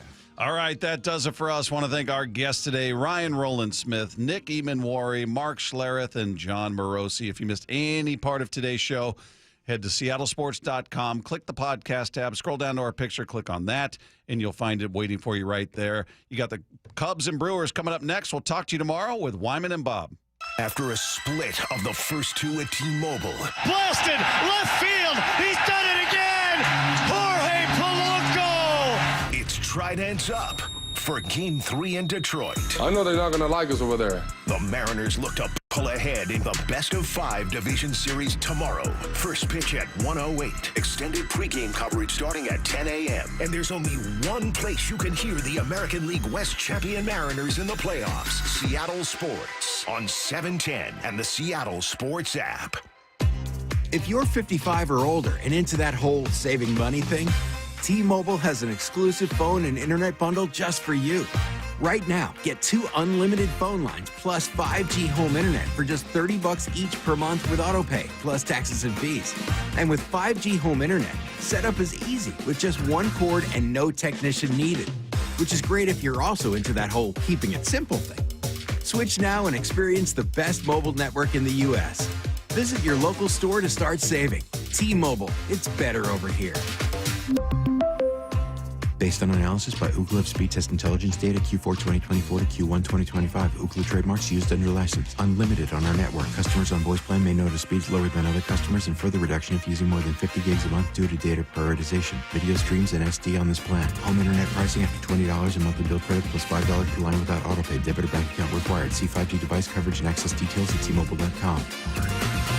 Actual price will depend on product and subscription plan. Featured products are compounded drug products, which the FDA does not approve or verify for safety, effectiveness, or quality. Prescription products require an online consultation with a healthcare provider who will determine if appropriate. See website for details, restrictions, and important safety information. Want a boost in and out of the bedroom? Hims has you covered. Introducing a new 2-in-1 approach to level up your game. Tadalafil for better bedroom performance and zinc for testosterone support. Put it all together and you've got what you need to turn things all the way up. Getting started is simple. Just go to hims.com/joy to start your free online visit. Through Hims, you can access ED treatments including pills, chews, and more. 100% online. No office visits, no pharmacy lines. Just fill out a simple intake form and a licensed medical provider will determine if treatment's right for you. If prescribed, it ships free and discreetly to your door. Find affordable treatment options at up to 95% less than brand names at hims.com/joy. That's hims.com/joy, hims.com/joy. Do you need a new roof? Then visit 3treeroofing.com to get $500 off your roofing project by scheduling a free estimate. 3Tree Roofing's certified team builds a custom plan for your home using top-tier materials with industry-leading warranties. All of their install crews are factory certified to ensure that your roof can handle any weather Seattle can throw our way. Don't wait until leaks turn into expensive damage this rainy season. Visit 3treeroofing.com to schedule your free estimate today and secure your $500 discount. 3Tree Roofing, your Puget Sound roofing experts. Well, I'm here with my good buddy, Dr. Dan Nelson from Eastside Pain and Regenerative Medicine. And you've heard from Dr. Dan's patients over the years how a simple stem cell procedure has successfully conquered their pain. Well, folks, now it's my turn. After years of dealing with knee pain from all the football abuse, I can say my knee pain now is almost 100% gone. How'd you do it, Dr. Dan? Well, Brock, personally, I'm very happy that you did so well. And your story is like so many of our other patients who come in, former athletes and non-athletes as well, who have come in with chronic knee pain and they are looking for alternatives besides knee replacement surgery. And we're happy to provide this service. It's been truly a game changer for so many folks. It's just been a pleasure to be part of this. Consider Dr. Nelson, the only doctor with over 30 years of experience in pain medicine techniques, including stem cell therapy. I was in and out with a couple of follow-ups. It's a non-surgical solution to pain using your own stem cells. Consider stem cell therapy with Dr. Daniel Nelson, MD at 425-823-4000 or visit danielnelsonmd.com. That's danielnelsonmd.com. Comcast Business can help turn your small business into a connected, secure, modern business. It's how restaurants become reliably up and running neighborhood favorites. How healthcare offices become the data-protecting caregivers that we all depend on. And how wealth management firms become cyber-securing guardians of your information. With reliable connectivity, enhanced cybersecurity, and Wi-Fi backup, your business can stay connected and get threat-ready with Comcast Business. Powering possibilities. Now through November 16th, new Comcast Business customers can get started with 150 megabit internet plus security for $59.99 a month for 12 months with a 2-year agreement. Plus, ask how to get a $500 prepaid card on a qualifying gig package. Call today. Restrictions apply. Requires enrollment in paperless billing and auto pay with bank account. Early termination fee applies. Equipment, taxes, and fees extra.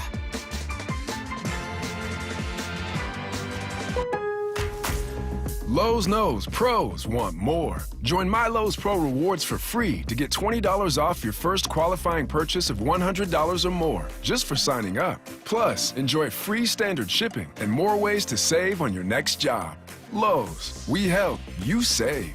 Offer valid for new members only. Not valid with any other discount. Free standard shipping not available in Alaska and Hawaii. Exclusions and more terms apply. Loyalty program subject to terms and conditions. Visit Lowe's.com/pro loyalty for details. Subject to change. Baseball's postseason is here. Seattle Sports Playoff coverage is presented by Honey Bucket, 710 KIRO AM Seattle and KIRO FM HD2 Tacoma. Your ESPN Bet and ESPN accounts to get started today. Must be 21 plus. Gambling problem? Call 1-800-GAMBLER. Terms and conditions apply. See app for details. Hey, Doc. Nice office. Quick question. If you had to choose, would you give yourself a root canal or run payroll? Run payroll, no question. Seriously? Well, have you run payroll before? Paying my team with Gusto couldn't be easier. Gusto gives me unlimited payroll runs, next-day direct deposits, and automatically files my taxes. Saves me time. Wow, that's nice. Over here, Doc. Can I run payroll too? Choose payroll without the pain. Visit gusto.com/radio to sign up for free. You're listening to the National League Division Series on ESPN Radio and the ESPN app. Baseball Tonight on ESPN Radio is presented by Grainger. I'm Mark Kestisher with Baseball Tonight. Game 2, Milwaukee up 1-0 on the Cubs. Coming up in a moment, John Shambi and Doug Glanville will have our call. Right now, we're going to pause 10 seconds for station ID. You're listening to the National League Division Series on ESPN Radio and the ESPN app. This is Seattle Sports. Streaming through the Seattle Sports app. KIRO AM Seattle. KIRO FM HD2 Tacoma. So sure, don't forget to log on to MLB on ESPN Radio, at MLB on ESPN Radio on Twitter. Vote in our AutoZone In the Zone poll question. Who's going to be in the zone? Will it be Christian Yelich, Jackson Julio, who's back in the lineup tonight, Dansby Swanson, who you just heard from, or Shota Imanaga, who will get the start tonight for the Cubbies? In the Zone is brought to you by AutoZone. Get in the zone, AutoZone. Well, what else is going on in baseball tonight? Let's take a look at what's happening in the bottom of the 9th inning. The Dodgers and the Phillies right now going at it. This was a scoreless game until the 7th inning. Dodgers scratched a run across on an RBI fielder's choice. A close play at the plate, and then Will Smith looked to open it up. And the pitch. Swinging a line drive in left field, down for a base hit. Freeman is in to score. Here comes Kike Hernandez. The throw home, not in time. 2 more runs score, and the Dodgers grab a 3-0 lead in the 7th. Dave O'Brien, the call on ESPN Radio, part of a 4-run 7th inning. Blake Snell was awesome. Again, second straight postseason start. 6 innings, gave up just 1 hit, no runs, 9 strikeouts. And then the Dodgers bullpen, a run was in, and they've just given up 2 runs. Blake Trinan trying to close it out. Nick Castellanos with a 2-run double, and so there are none out. Bottom of the 9th. Phillies have 2 in. Dodgers have a 4-3 lead. Dodgers trying to go up 2-0. Game 3 will be in Los Angeles on Wednesday night. The Phillies trying to even things up, and we will keep you posted on that as we get set for game number 2. Christian Yelich of the Brewers, his message to his teammates leading this series 1-0. I don't think anybody's getting complacent. We know it's one game. Even if we lost, still one game, and they're a great team. We obviously have a lot of respect for them, and know they have a lot of good players over there. So we know we got to continue to play well the next few games of this series and be ready to go. Brewers took the opener 9-3, 6 in the first. Craig Counsell, the Cubs manager, confident. I'm not sure we'd manage the game differently on Monday, up 1-0, down 1-0. So I'm not sure it does. We made it harder for ourselves. We got to win 3 out of 4 now. They got to win 2 out of 4. Other than that, we've got to do more. We pitched well for the last 6 innings. We didn't pitch great early. That's it. So the Cubs and the Brewers getting set for Game 2 of this best-of-5 National League Division Series. That'll do it for baseball tonight. And let's get you set for the call of Game 2. To American Family Field we go in Milwaukee, Wisconsin, alongside Doug Glanville. Here's John Shambi. Mark Kestisher, thank you so much, sir, as they exchange the lineup cards down at home plate. Ryan Flaherty representing the Chicago Cubs. Ricky Weeks for the Milwaukee Brewers, and the plate umpire tonight, Mike Estabrook, as we get ready for baseball here. And Doug, this one from the jump feels like it's going to be kind of a field day for the managers. Pat Murphy's trying to figure out what he's going to do after Aaron Ashby. Craig Counsell's trying to figure out when does he deploy Michael Busch. Exactly, and you have the frontline starter for the Cubs and Shota Imanaga, but the challenge they're going to have is how long does he stay in there with all the matchups that are coming, and these teams love to mix and match late and situationally, and it's clear that Craig Counsell is going to have to figure out how to do that from the first moment because they have Aaron Ashby on the hill, which is probably going to be an opener scenario. So it's going to be a lot of fun, a lot of switches, and who's going to blink first. All right, let's check out our game plan. It's brought to you by eBay. Millions of finds, each with a story. eBay, things people love. What's the game plan tonight, Doug? Well, I think about the Brewers and how they have to neutralize Imanaga. He's going to have to figure out a way to avoid the long ball. Hard, easier said than done, but the home runs have really hurt him. The Brewers are not a power-hitting team, so that could be the interesting combination of what the Brewers are going to try to do. Now, they are a team that runs. They have pressure. Imanaga holds the running game pretty well, so they're going to have to figure out their first to third execution. On the Cubs side is how quickly is Ashby going to be out? You talk about an opener. Can he go 3 innings? Justin Turner being the one that is going to be in this mix here, all of a sudden now you have the righty-lefty combination that they're going to have to stay a step ahead of. So I'm loving the matchups and the changes that are going to have to come later to get the advantage, the platoon advantage in particular. I would also say this. I don't think even if Shota Imanaga pitches really well, they're expecting him to go very deep into the game. Craig Counsell didn't even really hint at it. He said, look, he's not going 95 pitches. So they're looking at 4 1/3 or something in the neighborhood of 65 pitches, something in that realm, even if it's good. And that's what's going to be why it's so key what happens late in the switch. Look at the benches tonight. They're going to play a key role in this game. Brewers take the field in their home white uniforms, blue caps. Cubs going with their road grays and their blue caps and helmets. All right, on the mound, it is Aaron Ashby, the left-hander. Nasty stuff. He pitched in Game 1, and for Ashby in Game 1, he went an inning and a third. No hits, no runs, and he did end up recording a strikeout. Lineups now for the Cubs. Justin Turner leads off at first base. Nico Horner bats second, and Horner plays second base. Kyle Tucker will do the DHing. He'll hit third. Seiya Suzuki in the cleanup spot, and he'll play right field. Ian Happ bats fifth. In left field, batting sixth, that's Carson Kelly, and Kelly will do the catching. Pete Crow Armstrong patrols center field. He'll hit seventh. Hitting eighth, it's Dansby Swanson. The shortstop, Max Shaw, will bat ninth, and Shaw is at third base. Meanwhile, for the Brewers, a major league best record of 97-65 and a franchise record 97 wins. Jackson Churio, despite that injured right hamstring, is back in the lineup, and he will lead off and play left field. Bryce Terang bats second. He's at second base. William Contreras hits third. He's a catcher. Christian Yelich is the DH, and the former MVP will clean it up. Batting fifth, it is Andrew Vaughn. He's at first base. Sal Frelick will bat fifth, and Frelick will play right field.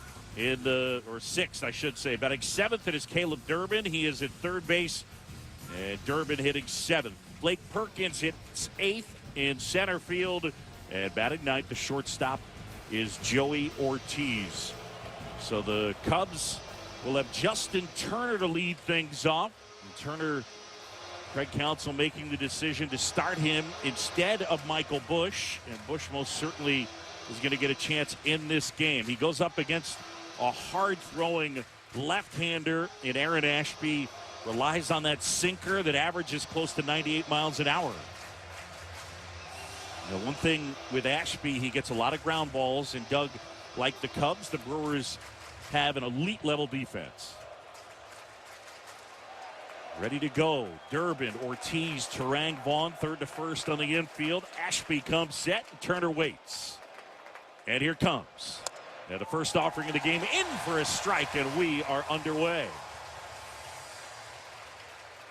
So Ashby painting at the knees with a sinker, and it's 0-1. Turner, the pitch. Swing and a little bouncer foul of third. And that quickly, it's 0-2. Turner this year against lefties hit .276. On base was .330. All three of his homers were against lefties. Open stance, right side. The pitch. And that one down and away. And complimenting Ashby's really nasty, heavy sinker. He has a curveball, throws a changeup, even a slider. So he has other pitches, but it really is that power sinker that's so hard to square up. Ashby sets and fires. Swing and a high fly ball lifted in the air left field. Playable Churio under it, and he makes a two-handed catch. And Justin Turner retired for the first out of the game.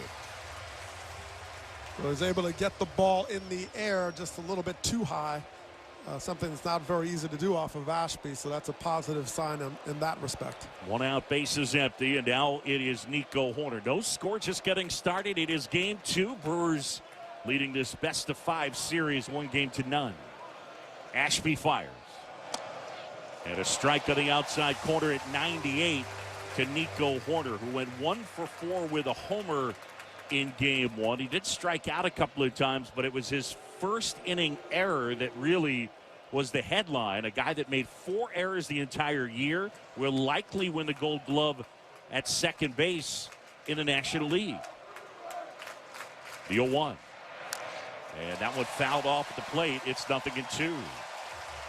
A rare error by Nico Hoerner. He just was rushing in on a ball that was hit slowly and tried to kind of flip it, or at least get in a position to angle towards first base, and he just left the ball behind him. Yeah, it was a broken bat dribbler off the bat of Sal Frelick. Had some weird spin. The 0-2 swing and a line drive, and that's a base hit the other way into right field for Nico Hoerner. So Hoerner blocks it into right, and with 1 out, a man aboard, and here comes Kyle Tucker. A nice piece of hitting by Hoerner. It was just sort of decelerating his bat just to kind of flick it out there. He didn't even pivot his lower half. It was just like, let me just slap it over there and you let the velocity of the ball do the work. So he punches it over and gets on base. Hoerner, one of the top contact guys in all of baseball. Here's Tucker now, man at first, the pitch. Swing and a little roller foul of first. And Tucker down on his left knee. I'm not sure what that hit. Did he foul it off his back leg? Must have. I mean, that was a... Yeah, he did. Wow. So he took a swing on a... Anytime we have a sinker and you get the top of the ball, if you're rolling over, it's likely to hit you, and that is a problem. But they got his back leg, back knee, and he just stayed in the squat after for a minute just to make sure it was still there. It's one of those baseball events that happens that's a bit incredible from the standpoint, if you sent Kyle Tucker up there for 100 pitches and asked him to try to do that, he would go 0 for 100 more than likely. Well, Trying to foul the ball off your back leg is really hard. I mean, well, you need a power sinker guy like Ashby to raise the odds. And you certainly wouldn't want to do it when he's throwing 99 miles an hour.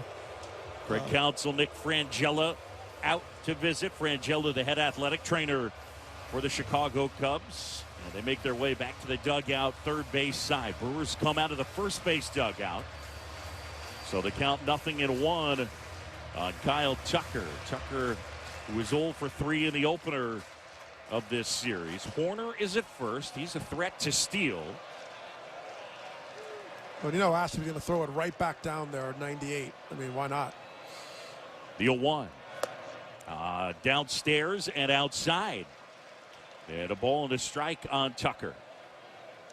Tucker, an all-star again this year for the 4th time, and he'll be a free agent at the end of the season. And what a start he got off to. I mean, we went to so many games, and they were like, he's top 5 offensive player in the game right now.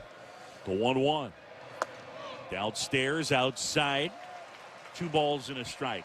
The thread for Kyle Tucker that stays consistent. He does not chase. He's top 5 of the majors in that department. He has about as good an idea of the strike zone this side of Juan Soto. Full house here at American Family Field. Horner at first, 1 out. The 2-1. And that's inside 98, and it backs him off the plate, but it missed. And it's 3 balls and a strike. Yeah, Tucker began the year basically into the 1st of July with an OPS over 930. The 3-1. Swing and a foul ball at the plate.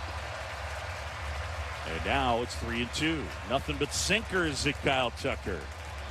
Yeah, and he hit the same, you know, that's a 3-1 count where you're in the driver's seat as the hitter, and he still kind of rolled over and almost hit his leg again. So Ashby's sitting there probably thinking like, all right, he's not squaring up my sinker at all. The 3-2. A little bit high outside, ball 4. And Horner down to second as Tucker will take his base. And here comes Seiya Suzuki. Just getting started here, top of the 1st. And the Cubs with a threat. 2 on and 1 out. No score here in game 2. John Sciambi, Doug Glanville with you. National League Division Series on ESPN Radio. Rob Kelly, our producer. The great Al Rosenberg, our engineer.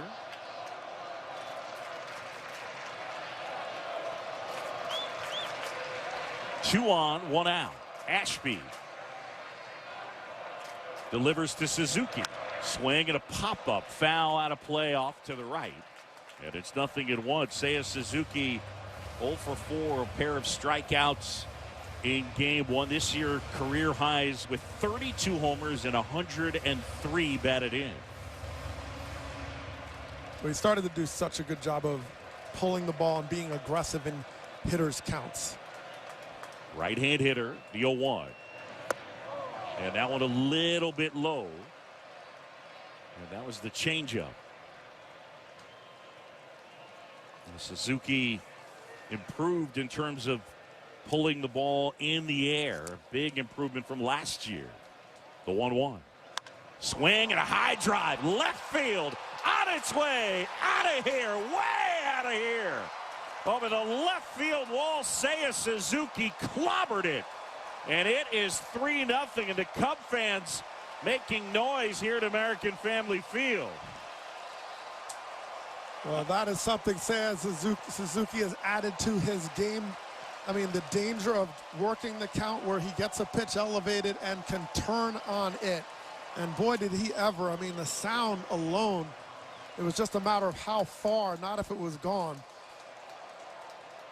I mean, Dougie, that thing landed deep.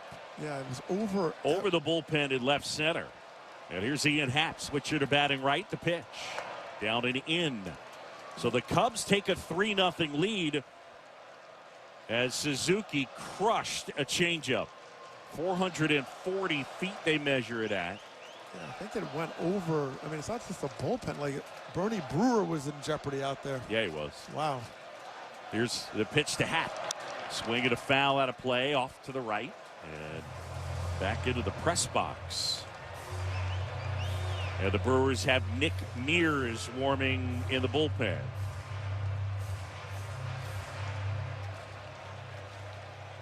So Seiya Suzuki, who homered in the wild card series, has homered in the division series.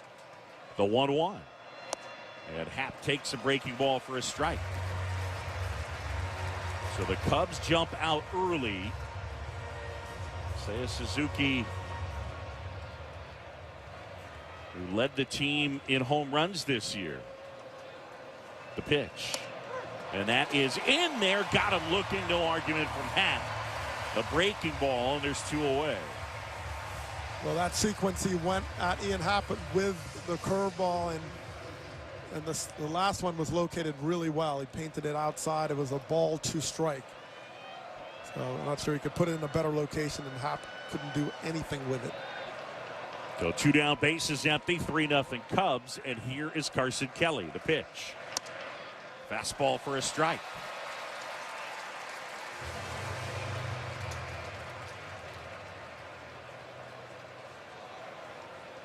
So the Cubs use the home run ball. The Cubs this year 3rd in the NL, 6th in baseball in homers hit. 0-1 to Kelly.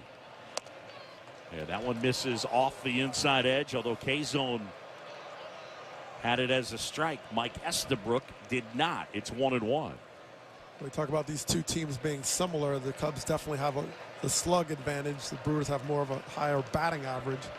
The 1-1 is in for a strike. The Brewers get on base more in that sense. Very aggressive on the bases, both these teams, but the Brewers get caught a lot more. Yep. Much more. Yeah, the Cubs steal bases at a much more efficient rate. The 1-2. A little bit low. And 2 balls and 2 strikes on Carson Kelly.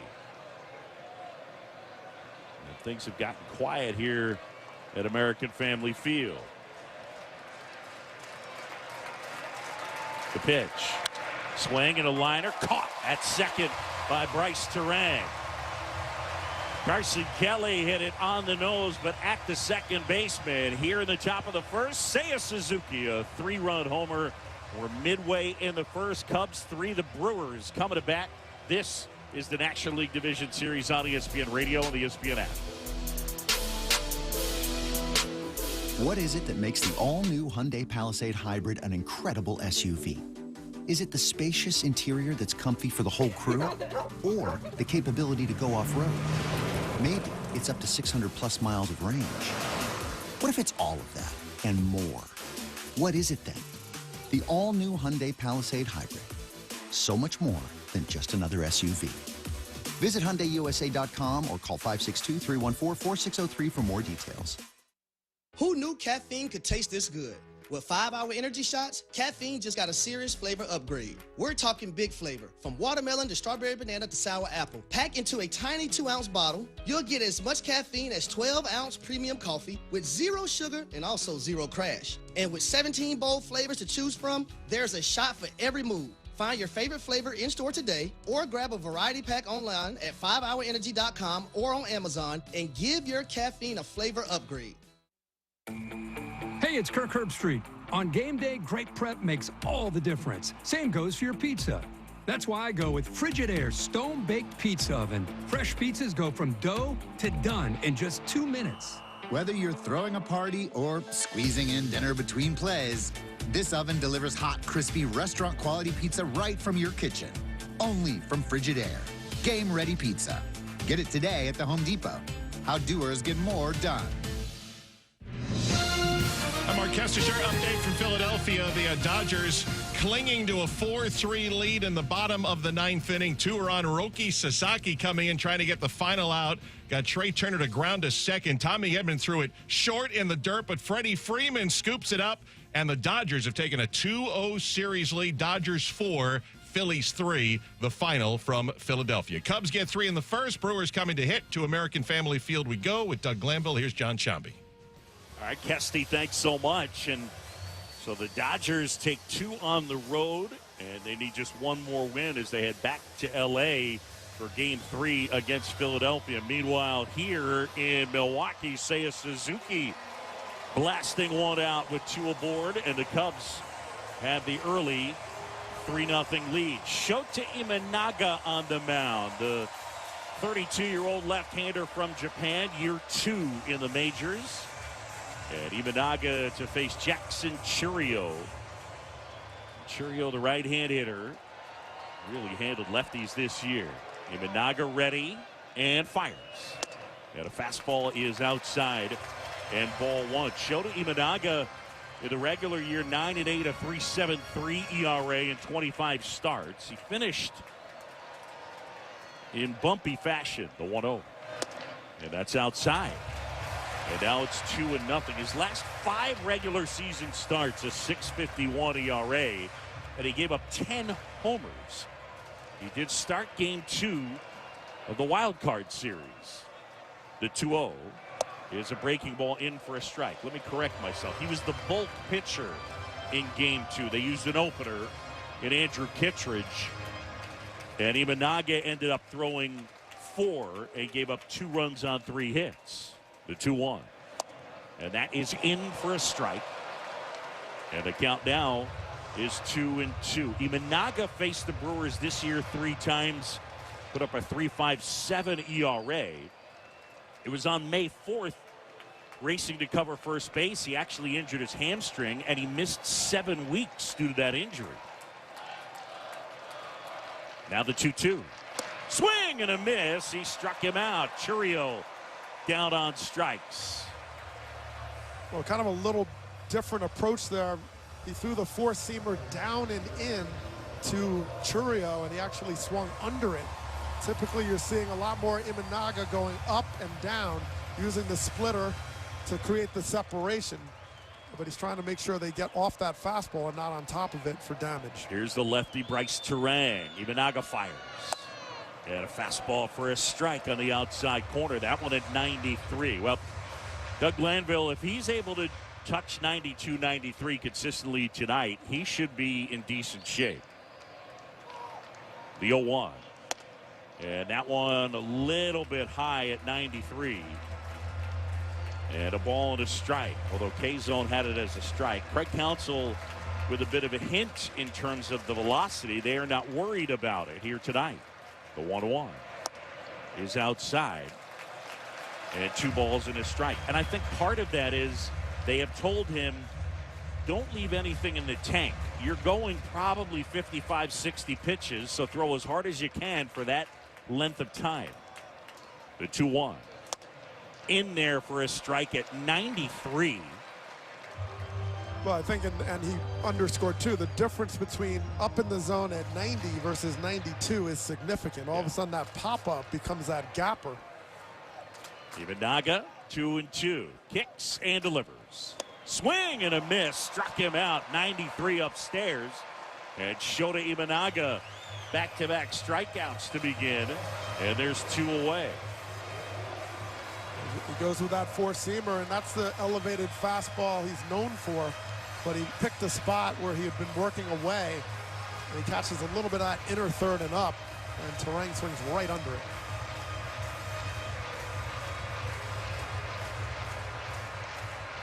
Brewers had the 4th lowest strikeout rate in the majors this year offensively. First one to Contreras. Swing and a foul ball left side curling into the upper deck and out of play. So 0-1 on William Contreras, the 27-year-old younger brother of the Cardinals, Wilson Contreras, the former Cub. Right-hand hitter back in. Imanaga lifts the leg, fires. Swing and a line drive and a base hit down the left field line. Happ over to pick it up. Contreras a big turn, and he'll stay put at first as Happ gathered it in and got it in very quickly. So with 2 outs, it's a single by Contreras, and here comes Christian Yelich. A little sweeper in, got jammed, but Contreras does a nice job just cutting his swing off. He just sort of slapped it, didn't finish much of a follow-through, but kept it fair in the same swing. Cubs lead it 3-0, bottom of the first, 2 outs, man at first. Left-hand hitter at the plate to kick the pitch. Swing and a line drive, base hit into left field. Happ will pick it up and throw it in. Yelich a single the other way. And after 2 straight outs, a pair of strikeouts, 2 straight hits. And now the Brewers are threatening and a dangerous hitter at the plate in Andrew Vaughn. Wasted no time. Christian Yelich, all right, let me not get deep in this count. I'm going to look away and go away. He got the pitch he was looking for. Was able to get just enough of it to get the base hit and keep the rally going for the Brewers. First and second, 2 down. Vaughn stands in right side. Imanaga delivers. And that is in for a strike. That was the splitter.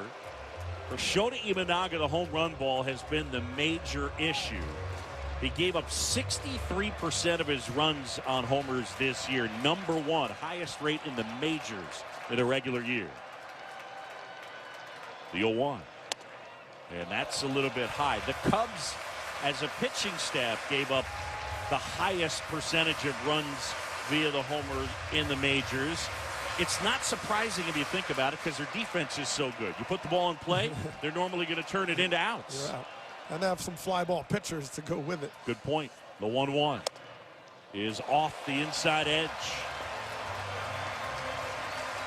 And Pete Crow Armstrong covers a lot of ground, but he can't cover the parking lot.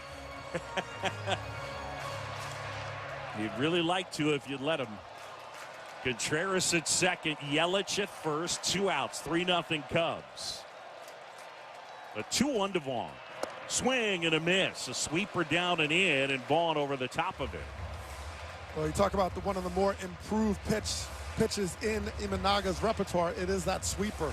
It's playing really well, especially when the hitters are looking for that splitter away and they start leaning. He could get that sweeper. He can jam people or get the swing and miss. Vaughn back in, the 2-2. Up and in, it missed. The biggest change with the sweeper this year, yes, he's thrown it more, but he's thrown it to righties, and that was something he really didn't do last year. On their feet here at American Family Field, and the 3-2. Fouled away, that's off to the right, and out of play. The last 2 fastballs to Vaughn, he hit 94. That was the fastest he's thrown, 93. So he's looking for that extra something to get in on Vaughn, especially if he's starting to look for something like the splitter. They wave the yellow rally towels at American Family Field. 3-2, 2 outs, 2 aboard. The kick, the pitch. Swing and a high fly ball left field, well struck. That's back, Happ at the wall, and it is gone! Out of here! Into the second deck. Andrew Vaughn will touch them all, and we're starting over. Tied at 3. And this place going crazy. Oh, wow.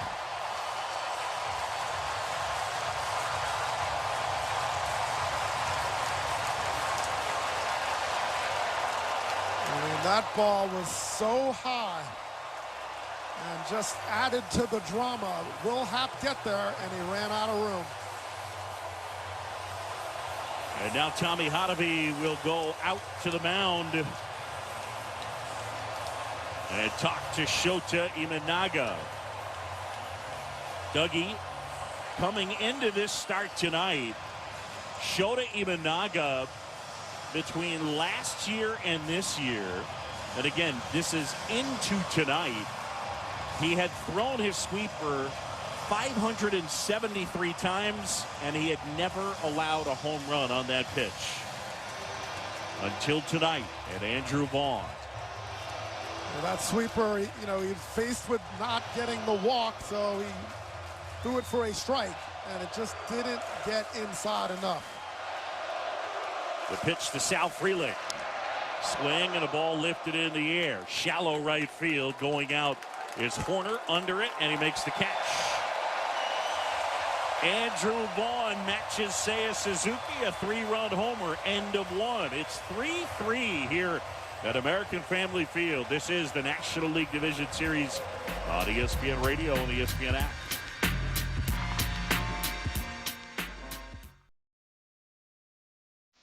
Anyone who loves playing baseball or softball knows that one of the first steps in that journey is breaking in your first glove. It's where your love of the game began. Where does your child's baseball or softball journey begin?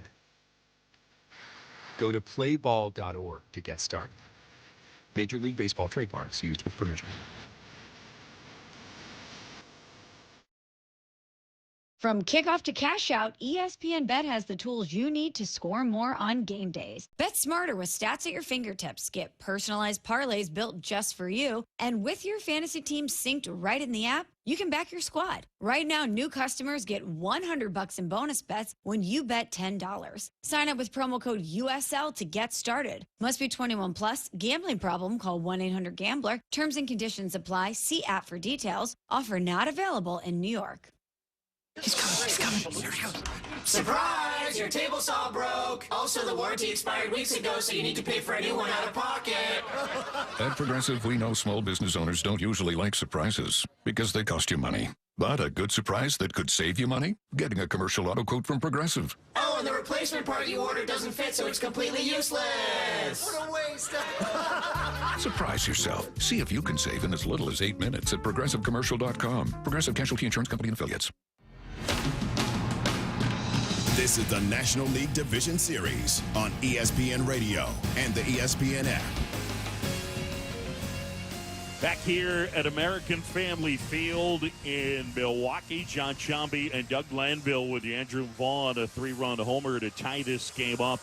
Aaron Ashby back out in the mound. Doug, Aaron Ashby made his major league debut June 30th, 2021 against the Cubs. In that game, Ashby lasted 2/3 of an inning. He gave up 7 runs, 4 earned on 4 hits. Here's the hook in that one. The Cubs jumped out to a 7-0 lead in that game, and the Brewers went on to win it 15-7. Oh, wow. 15 unanswered. Ooh. So Ashby hoping that will repeat itself. And now Pete Crow Armstrong makes his way to the plate. Left-on-left matchup. It'll be PCA and then Swanson and then Shaw. 3-3 game, a pair of 3-run homers. Suzuki for the Cubs, Vaughn for the Brewers. Okay, Crow Armstrong stands in left side. Ashby out of the set, delivers. And a breaking ball for a strike. Durbin even with the base at third, off the line. Shaded up the middle is Ortiz. They plan to pull on the right side. The 0-1. Swing and a ball popped up. Left side. Durbin on the grass to the left of the pitcher's mound. The third baseman makes the catch. And Pete Crow Armstrong retired. Pete Crow Armstrong has got more opportunities to face left-handed pitching as time went on, but it was kind of a new thing as he was seeing mostly righties. Yeah, I mean, part of it is just the value on defense is so great that even if he ends up being an out offensively, he just contributes so much in the field. First one to Dansby Swanson, fouled straight back, get out of play. And that's the opportunity for Pete Crow Armstrong. You know, if he kind of figures out that left-handed left on left, because he's going to get the opportunities because of his great defense, it could be game-changing. The 0-1. And that one in the dirt. The ball to strike on Swanson. Nick Mears continues to get loose in the bullpen for the Brewers. 3-3 for each side. Swanson was really good against lefties this year, almost a .500 slugging percentage. Ashby fires. That one in the dirt. Looks like Contreras is playing goaltender right now. A little bit. I mean, those balls were like 48 feet, and he just, I don't think he got a glove on it, but it hit his body. 2 balls and a strike, 1 out, bases empty. We're at the top of the second. Swanson digs back in, slightly open stance. The pitch. And a fastball in for a strike at 99.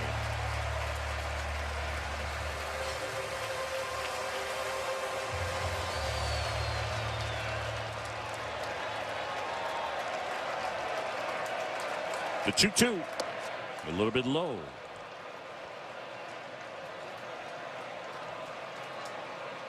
Dansby Swanson this year, 24 homers. And he stole 20 bases. One of 3 guys for the Cubs to turn the 2020 trick. 3-2. Dribbled foul at the plate. We mentioned yesterday how good Swanson was defensively in that Padres series. The Cubs' internal metrics said that Swanson's game 3 was the single best defensive game at shortstop in the postseason in the last 5 years. He swings and lifts this one to right field, and Frelick is there to make the catch out number 2. Well, it's fun to talk to him before the game and, just talk about the consistency. It's like, this is what I do. This is what we do as a team. Yep. We have Gold Gloves everywhere, and the capability to cover so much ground and work together as a sort of single unit just allows him to just really thrive. And he's just been steady, steady, steady with that glove. 2 down, bases empty. Speaking of good defenders, here's Matt Shaw, the pitch. And that is in for a strike at an even 100 miles an hour.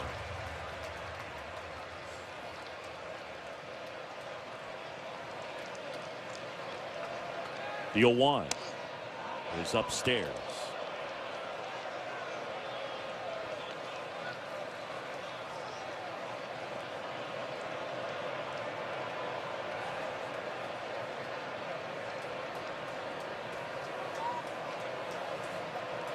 The 1-1. And that breaking ball misses outside. Mike Estabrook getting an earful from William Contreras. That was pretty much right in there. Yeah, it wasn't on the block. And I mean, you imagine as an umpire, you get fooled a little bit too, right? I mean, that was 100 miles an hour, and then he throws an 83-mile-an-hour backdoor curveball, and it just kind of froze everybody. So Shaw climbs back in, 2-1. 3-3 our score, top of the second. Here comes swing and a miss.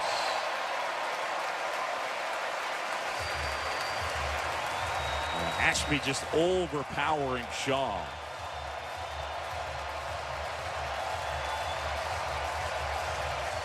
Well, this is why he should continue to go with the 99-100 and don't try to trick Shaw. The 2-2. A little bit low. And Shaw did such a nice job. He got sent down to the minors among struggles, changed some mechanics, as he said, changed his mindset, came back and became a very strong contributor. 3-2. Foul back.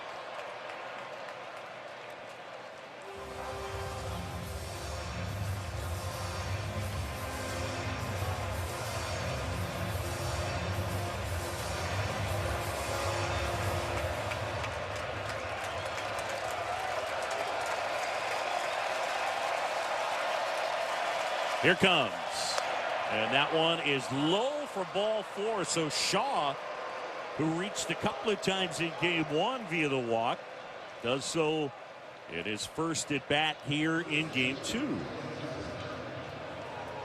Yeah, that was a good in-at-bat adjustment. I mean, he laid off a pitch that was down, but with the sinker, it looked even better. But he was very confident in that take.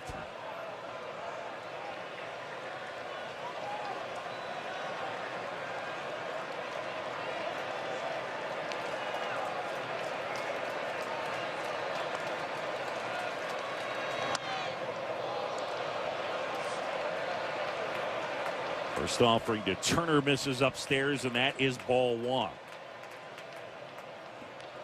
Contreras almost had the jump. I mean, he did have to stand up fully and catch that ball, and pretty athletic move there to keep it from going to the screen. Throw over to first, and stepping back in safely is Matt Shaw.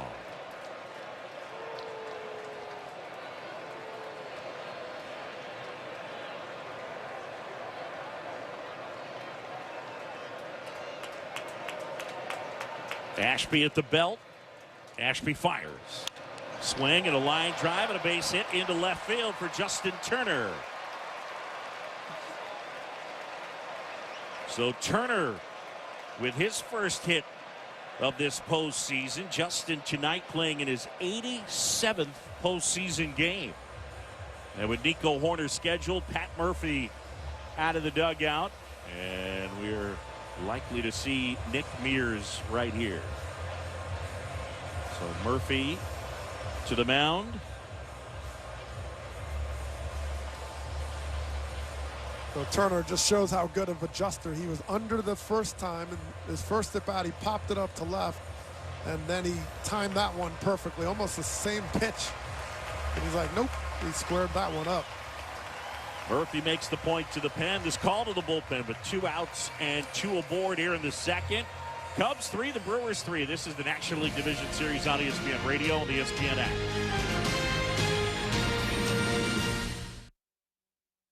Okay, all signed up.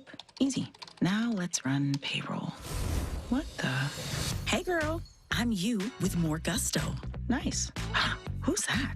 New social media manager, hired and onboarded with gusto. And spoiler, we're kind of famous now. Wait, we're famous? Oh, well, I'm famous. Payroll, benefits, and HR. Designed and built for small businesses. Choose a future with gusto.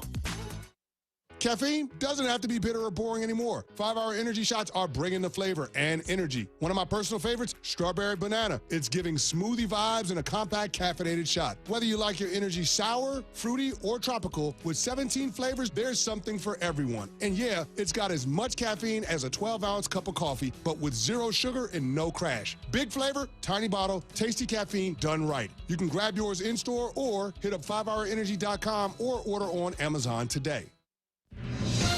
I'm Mark Kestecher. Earlier in Philadelphia, Phillies-Dodgers went down to the bottom of the ninth. Tying run 90 feet away for the Phillies. The pitch. Swinging a ground ball right side. Edman up and over. And a low throw dug out by Freeman. He held the bag, and the game is over. On a bad throw, Freeman saves the Dodgers. If he doesn't make that play, the tying run scores. And L.A. hangs on 4-3.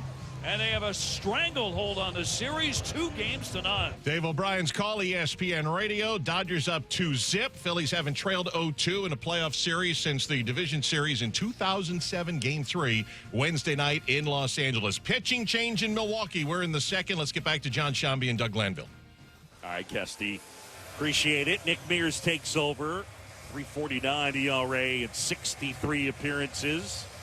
And he'll face Nico Hoerner. Tough customer as Hoerner bats with Shaw at second and Turner at first.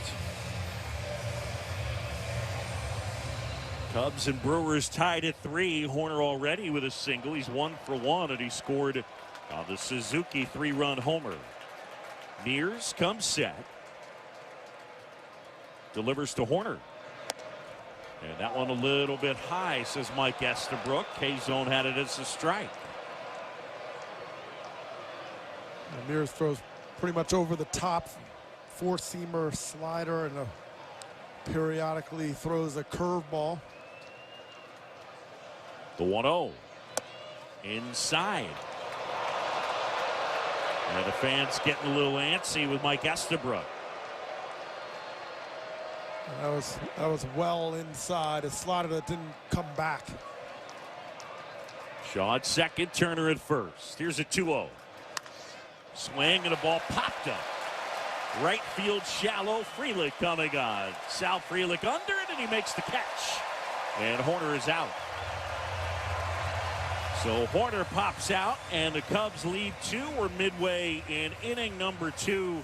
Cubs 3, Brewers 3. This is the National League Division Series. Game 2 on ESPN Radio and the ESPN app. Okay, all signed up. Easy. Now let's run payroll. What the? Hey girl, I'm you with more gusto. Nice. Who's that? New social media manager, hired and onboarded with gusto. And spoiler, we're kind of famous now. Wait, we're famous? Oh, well, I'm famous. Payroll, benefits, and HR. Designed and built for small businesses. Choose a future with gusto. Workdays can be unpredictable, but your workwear shouldn't be. With the Cintas Apparel Plus program, you'll have freshly laundered garments for everyone on your team delivered every week. Cintas has workwear for just about any job imaginable, with high-performance fabrics and an uncompromising fit that stretches and moves with you. Don't leave looking and feeling good to chance. Visit Cintas.com. Oh, I'm ready! And get ready for the workday. Caffeine doesn't have to be bitter or boring anymore. 5-Hour Energy shots are bringing the flavor and the energy. One of my personal favorites, Strawberry Banana, is giving smoothie vibes in a compact caffeinated shot. Whether you like your energy sour, fruity, or tropical, with 17 flavors, there's something for you. And yeah, it's got as much caffeine as a 12-ounce coffee, but 0 sugar and no crash. Big flavor, tiny bottle, tasty caffeine done right. You can grab yours in store or hit up 5hourenergy.com or order on Amazon today. This is the National League Division Series on ESPN Radio and the ESPN app. Bottom of the second, Brewers up to hit. 3-3 game. Cubs and Brewers, game 2 of this National League Division Series. It'll be Durbin, Perkins, and Ortiz. The Brewers, by the way, are the first team to score 3 runs in the first inning in each of their first 2 postseason games since those Moneyball A's in 2002. So Milwaukee, a team that didn't have a lot of trouble scoring this year. They were second in the NL, third in the majors in runs per game. And so far, off to a fast start offensively in these playoffs. Caleb Durbin climbs in. Durbin, who actually grew up just outside of Chicago in Lake Forest, although he grew up a White Sox fan. Talked to him about it. He said, yeah, we just watched more White Sox games. I can't really tell you why. He said, but I went to a number of games at Wrigley and loved it. Here's the pitch. And Imanaga pumps in a strike. Wasn't Bobby Miller from Lake Forest? It was, it sounds, a couple of Illinois kids I've been running into here and there. Here's the 0-1. And that one skips in the dirt. Durbin at 256 this year with 11 homers. Good defender. Came over from the Yankees in the Devin Williams trade. Right-hand hitter at the plate. The 1-1 from Imanaga. Swing and a miss. Fastball upstairs, and Durbin couldn't catch up. Imanaga's probably happy to get in the second inning. The first inning has not been kind to him. 7.20 ERA. This season, 20 earned runs in 25 first innings. The 1-2 pitch. Swing and a fly ball. Shallow right field. Seiya Suzuki is there, and he makes the catch. And Durbin retired. There is one away. 3-3 game. We're in the bottom of the second, and Blake Perkins will come up to hit. Jacob Mizorowski is up and throwing in the bullpen for the Brewers. So here's Perkins, who had a couple of hits, including a double in game 1. He shortens the bunt, takes a strike, and it's 0-1. Charging from the corners, Shaw at third, Turner at first.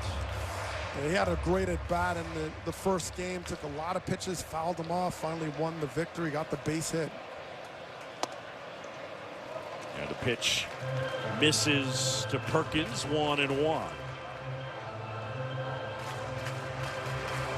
And that was a big way to get to Matthew Boyd early on in that first inning. The 1-1 is on the inside corner for a strike. Yeah, it's a big plate appearance.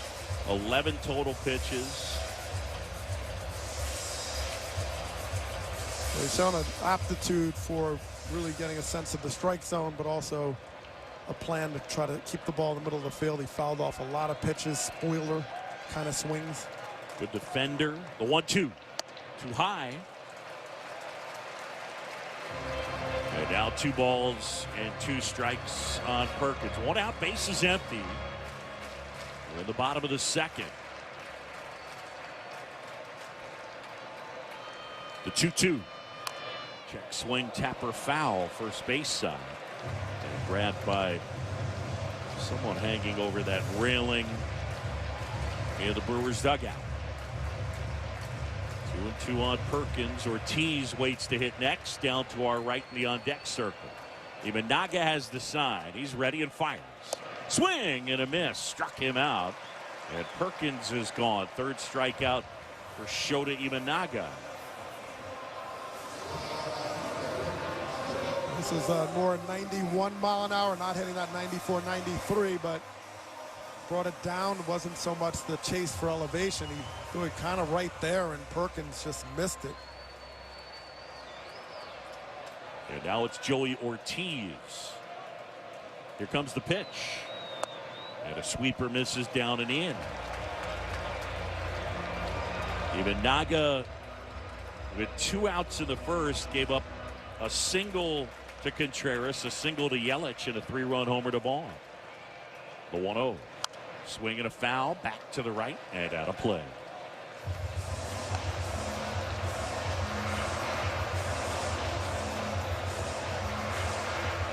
Brewers team this year that had winning streaks of 11 and 14 in a row. 2 separate winning streaks. The 1-1.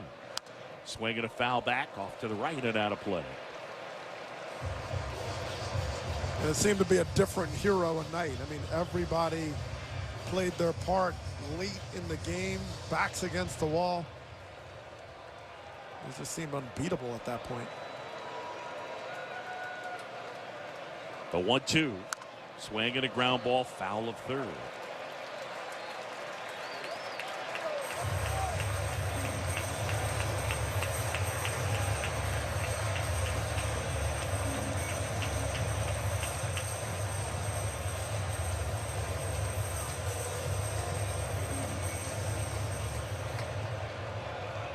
Ortiz stepping out, the shortstop who came over from Baltimore in the Corbin Burns deal.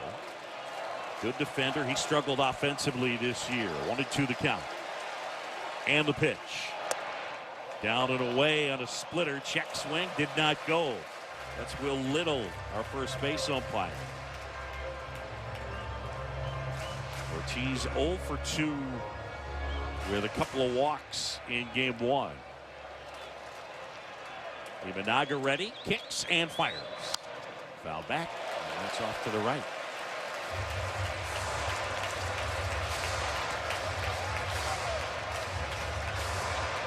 Imanaga up to 37 pitches at this stage. 25 strikes.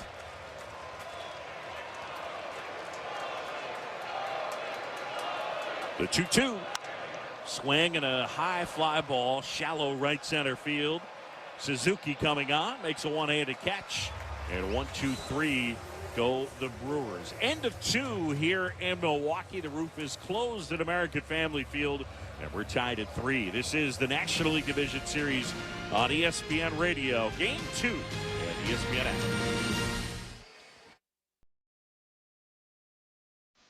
Anyone who loves playing baseball or softball knows that one of the first steps in that journey is breaking in your first glove. It's where your love of the game began. Where does your child's baseball or softball journey begin? Go to playball.org to get started. Major League Baseball trademarks used with permission.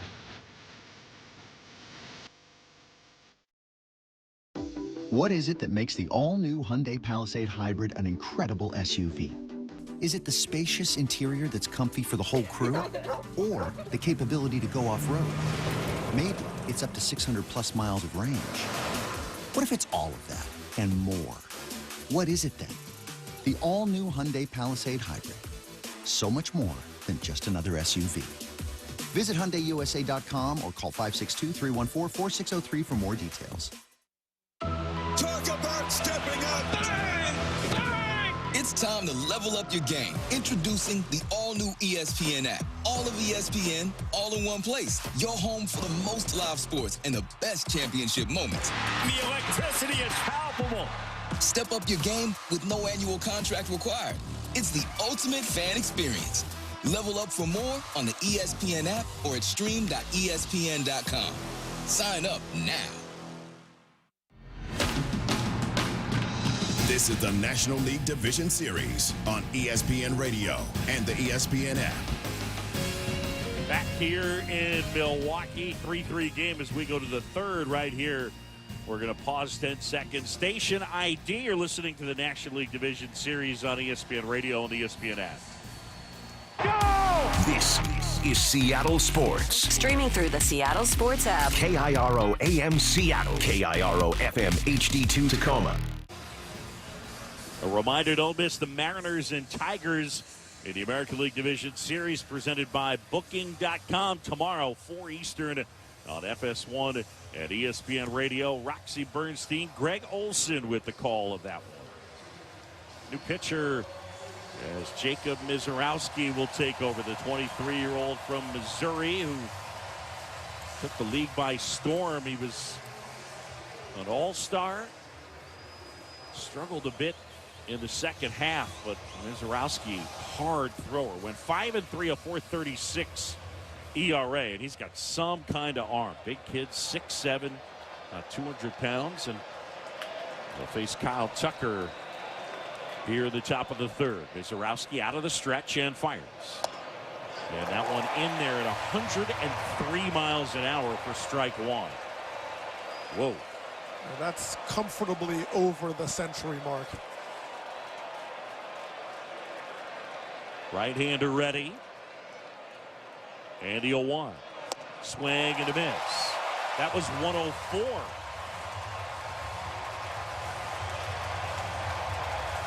So Mizorowski coming in and throwing BBs. They're on their feet, waving the yellow rally towels. Here's the 0-2 in the dirt. And a fastball missing. They appeal in a check swing. No swing, says the third base umpire, Chris Conroy.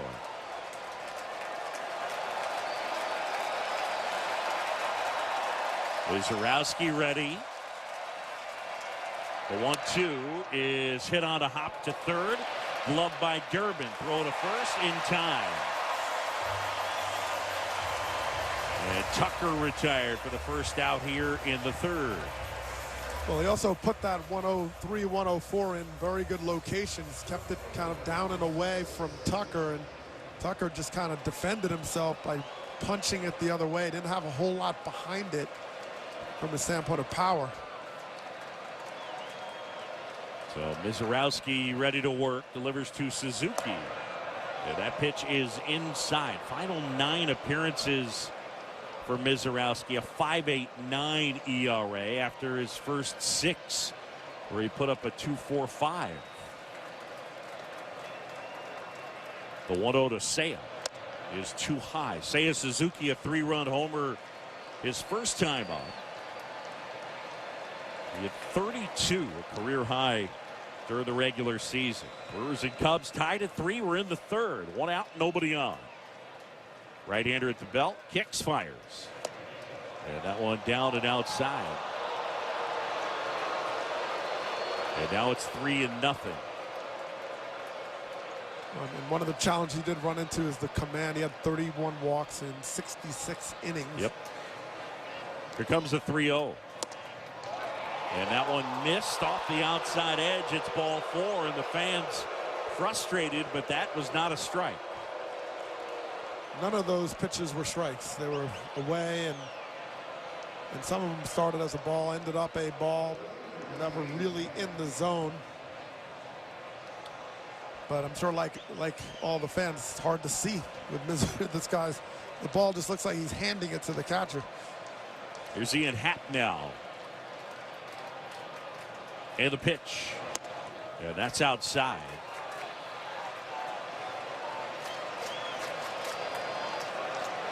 And Mizorowski now the second pitcher the Cubs have faced throwing 104. Remember, they saw Mason Miller with the Padres.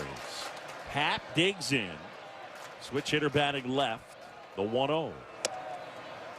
And that one missed outside. A let up at 102. Change up. Yeah, he's just missing kind of outside the lefties, inside sort of that side, trying to get the corners, and the outer corner he's just missing by a couple of inches. Happ waits, man at first, 2-0. And that's in there on the outside corner. 2-1 on Ian Happ. Struck out looking his first time off.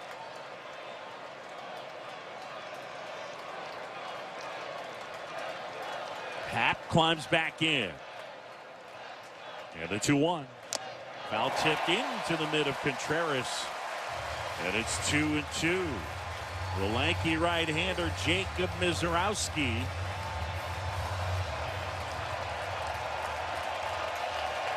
actually attended the same junior college as Aaron Ashby.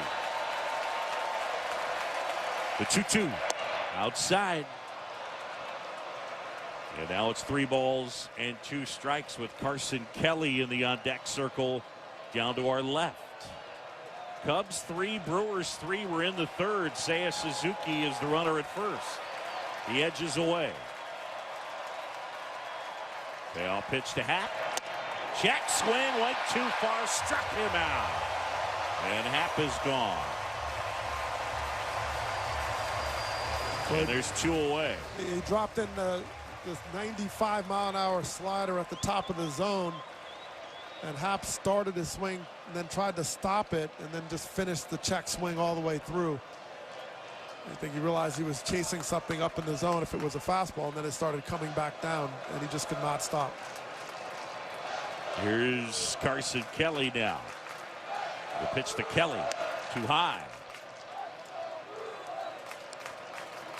Carson Kelly lined out to second his first time, and I mean hard. 106.7 off the starter, Aaron Ashby. Mizorowski at the belt. Lifts the leg, deals. And that's in there at the knees for a strike.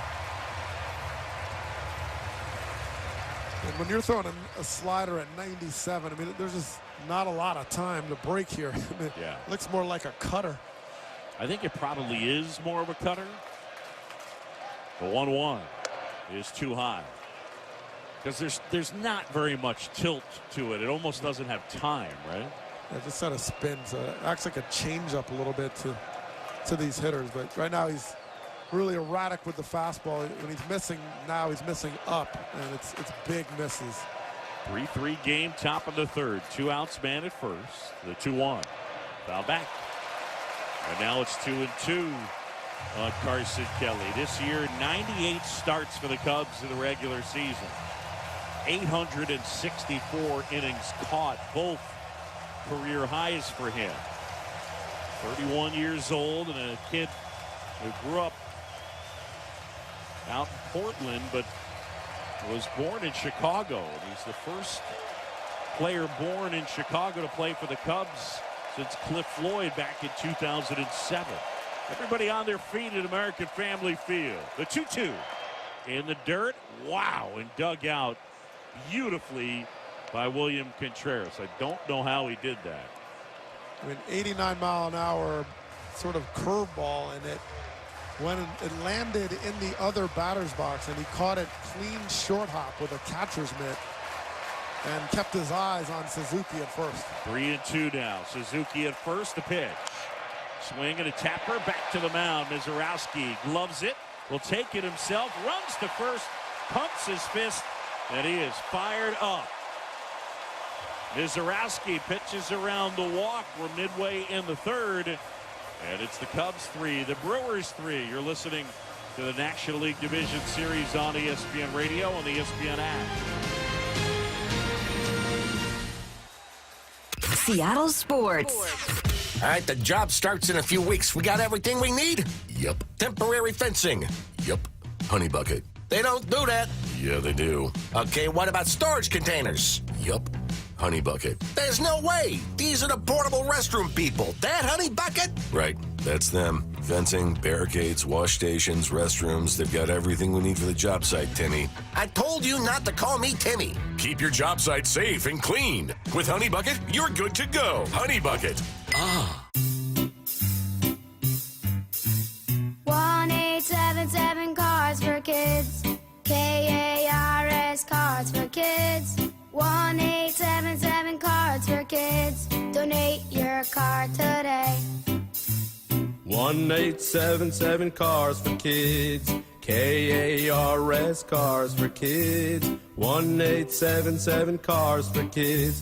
Donate your car today. Ready to get rid of that old car? Donate it to Cars for Kids. Call 1-877-CARS-FOR-KIDS to reach a friendly live agent. Donation's super easy, and your car can be picked up as soon as tomorrow. Call us now, 1-877-CARS-FOR-KIDS. That's Cars with a K to donate your car today. 1877 Cars for Kids. Donate your car today. Did you know you can donate real estate too? Go to carsforkids.org. That's carsforkids.org. This is the National League Division Series on ESPN Radio and the ESPN app.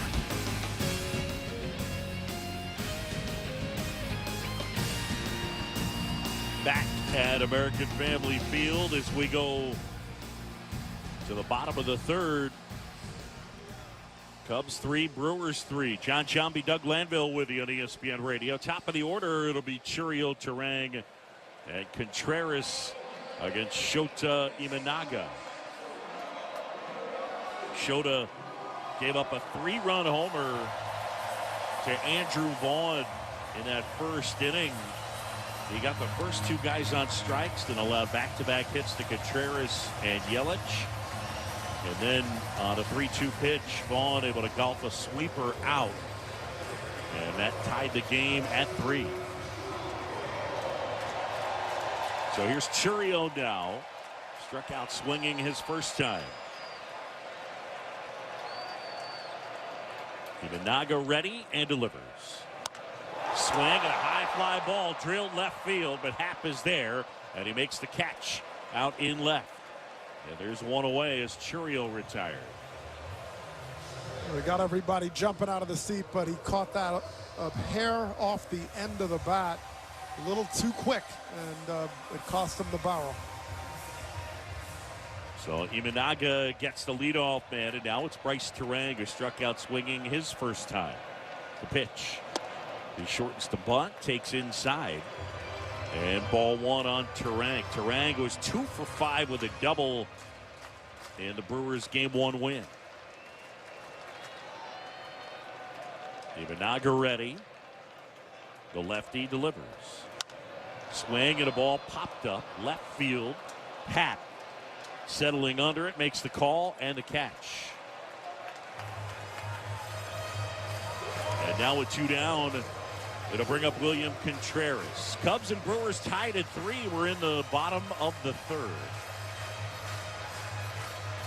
I don't know about for you, but even though this has been William Contreras' walk-up song, I mean, for most of his career with the Brewers, every time I hear it, I'm waiting for Edwin Diaz to come in the game. Yeah, I wonder if you could like license the song and have exclusivity or something. Because I do hear that. I think of here's Edwin coming in, but it's a great track for firing everybody up. Contreras a single his first time. The pitch is down and in as that splitter missed. Ball 1. Contreras a single and a run scored. This kid has turned into one of the best catchers in baseball. The 1-0. Swing and a miss. And another splitter. We talked about it yesterday. Since the start of the 22 season in a regular year, only Cal Raleigh has registered a higher wins above replacement at catcher than Contreras. The 1-1. Swing and a high fly ball crushed down the left side. On its way out of here. Way out of here. Inside the left field foul pole. Contreras will touch them all. And the Brewers have the lead. It's 4-3. Whoa. Well, the only doubt about it was whether it was fair or foul, but then you watch Contreras at the box, and you're like, wait a minute, he hadn't moved yet. So he was confident in the distance and confident that he kept it straight. And he certainly did that by spinning his whole body around in celebration. But after it landed, he was kind of still at home plate. So. Well, for Shota Imanaga, the home run ball continues to be an issue. And this is a team, the Brewers, that don't hit a ton of them. Here's Yelich now. And the pitch. Down and away for a ball. The Brewers on the season were 9th out of 15 teams, 22nd out of 30 in homers in the majors. The 1-0. Swing and a ground ball, and that's a base hit into right field. So Yelich is 2 for 2. A single to left and a single to right. And with 2 outs, a man aboard in front of Andrew Vaughn. Well, Yelich has such a nice short swing. He starts a little taller, then he sits down into his crouch. And then it's all hands from there. A really quick whip through the zone.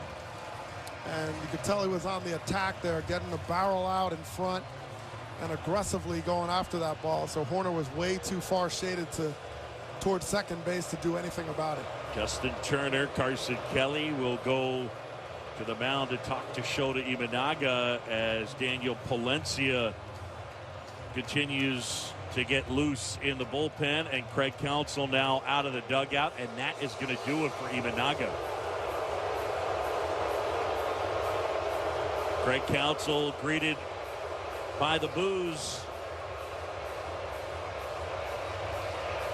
Counsell here, 9 years in Milwaukee as manager, took him to the playoffs 5 times.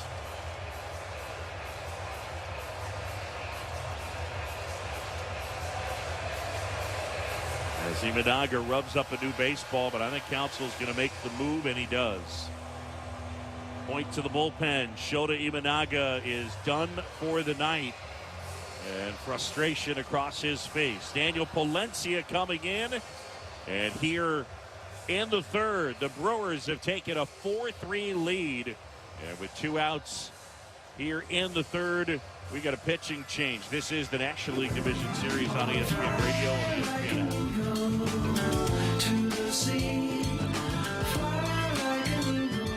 Whoa, it's you, the Capital One Bank guy. That's what they call me. Mind if I get a selfie? Yeah, sure thing. Say no fees or minimums on your Capital One checking account.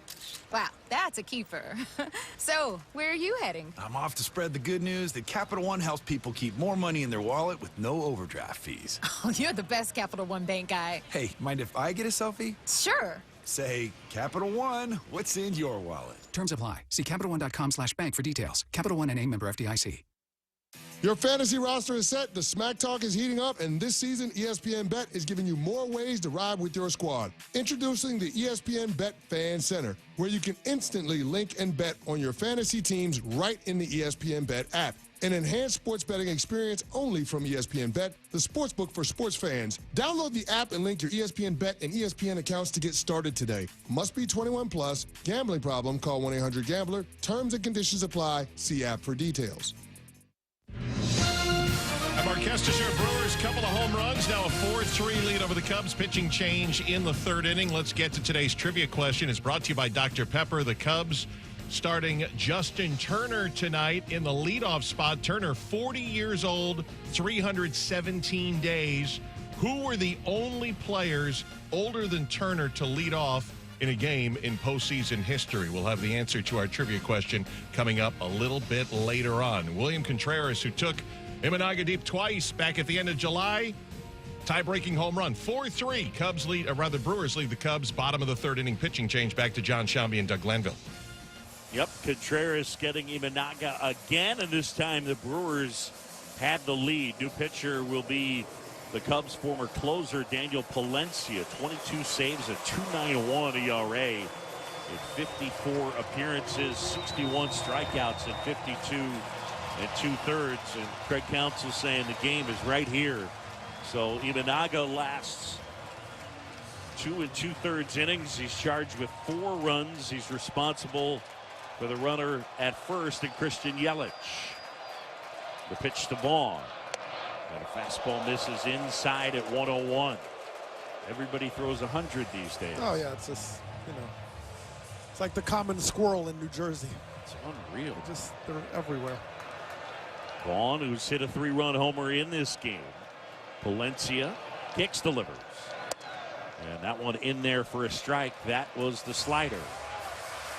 Vaughn, who came over from the White Sox for Aaron Savali June 13th and was actually sent to AAA. He had been at AAA for the White Sox. Didn't get called up till July 7th.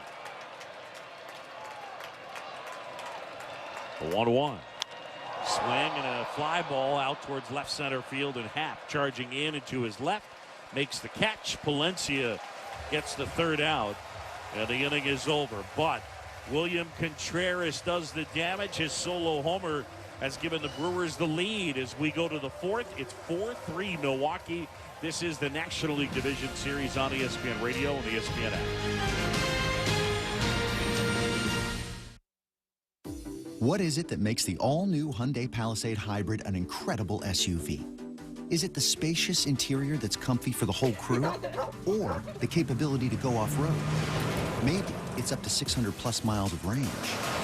What if it's all of that and more? What is it then? The all-new Hyundai Palisade Hybrid. So much more than just another SUV. Visit HyundaiUSA.com or call 562-314-4603 for more details. Confidence is knowing you're ready to handle whatever comes your way. That's what it feels like to take on your workday with Cintas. They make sure your AEDs are up to date, your fire extinguishers are tested and inspected, your floor mats are cleaned and delivered, and your workwear looks good, feels good, and is freshly laundered with a Cintas Apparel Plus program. So are you ready to take on today? Visit Cintas.com. Oh, I'm ready! And get ready for the workday. I'm Mark Kestisher. Game number 2 between the Phillies and the Dodgers played earlier tonight in Philadelphia. It was a pitcher's duel in a scoreless game until the 7th inning. Dodgers broke through on a fielder's choice and a close play at the plate. 1-0 lead. Runners on base for Will Smith. And the pitch. Swing and a line drive in the left field down for a base hit. Freeman is in to score. Here comes Kike Hernandez. The throw home, not in time. 2 more runs score, and the Dodgers grab a 3-0 lead in the 7th. As heard on ESPN Radio, Dave O'Brien on the call. Dodgers needed 3 relievers to get through the 9th inning. They win it by a final of 4-3, and Game 3 in Los Angeles on Wednesday night. 2 American League Division Series resume tomorrow afternoon. Tigers hosting the Mariners. Series tied at 1. ESPN Radio broadcast coverage begins at 3:30 Eastern. Then the Blue Jays carry a 2-0 series lead into Yankee Stadium. Shane Bieber pitches for Toronto against Carlos Rodon. We go to the 4th. Brewers 4, Cubs 3. Back to American Family Field. John Shambi and Doug Glanville. Yeah, Kesty, the Miz, Jacob Mizorowski continues on the mound. Dougie, worth noting, the 4 fastest pitches in postseason history, at least in the pitch tracking era. Mason Miller on October 1st of this postseason threw a pitch a little over 104 miles an hour, 104.5. Mizorowski here tonight went 104.3, 104.2, 103.9. So the Cubs have faced the 4 fastest pitches ever in postseason history in this postseason. There's Pete Crow Armstrong. And the pitch. And PCA shortens the bunt and takes a strike at the top of the zone. And Pete turning around and saying something to Mike Estabrook. K-Zone said that that was a little above the strike zone. The 0-1. Swing and a miss. Craig Counsell raves about Crow Armstrong. He calls him the best defender in the world. He did. And likely to win a Gold Glove, maybe a Platinum Glove in the National League. Mizorowski, the 0-2. Too high. He had 31 homers this year, 35 steals. And he joined Sammy Sosa as just the 2nd Cub player ever to have a 30-30 campaign. The 1-2. Swing and a miss. Struck him out. I mean, that was 102 elevated, and he just worked up the ladder, maybe not completely intentionally, but he's just throwing so hard. As a hitter, you have so little time to make a decision, and even if he threw that bunt out there earlier, I mean, must be also very difficult to bunt 102, so not much you can do. 4-3 Brewers, top of the 4th, 1 out. The pitch. And Dansby Swanson takes a strike.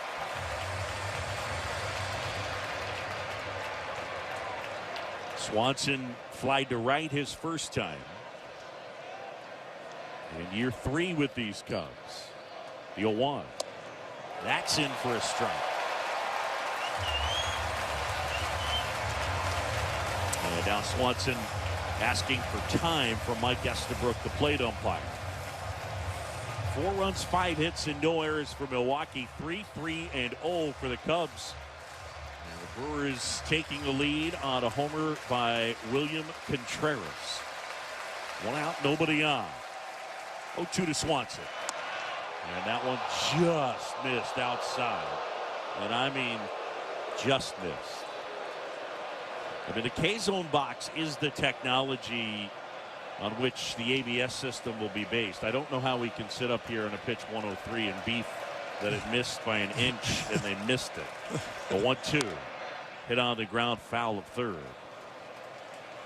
Yeah, I mean, the thing about Morosi is he's definitely wild in the zone. It's not a comfortable at bat because it's up, it's down, it's in, it's out.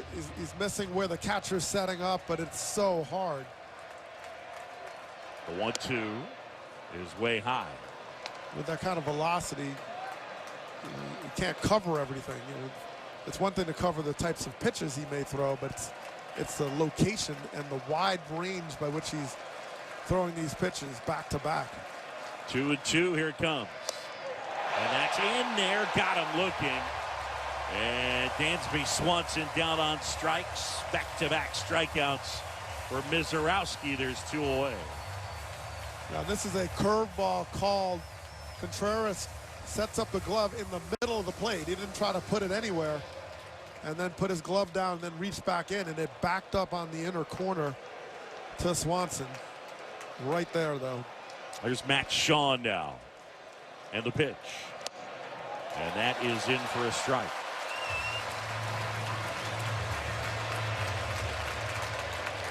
Shaw walked his first time up. Brewers lead at 4-3. We're in the top of the 4th. The pitch.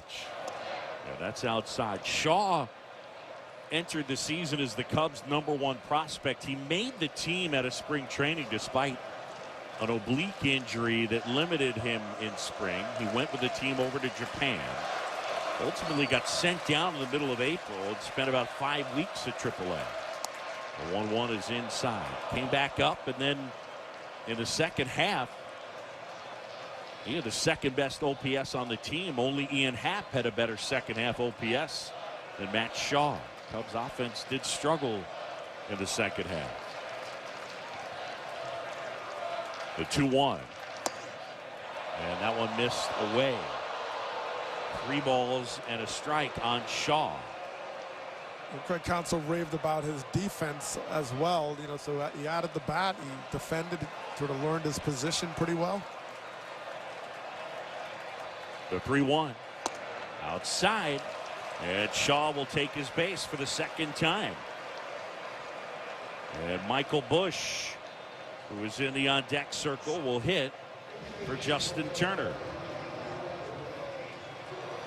So Busch, who is the Cubs' normal first baseman and their leadoff guy against righties, will get his first opportunity of this game. Remember, he led off the game against Freddie Peralta with a home run in game 1. Busch has had a great season, 34 home runs, 90 runs batted in. And just got settled into his role as first baseman and produced. I said earlier it was Seiya Suzuki. It was Michael Busch that led the Cubs in homers at those 34. And put together a magnificent year. Shot first. Mizorowski delivers to Busch. And that one missed inside. 1-0 on Busch at 261 this year. He's a guy that'll take his fair share of walks. 4-3 Milwaukee, top of the 4th. The pitch. Swing and a high fly ball twisting down the left side and towards the stands down the left field line, and the catch made by Julio. Just up against the sidewall down the left side, and Julio able to haul it in. Michael Busch flies out, and that will end the inning. No runs, no hits, a walk, and one man left. We're midway in the fourth. Milwaukee 4, Chicago 3. This is the National League Division Series on ESPN Radio and the ESPN app.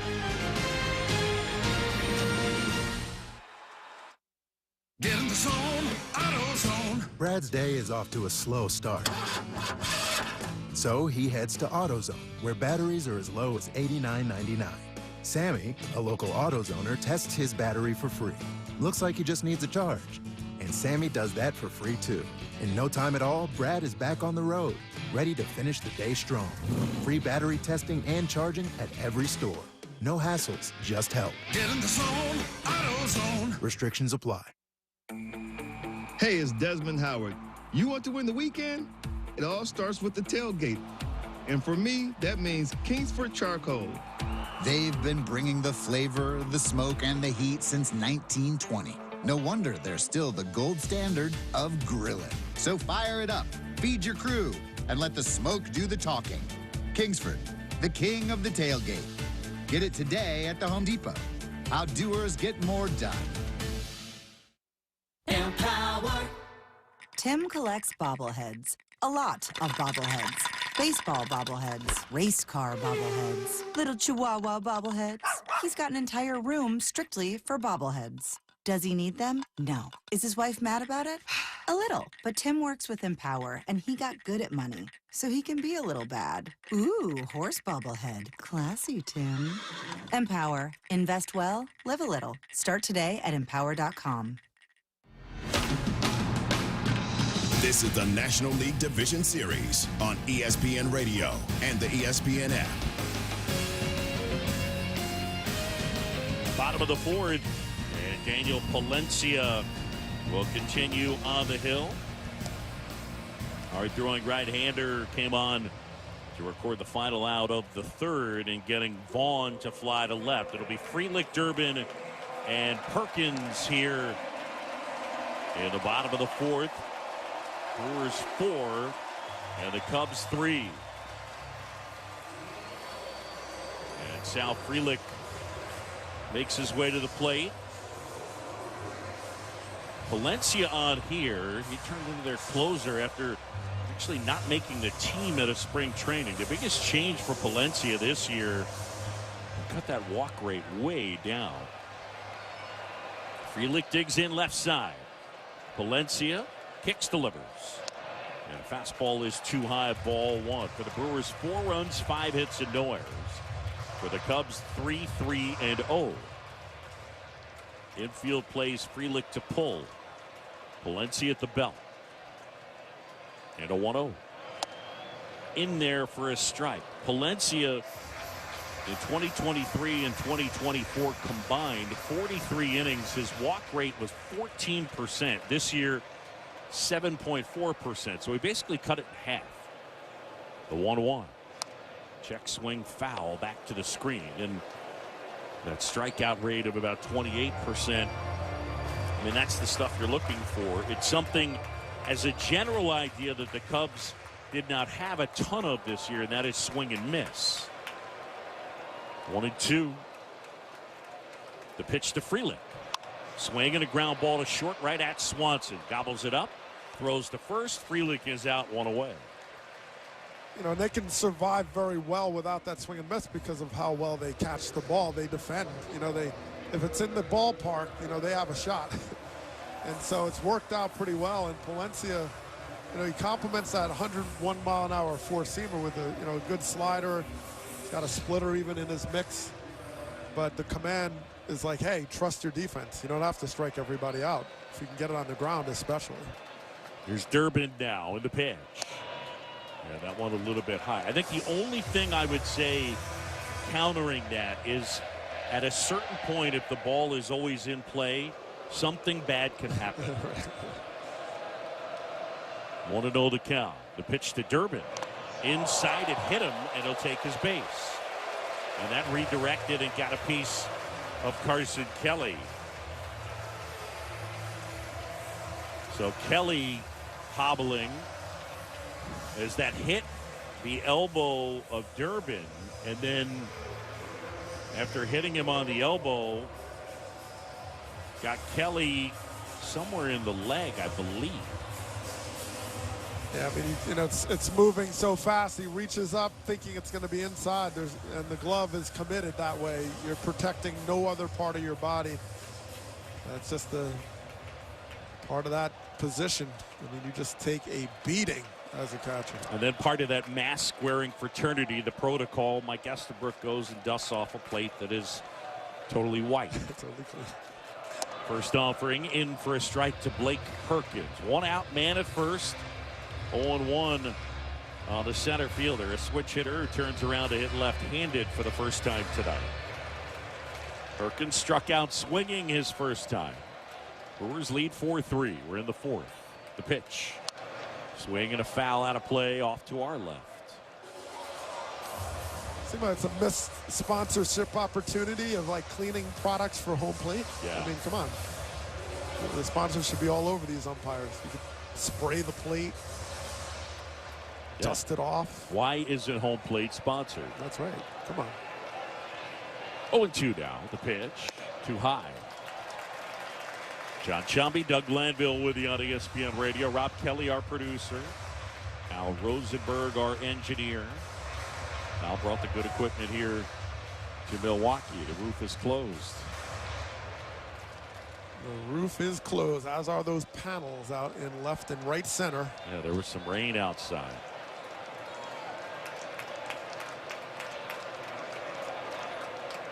Palencia sets and will throw to first.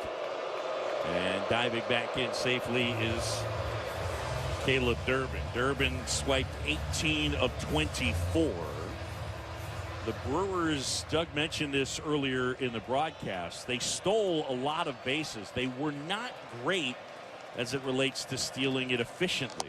Next offering cut on and missed. And Perkins has gone on strikes. So Palencia gets the strikeout that he was looking for. Milwaukee this year was second in the majors in total steals to the Rays, but their stolen base rate of 75.6% was tied for 22nd and below the major league average. Well, 3 out of 4 doesn't sound bad. The standard is kind of 80% or higher. First offering in the dirt to Ortiz. Snap throw to first, and back in safely is Durbin. And it's changed, right? I mean, when you look at it, stolen base success rates have gone up. Remember, the bases got bigger. You have the disengagement rule.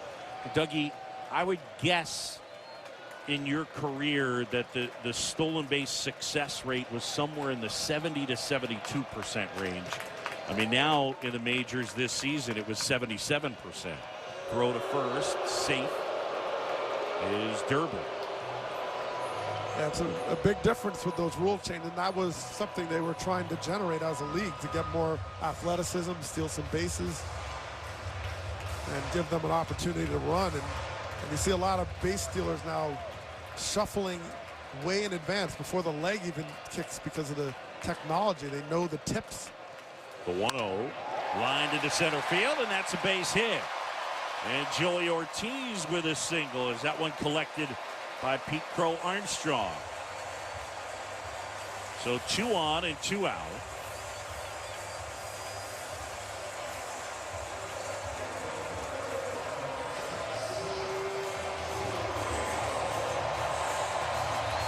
And the batter now is Jackson Churio. Dougie, in your major league career, during that period, the average big league stolen base success rate was 69.1%. So it was sort of in range. This year it was 77.7%. Well, it's gone way up. Here's Churio now. 4-3 Brewers. The pitch. Foul back. That's off to the right and out of play. Brewers lead it by a run, but with 2 outs, threatening as they have an opportunity to add to their lead. We're in game 2. Milwaukee leading it 1-0. An off day tomorrow, and then game 3 will come your way at 4 o'clock Central Time on Thursday. On Wednesday, I beg your pardon. Yeah. I'll get it together. Here's 0-1. Swing and a foul out of play off to the right. With Churio taking some big swings. He's got such good power to the right side of the field. And so as a result, Suzuki playing pretty deep and therefore making it tough on a base hit to throw out a runner trying to score. Valencia ready. The 0-2. Swing and a fly ball center field. Pico Armstrong back of the track at the wall, and it's out of here. Jackson Churio off the batter's eye in center field, and the Brewers get a 3-run homer from the youngster. And they now lead this game 7-3. Churio goes deep.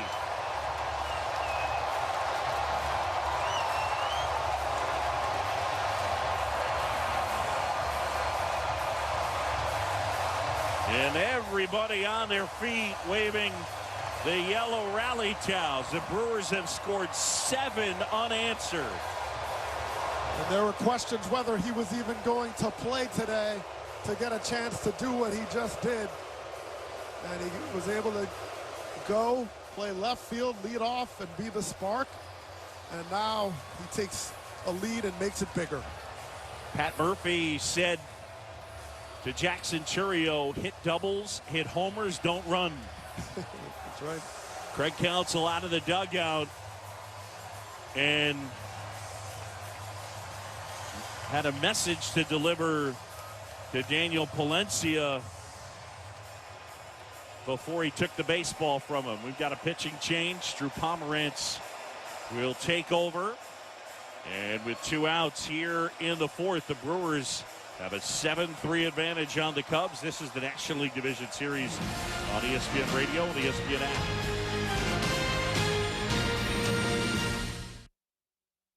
Your fantasy roster is set. The Smack Talk is heating up, and this season, ESPN Bet is giving you more ways to ride with your squad. Introducing the ESPN Bet Fan Center, where you can instantly link and bet on your fantasy teams right in the ESPN Bet app. An enhanced sports betting experience only from ESPN Bet, the sports book for sports fans. Download the app and link your ESPN Bet and ESPN accounts to get started today. Must be 21 plus. Gambling problem? Call 1-800-GAMBLER. Terms and conditions apply. See app for details.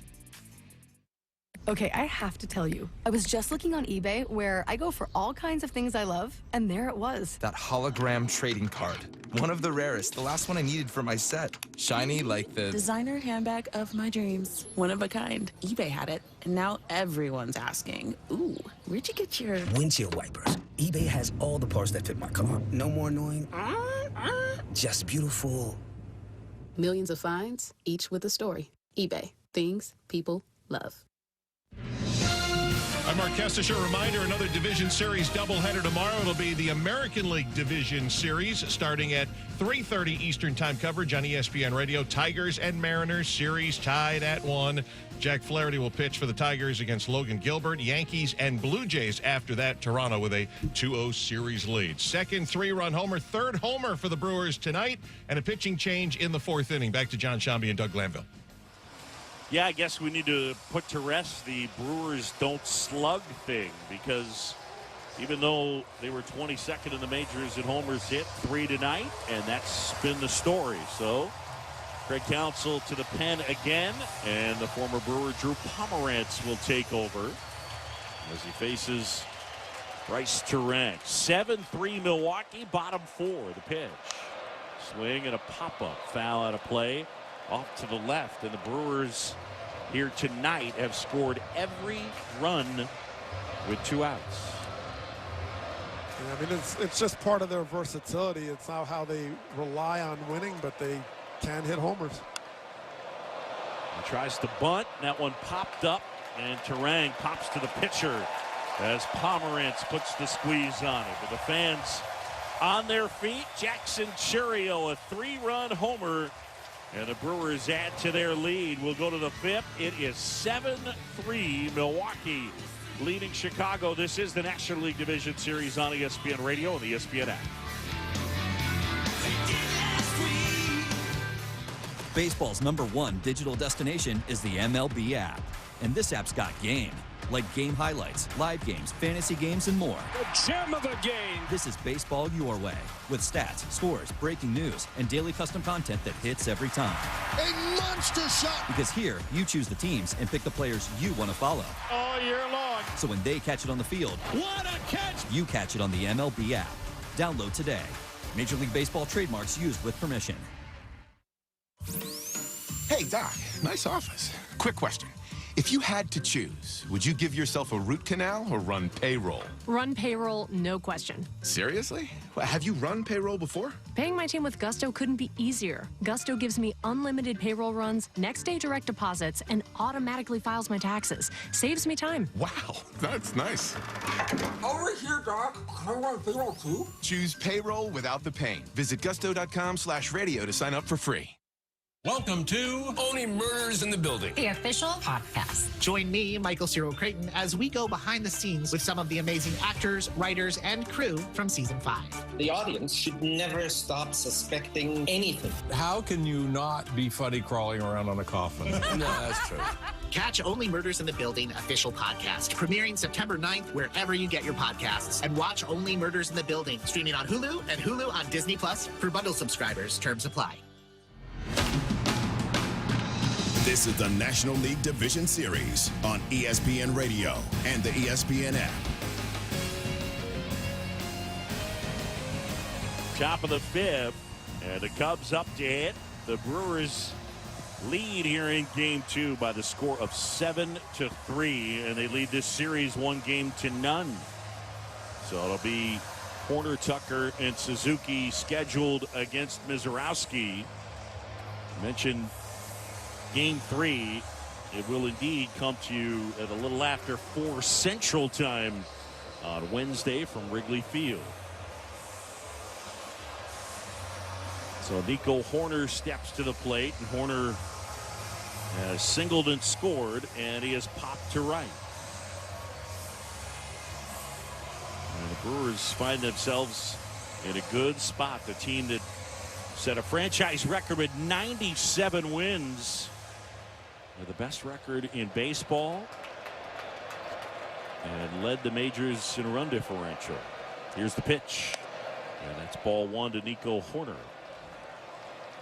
They played some really pressure baseball. The offense is capable of scoring by their legs, by power, as we've seen. The 1-0, and that is in for a strike. Putting the ball in play, just doing a lot of things, but we watched them go first to third. And defenders not only have to catch the ball because they put it in play, but you got to make the right throws. The 1-1 is fouled off out of play to the right, and now 1-2 on Hoerner with 297 this year, second best average to Trey Turner in the National League.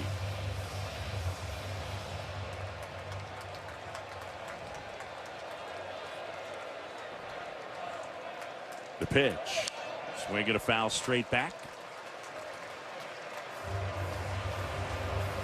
And a 1-2.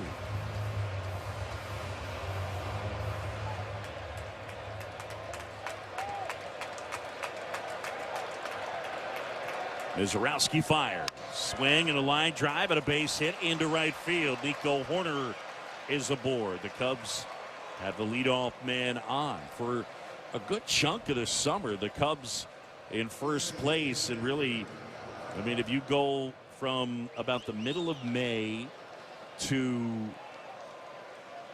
the middle of June, the Cubs lead was in the range of 5.5, 6.5 games. And then the Brewers just stepped on the gas, and they got into first place basically for good July 28th.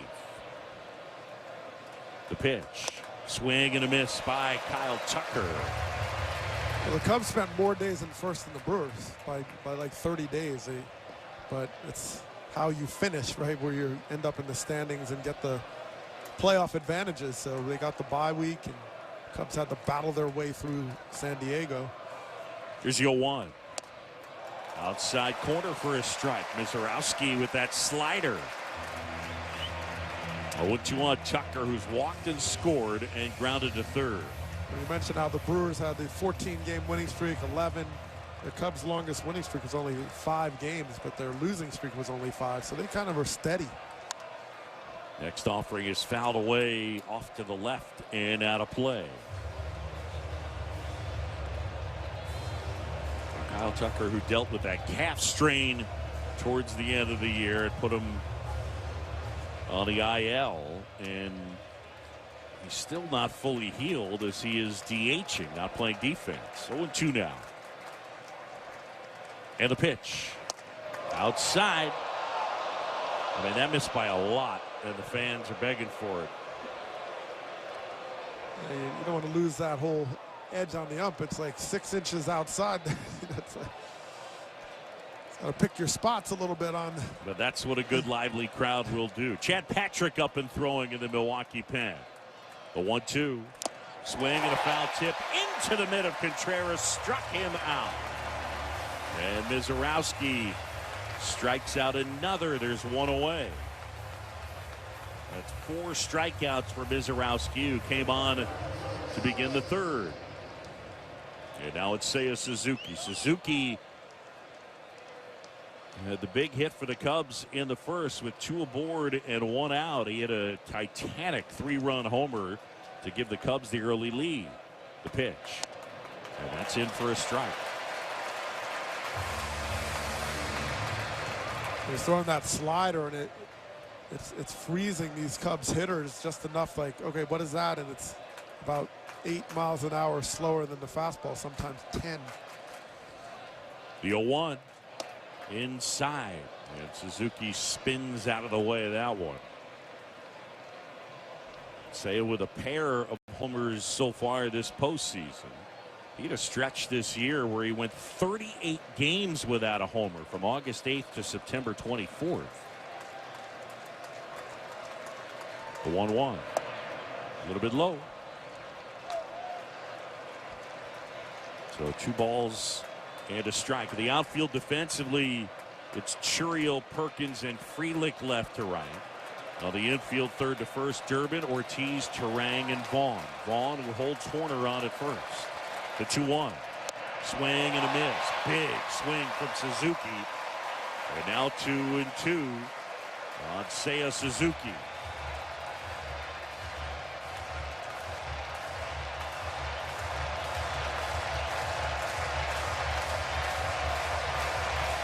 The Cubs right fielder in year 4 with Chicago. Biggs back in on that right side. 2-2. Here comes. Now back.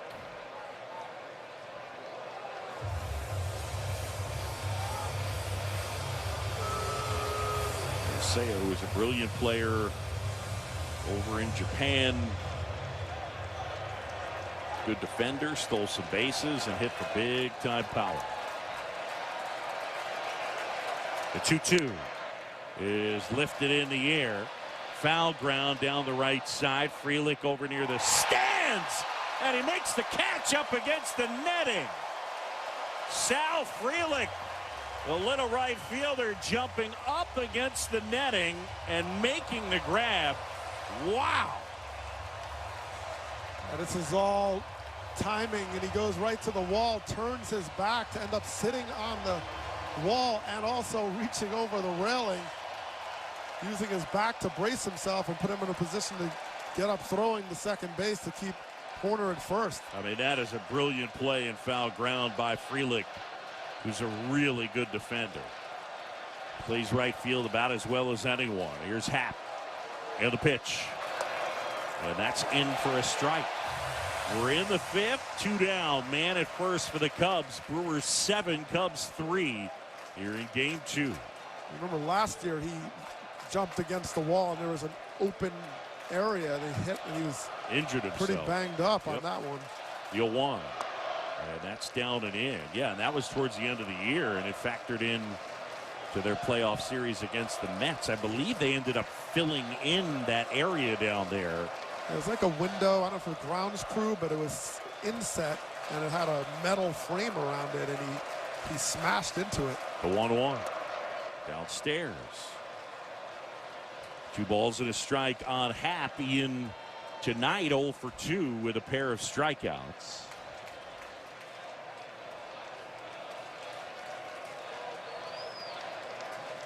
Mizorowski says yes. Peeks over his shoulder at Horner. The 2-1. Swing and a ball lifted in the air down the left side. Durbin out. Coming on is Chourio, and Chourio makes the catch. Jackson Chourio hauls it in and foul ground. And we'll go to the bottom of the fifth here at American Family Field. The Brewers 7, the Cubs 3. This is the National League Division Series on ESPN Radio and ESPN app. This one's for the flavor fanatics. Sour apple 5-hour energy shots don't mess around. They bring the bite. Tart, tangy, and packed with tasty caffeine, this little 2-ounce bottle punches above its weight. With 0 sugar and as much caffeine as your favorite 12-ounce coffee, it's the kind of pick-me-up that keep your taste buds happy without the crash. And it doesn't stop at sour apple. There are 17 bold flavors waiting for you to discover. Pick one up in store or stock up online at 5hourenergy.com or on Amazon today. Surprise! Your expenses this month were way higher than you expected. Also, you forgot to renew your website domain, and now you're in a bidding war. You should see the look on your face. At Progressive, we know small business owners don't usually like surprises because they cost you money. But a good surprise that could save you money? Getting a commercial auto quote from Progressive. Plus, the fridge died in the break room, and now everything smells weird. Surprise yourself. See if you can save in as little as 8 minutes at ProgressiveCommercial.com. Progressive Casualty Insurance Company and Affiliates. Okay, I have to tell you, I was just looking on eBay where I go for all kinds of things I love, and there it was. That hologram trading card. One of the rarest. The last one I needed for my set. Shiny like the designer handbag of my dreams. One of a kind. eBay had it, and now everyone's asking, ooh, where'd you get your windshield wipers? eBay has all the parts that fit my car. No more annoying. Just beautiful. Millions of finds, each with a story. eBay. Things people love.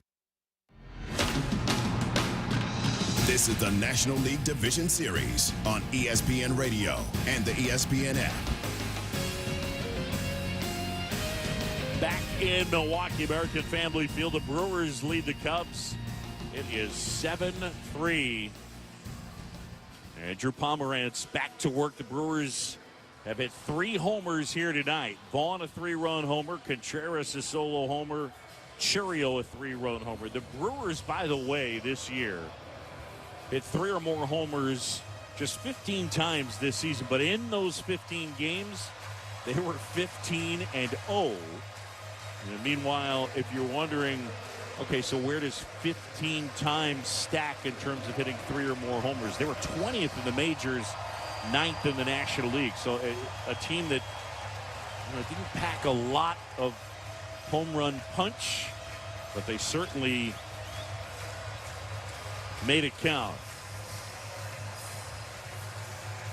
So here is William Contreras. Contreras, a single and a run scored, and a big homer to give Milwaukee a 4-3 lead. The pitch, and that's in for a strike. Brewers currently lead at 7-3.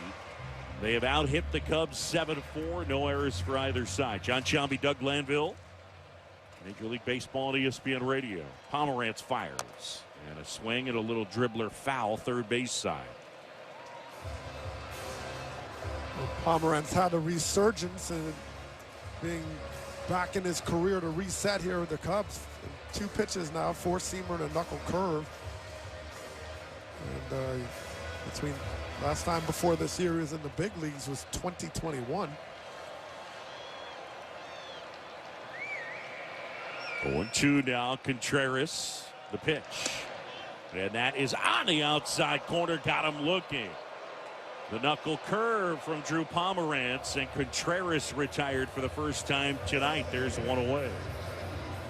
Nice job with this knuckle curve. Started it around the plate, threw it outside, and it came back right on that edge. It was a ball most of the way, and then that last second, it kind of clipped the edge.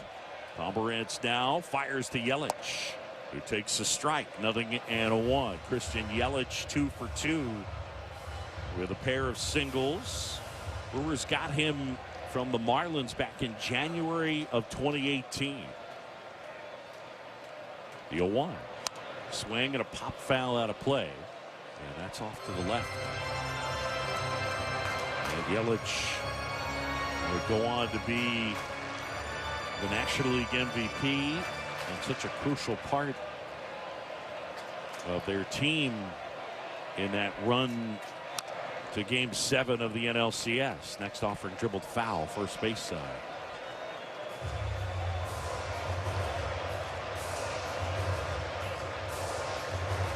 Going 2 on Yelich, 1 out, bases empty.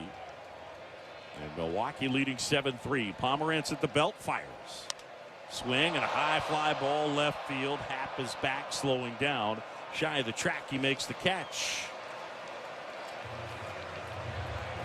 And the Cubs are going to have to do some figuring out in terms of a pitching plan, and then as well in terms of getting some offense together. Right now, Craig Counsell out of the dugout and makes the point to the pen.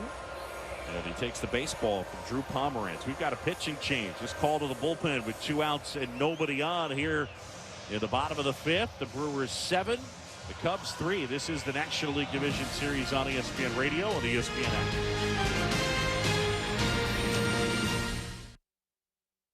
What is it that makes the all-new Hyundai Palisade Hybrid an incredible SUV?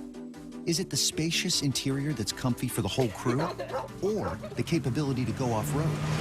Maybe it's up to 600-plus miles of range. What if it's all of that and more? What is it then? The all-new Hyundai Palisade Hybrid. So much more than just another SUV. Visit HyundaiUSA.com or call 562-314-4603 for more details. Confidence is knowing you're ready to handle whatever comes your way. That's what it feels like to take on your workday with Cintas. They make sure your AEDs are up to date, your fire extinguishers are tested and inspected, your floor mats are cleaned and delivered, and your workwear looks good, feels good, and is freshly laundered with a Cintas Apparel Plus program. So are you ready to take on today? Visit Cintas.com. Oh, I'm ready! And get ready for the workday.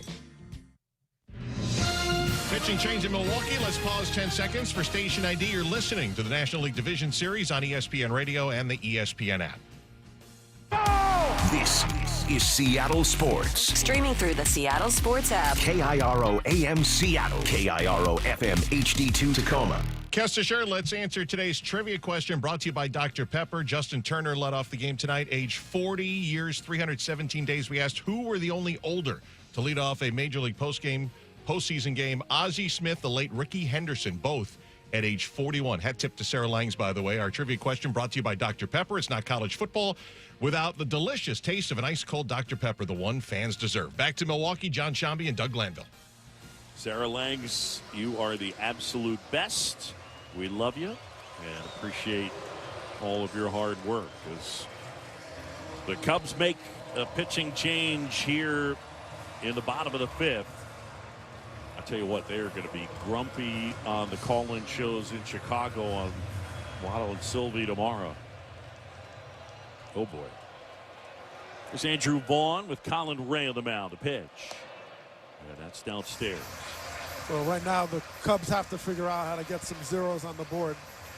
The Brewers have scored 3 in the first, 3 in the fourth, 1 in the third. It's just, you have to stop the flow and then score. The 1-0 is foul tipped into the mitt of Carson Kelly. And it's 1-1. Vaughn, a big 3-run homer in that first. He's also flied to left. The 1-1. A little bit low. Now, Colin Ray did really good work for the Cubs this season. The former Brewer signed a 1-year, $5 million deal. Early on of the season was not frequently used. 2-1. And that's outside. In fact, the beginning of the year, in their first 16, 17 games, he pitched 3 times. But then Justin Steele went down. He got plugged into Steele's spot in the rotation and did solid work. The 3-1 foul back, and it's 3-2. The kid from Cascade, Iowa, Colin Ray, the former Brewer. He made 27 starts. I mean, that's a significant number. I mean, it's, I think of most starters go about 32 in a season. He's right there. 3-2. Inside ball 4, and Ray has walked Andrew Vaughn. Yeah, well, he was second on the team in innings pitched to Matthew Boyd. Well, he's not going to blow you away, but velocity, he's got a lot of pitches. Contact guy, four-seamer, splitter, slider, a two-seamer, sweeper, curveball. He cuts the ball. Here's the pitch. And a breaking ball in for a strike to Sal Frelick. A lot of buttons on that pitch column, I'll tell you that much. Frelick 0 for 2. He's made a great catch at foul ground down the right field line. Ray ahead 0-2. And the pitch.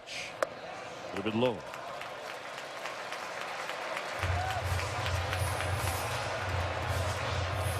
Sal Frelick, former first-round pick out of Boston College.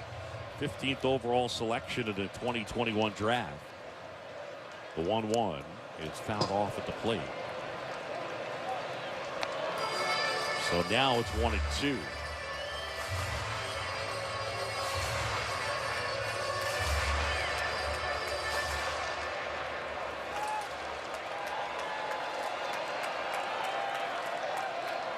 The 1-2 is fouled back. When Sal Frelick first came to camp the following spring after being drafted, he met Pat Murphy. He didn't know who Murph was. And Pat asked him, who's your favorite player? And he said, Dustin Pedroia. And Pat looked at him and said, why? That guy stinks. And next offering is outside. And little did Sal Frelick know that he was A, talking to the bench coach, B, talking to the guy that coached Dustin Pedroia in college.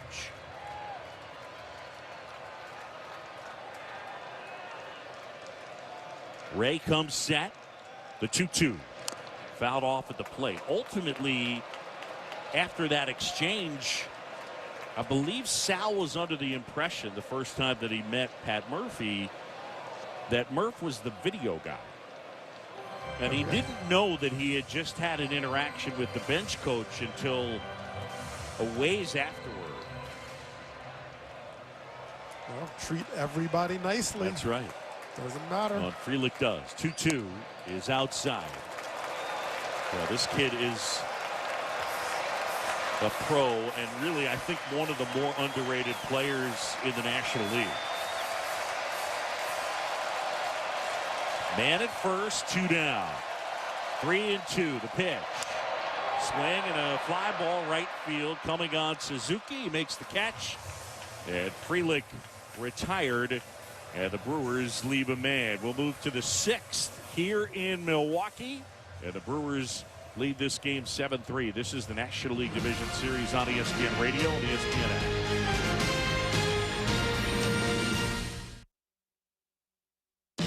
Confidence is knowing you're ready to handle whatever comes your way. That's what it feels like to take on your workday with Cintas. They make sure your AEDs are up to date, your fire extinguishers are tested and inspected, your floor mats are cleaned and delivered, and your workwear looks good, feels good, and is freshly laundered with a Cintas Apparel Plus program. So are you ready to take on today? Visit Cintas.com and get ready for the workday. From kickoff to cash out, ESPN Bet has all the tools you need to score more on game days. Bet smarter with stats right at your fingertips. Get personalized parlays built just for you. And with your fantasy teams synced right in the app, you can back your squad. Right now, new customers get $100 in bonus bets when you bet $10. Sign up with promo code USL to get started. Must be 21 plus. Gambling problem? Call 1-800-GAMBLER. Terms and conditions apply. See app for details. Offer not available in New York. Get in the zone, AutoZone. Annie's first oil change wasn't as hard as she thought because she went to AutoZone, where a friendly AutoZoner helped her find the right oil and save on an oil filter. He explained the job and showed her free how-tos on AutoZone.com. When she was done, AutoZone recycled her old oil for free. No hassles, just help. Everything you need, nothing you don't. Get in the zone, AutoZone. Restrictions apply. This is the National League Division Series on ESPN Radio and the ESPN app.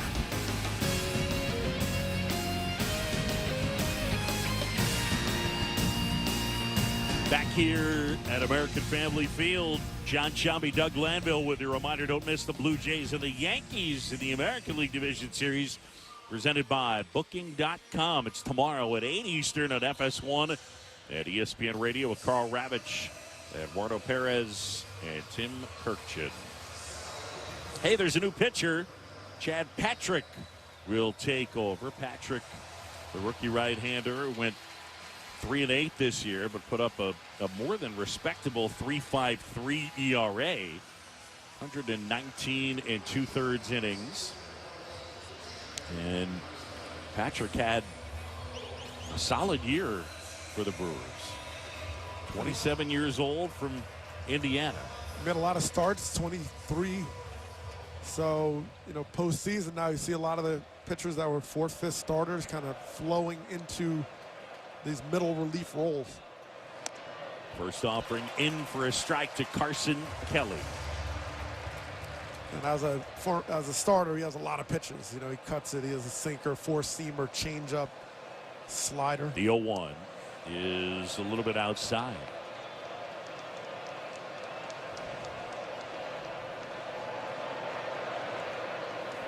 Patrick, who works off the first base side of the rubber, turns, kicks, fires. And that's in for a strike.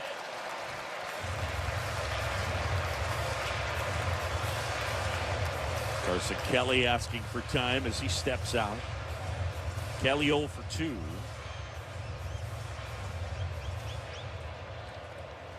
the veteran catcher climbs back in. And Patrick deals. Swing and a miss. Struck him out.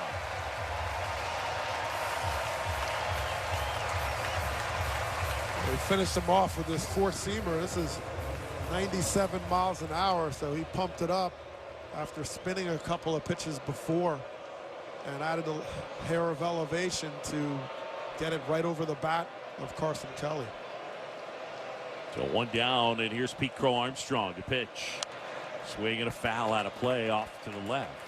They were a little worried about Pete Crow Armstrong because on the home run that Churio hit that basically landed in the parking lot, he jumped up on the wall like it was just about to go over and crashed down and ended up sitting at the base of the fence.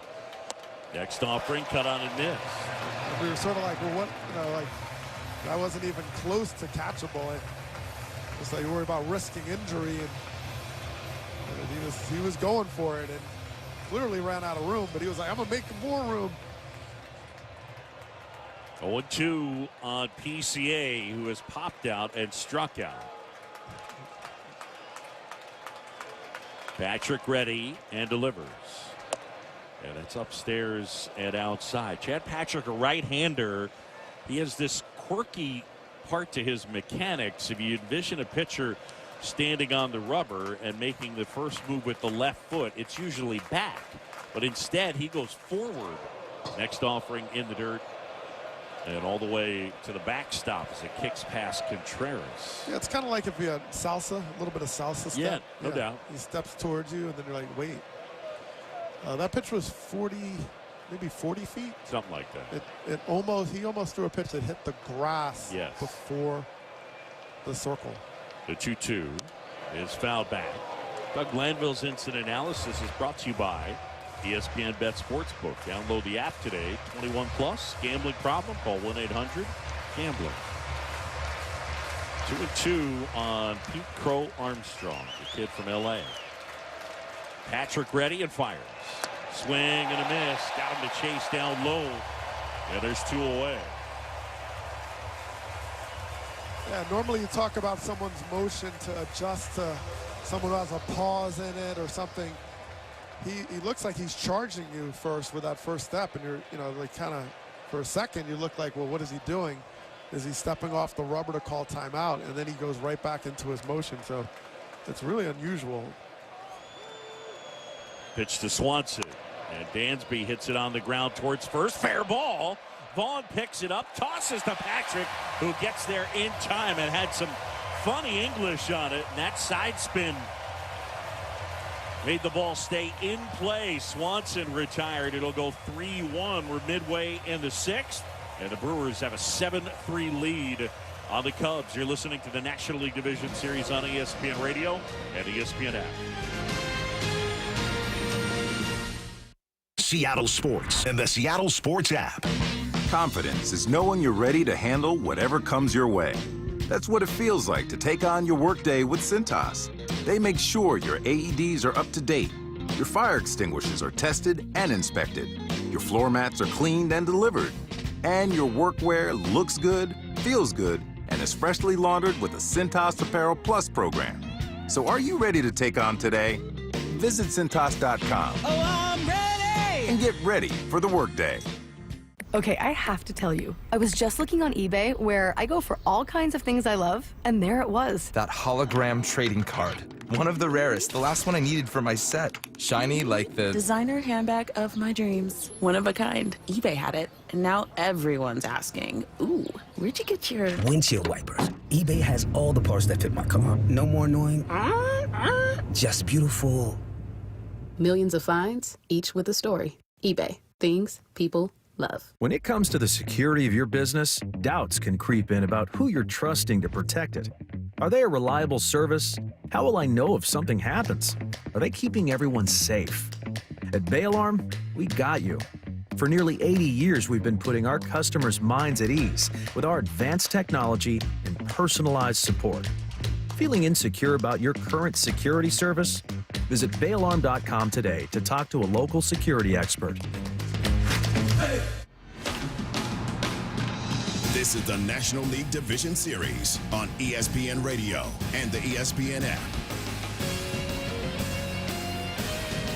NLDS Game 2 in Milwaukee, and the Brewers have a 7-3 advantage on the Cubs. They lead this series 1-0. Colin Ray is back to work for the Cubs. Between innings, the sausage race, Doug Italian Sausage ended up coming up with the win. Yeah, I mean, big lead right out of the gate. Like, clearly someone was tipping, took off, and very comfortable. There was nobody in second place hardly. Just blew everybody away. Caleb Durbin will step to the plate. It'll be Durbin, then Perkins, and then Ortiz in the Brewers' half of the sixth. 7 runs on 7 hits. And no errors for Milwaukee, 3-4-0. Saw a note on TV. Brewers in the history of the franchise, 50-plus postseason games before tonight, had never hit a 3-run homer in the playoffs. They have 2 tonight. And the first offering in for a strike to Caleb Durbin.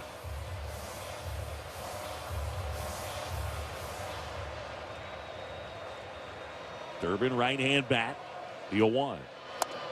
And that's in for a strike. 0-2. Durbin has flied to right and hit by a pitch and scored.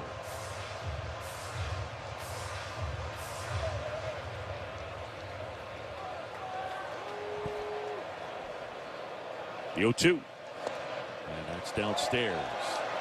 That one got past Carson Kelly and all the way to the backstop. Yeah, he's a tough strikeout. I mean, strikeout rate's less than 10%. He's really good sense of the zone, puts the ball in play. The pitch. Swing and a high fly ball out towards left center field. Pete Crow Armstrong cutting across and makes the catch in left center field. How in the world did he get here? What is he doing there? Amazing. Well, he's teleporting, and you know, Ian Happ looked like it was straight away to left field.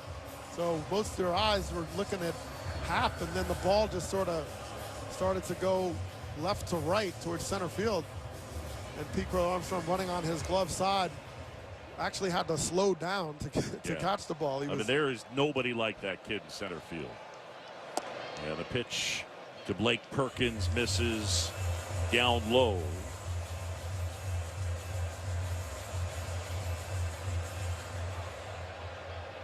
Perkins, switch hitter, batting left. 0 for 2 in this one. Pair of strikeouts. Pitch on the ground to short, right at Swanson. Gathers it in, throws to first, and gets the speedy Perkins 2 away.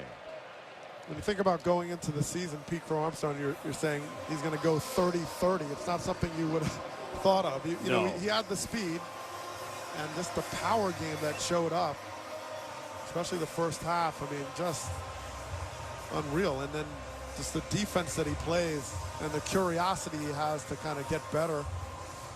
You know, he's put himself in a position to be an anchor and just part of a long-term future for this Cubs organization. 23 years old out there in center field. First one to Ortiz, misses inside, ball one. Joey Ortiz has flied to right and singled and scored. Brewers 7, Cubs 3. We're in the bottom of the 6th. The kick, the pitch. And that's in there at the knees for a strike. And Colin Ray bringing it to a 95 with that last one.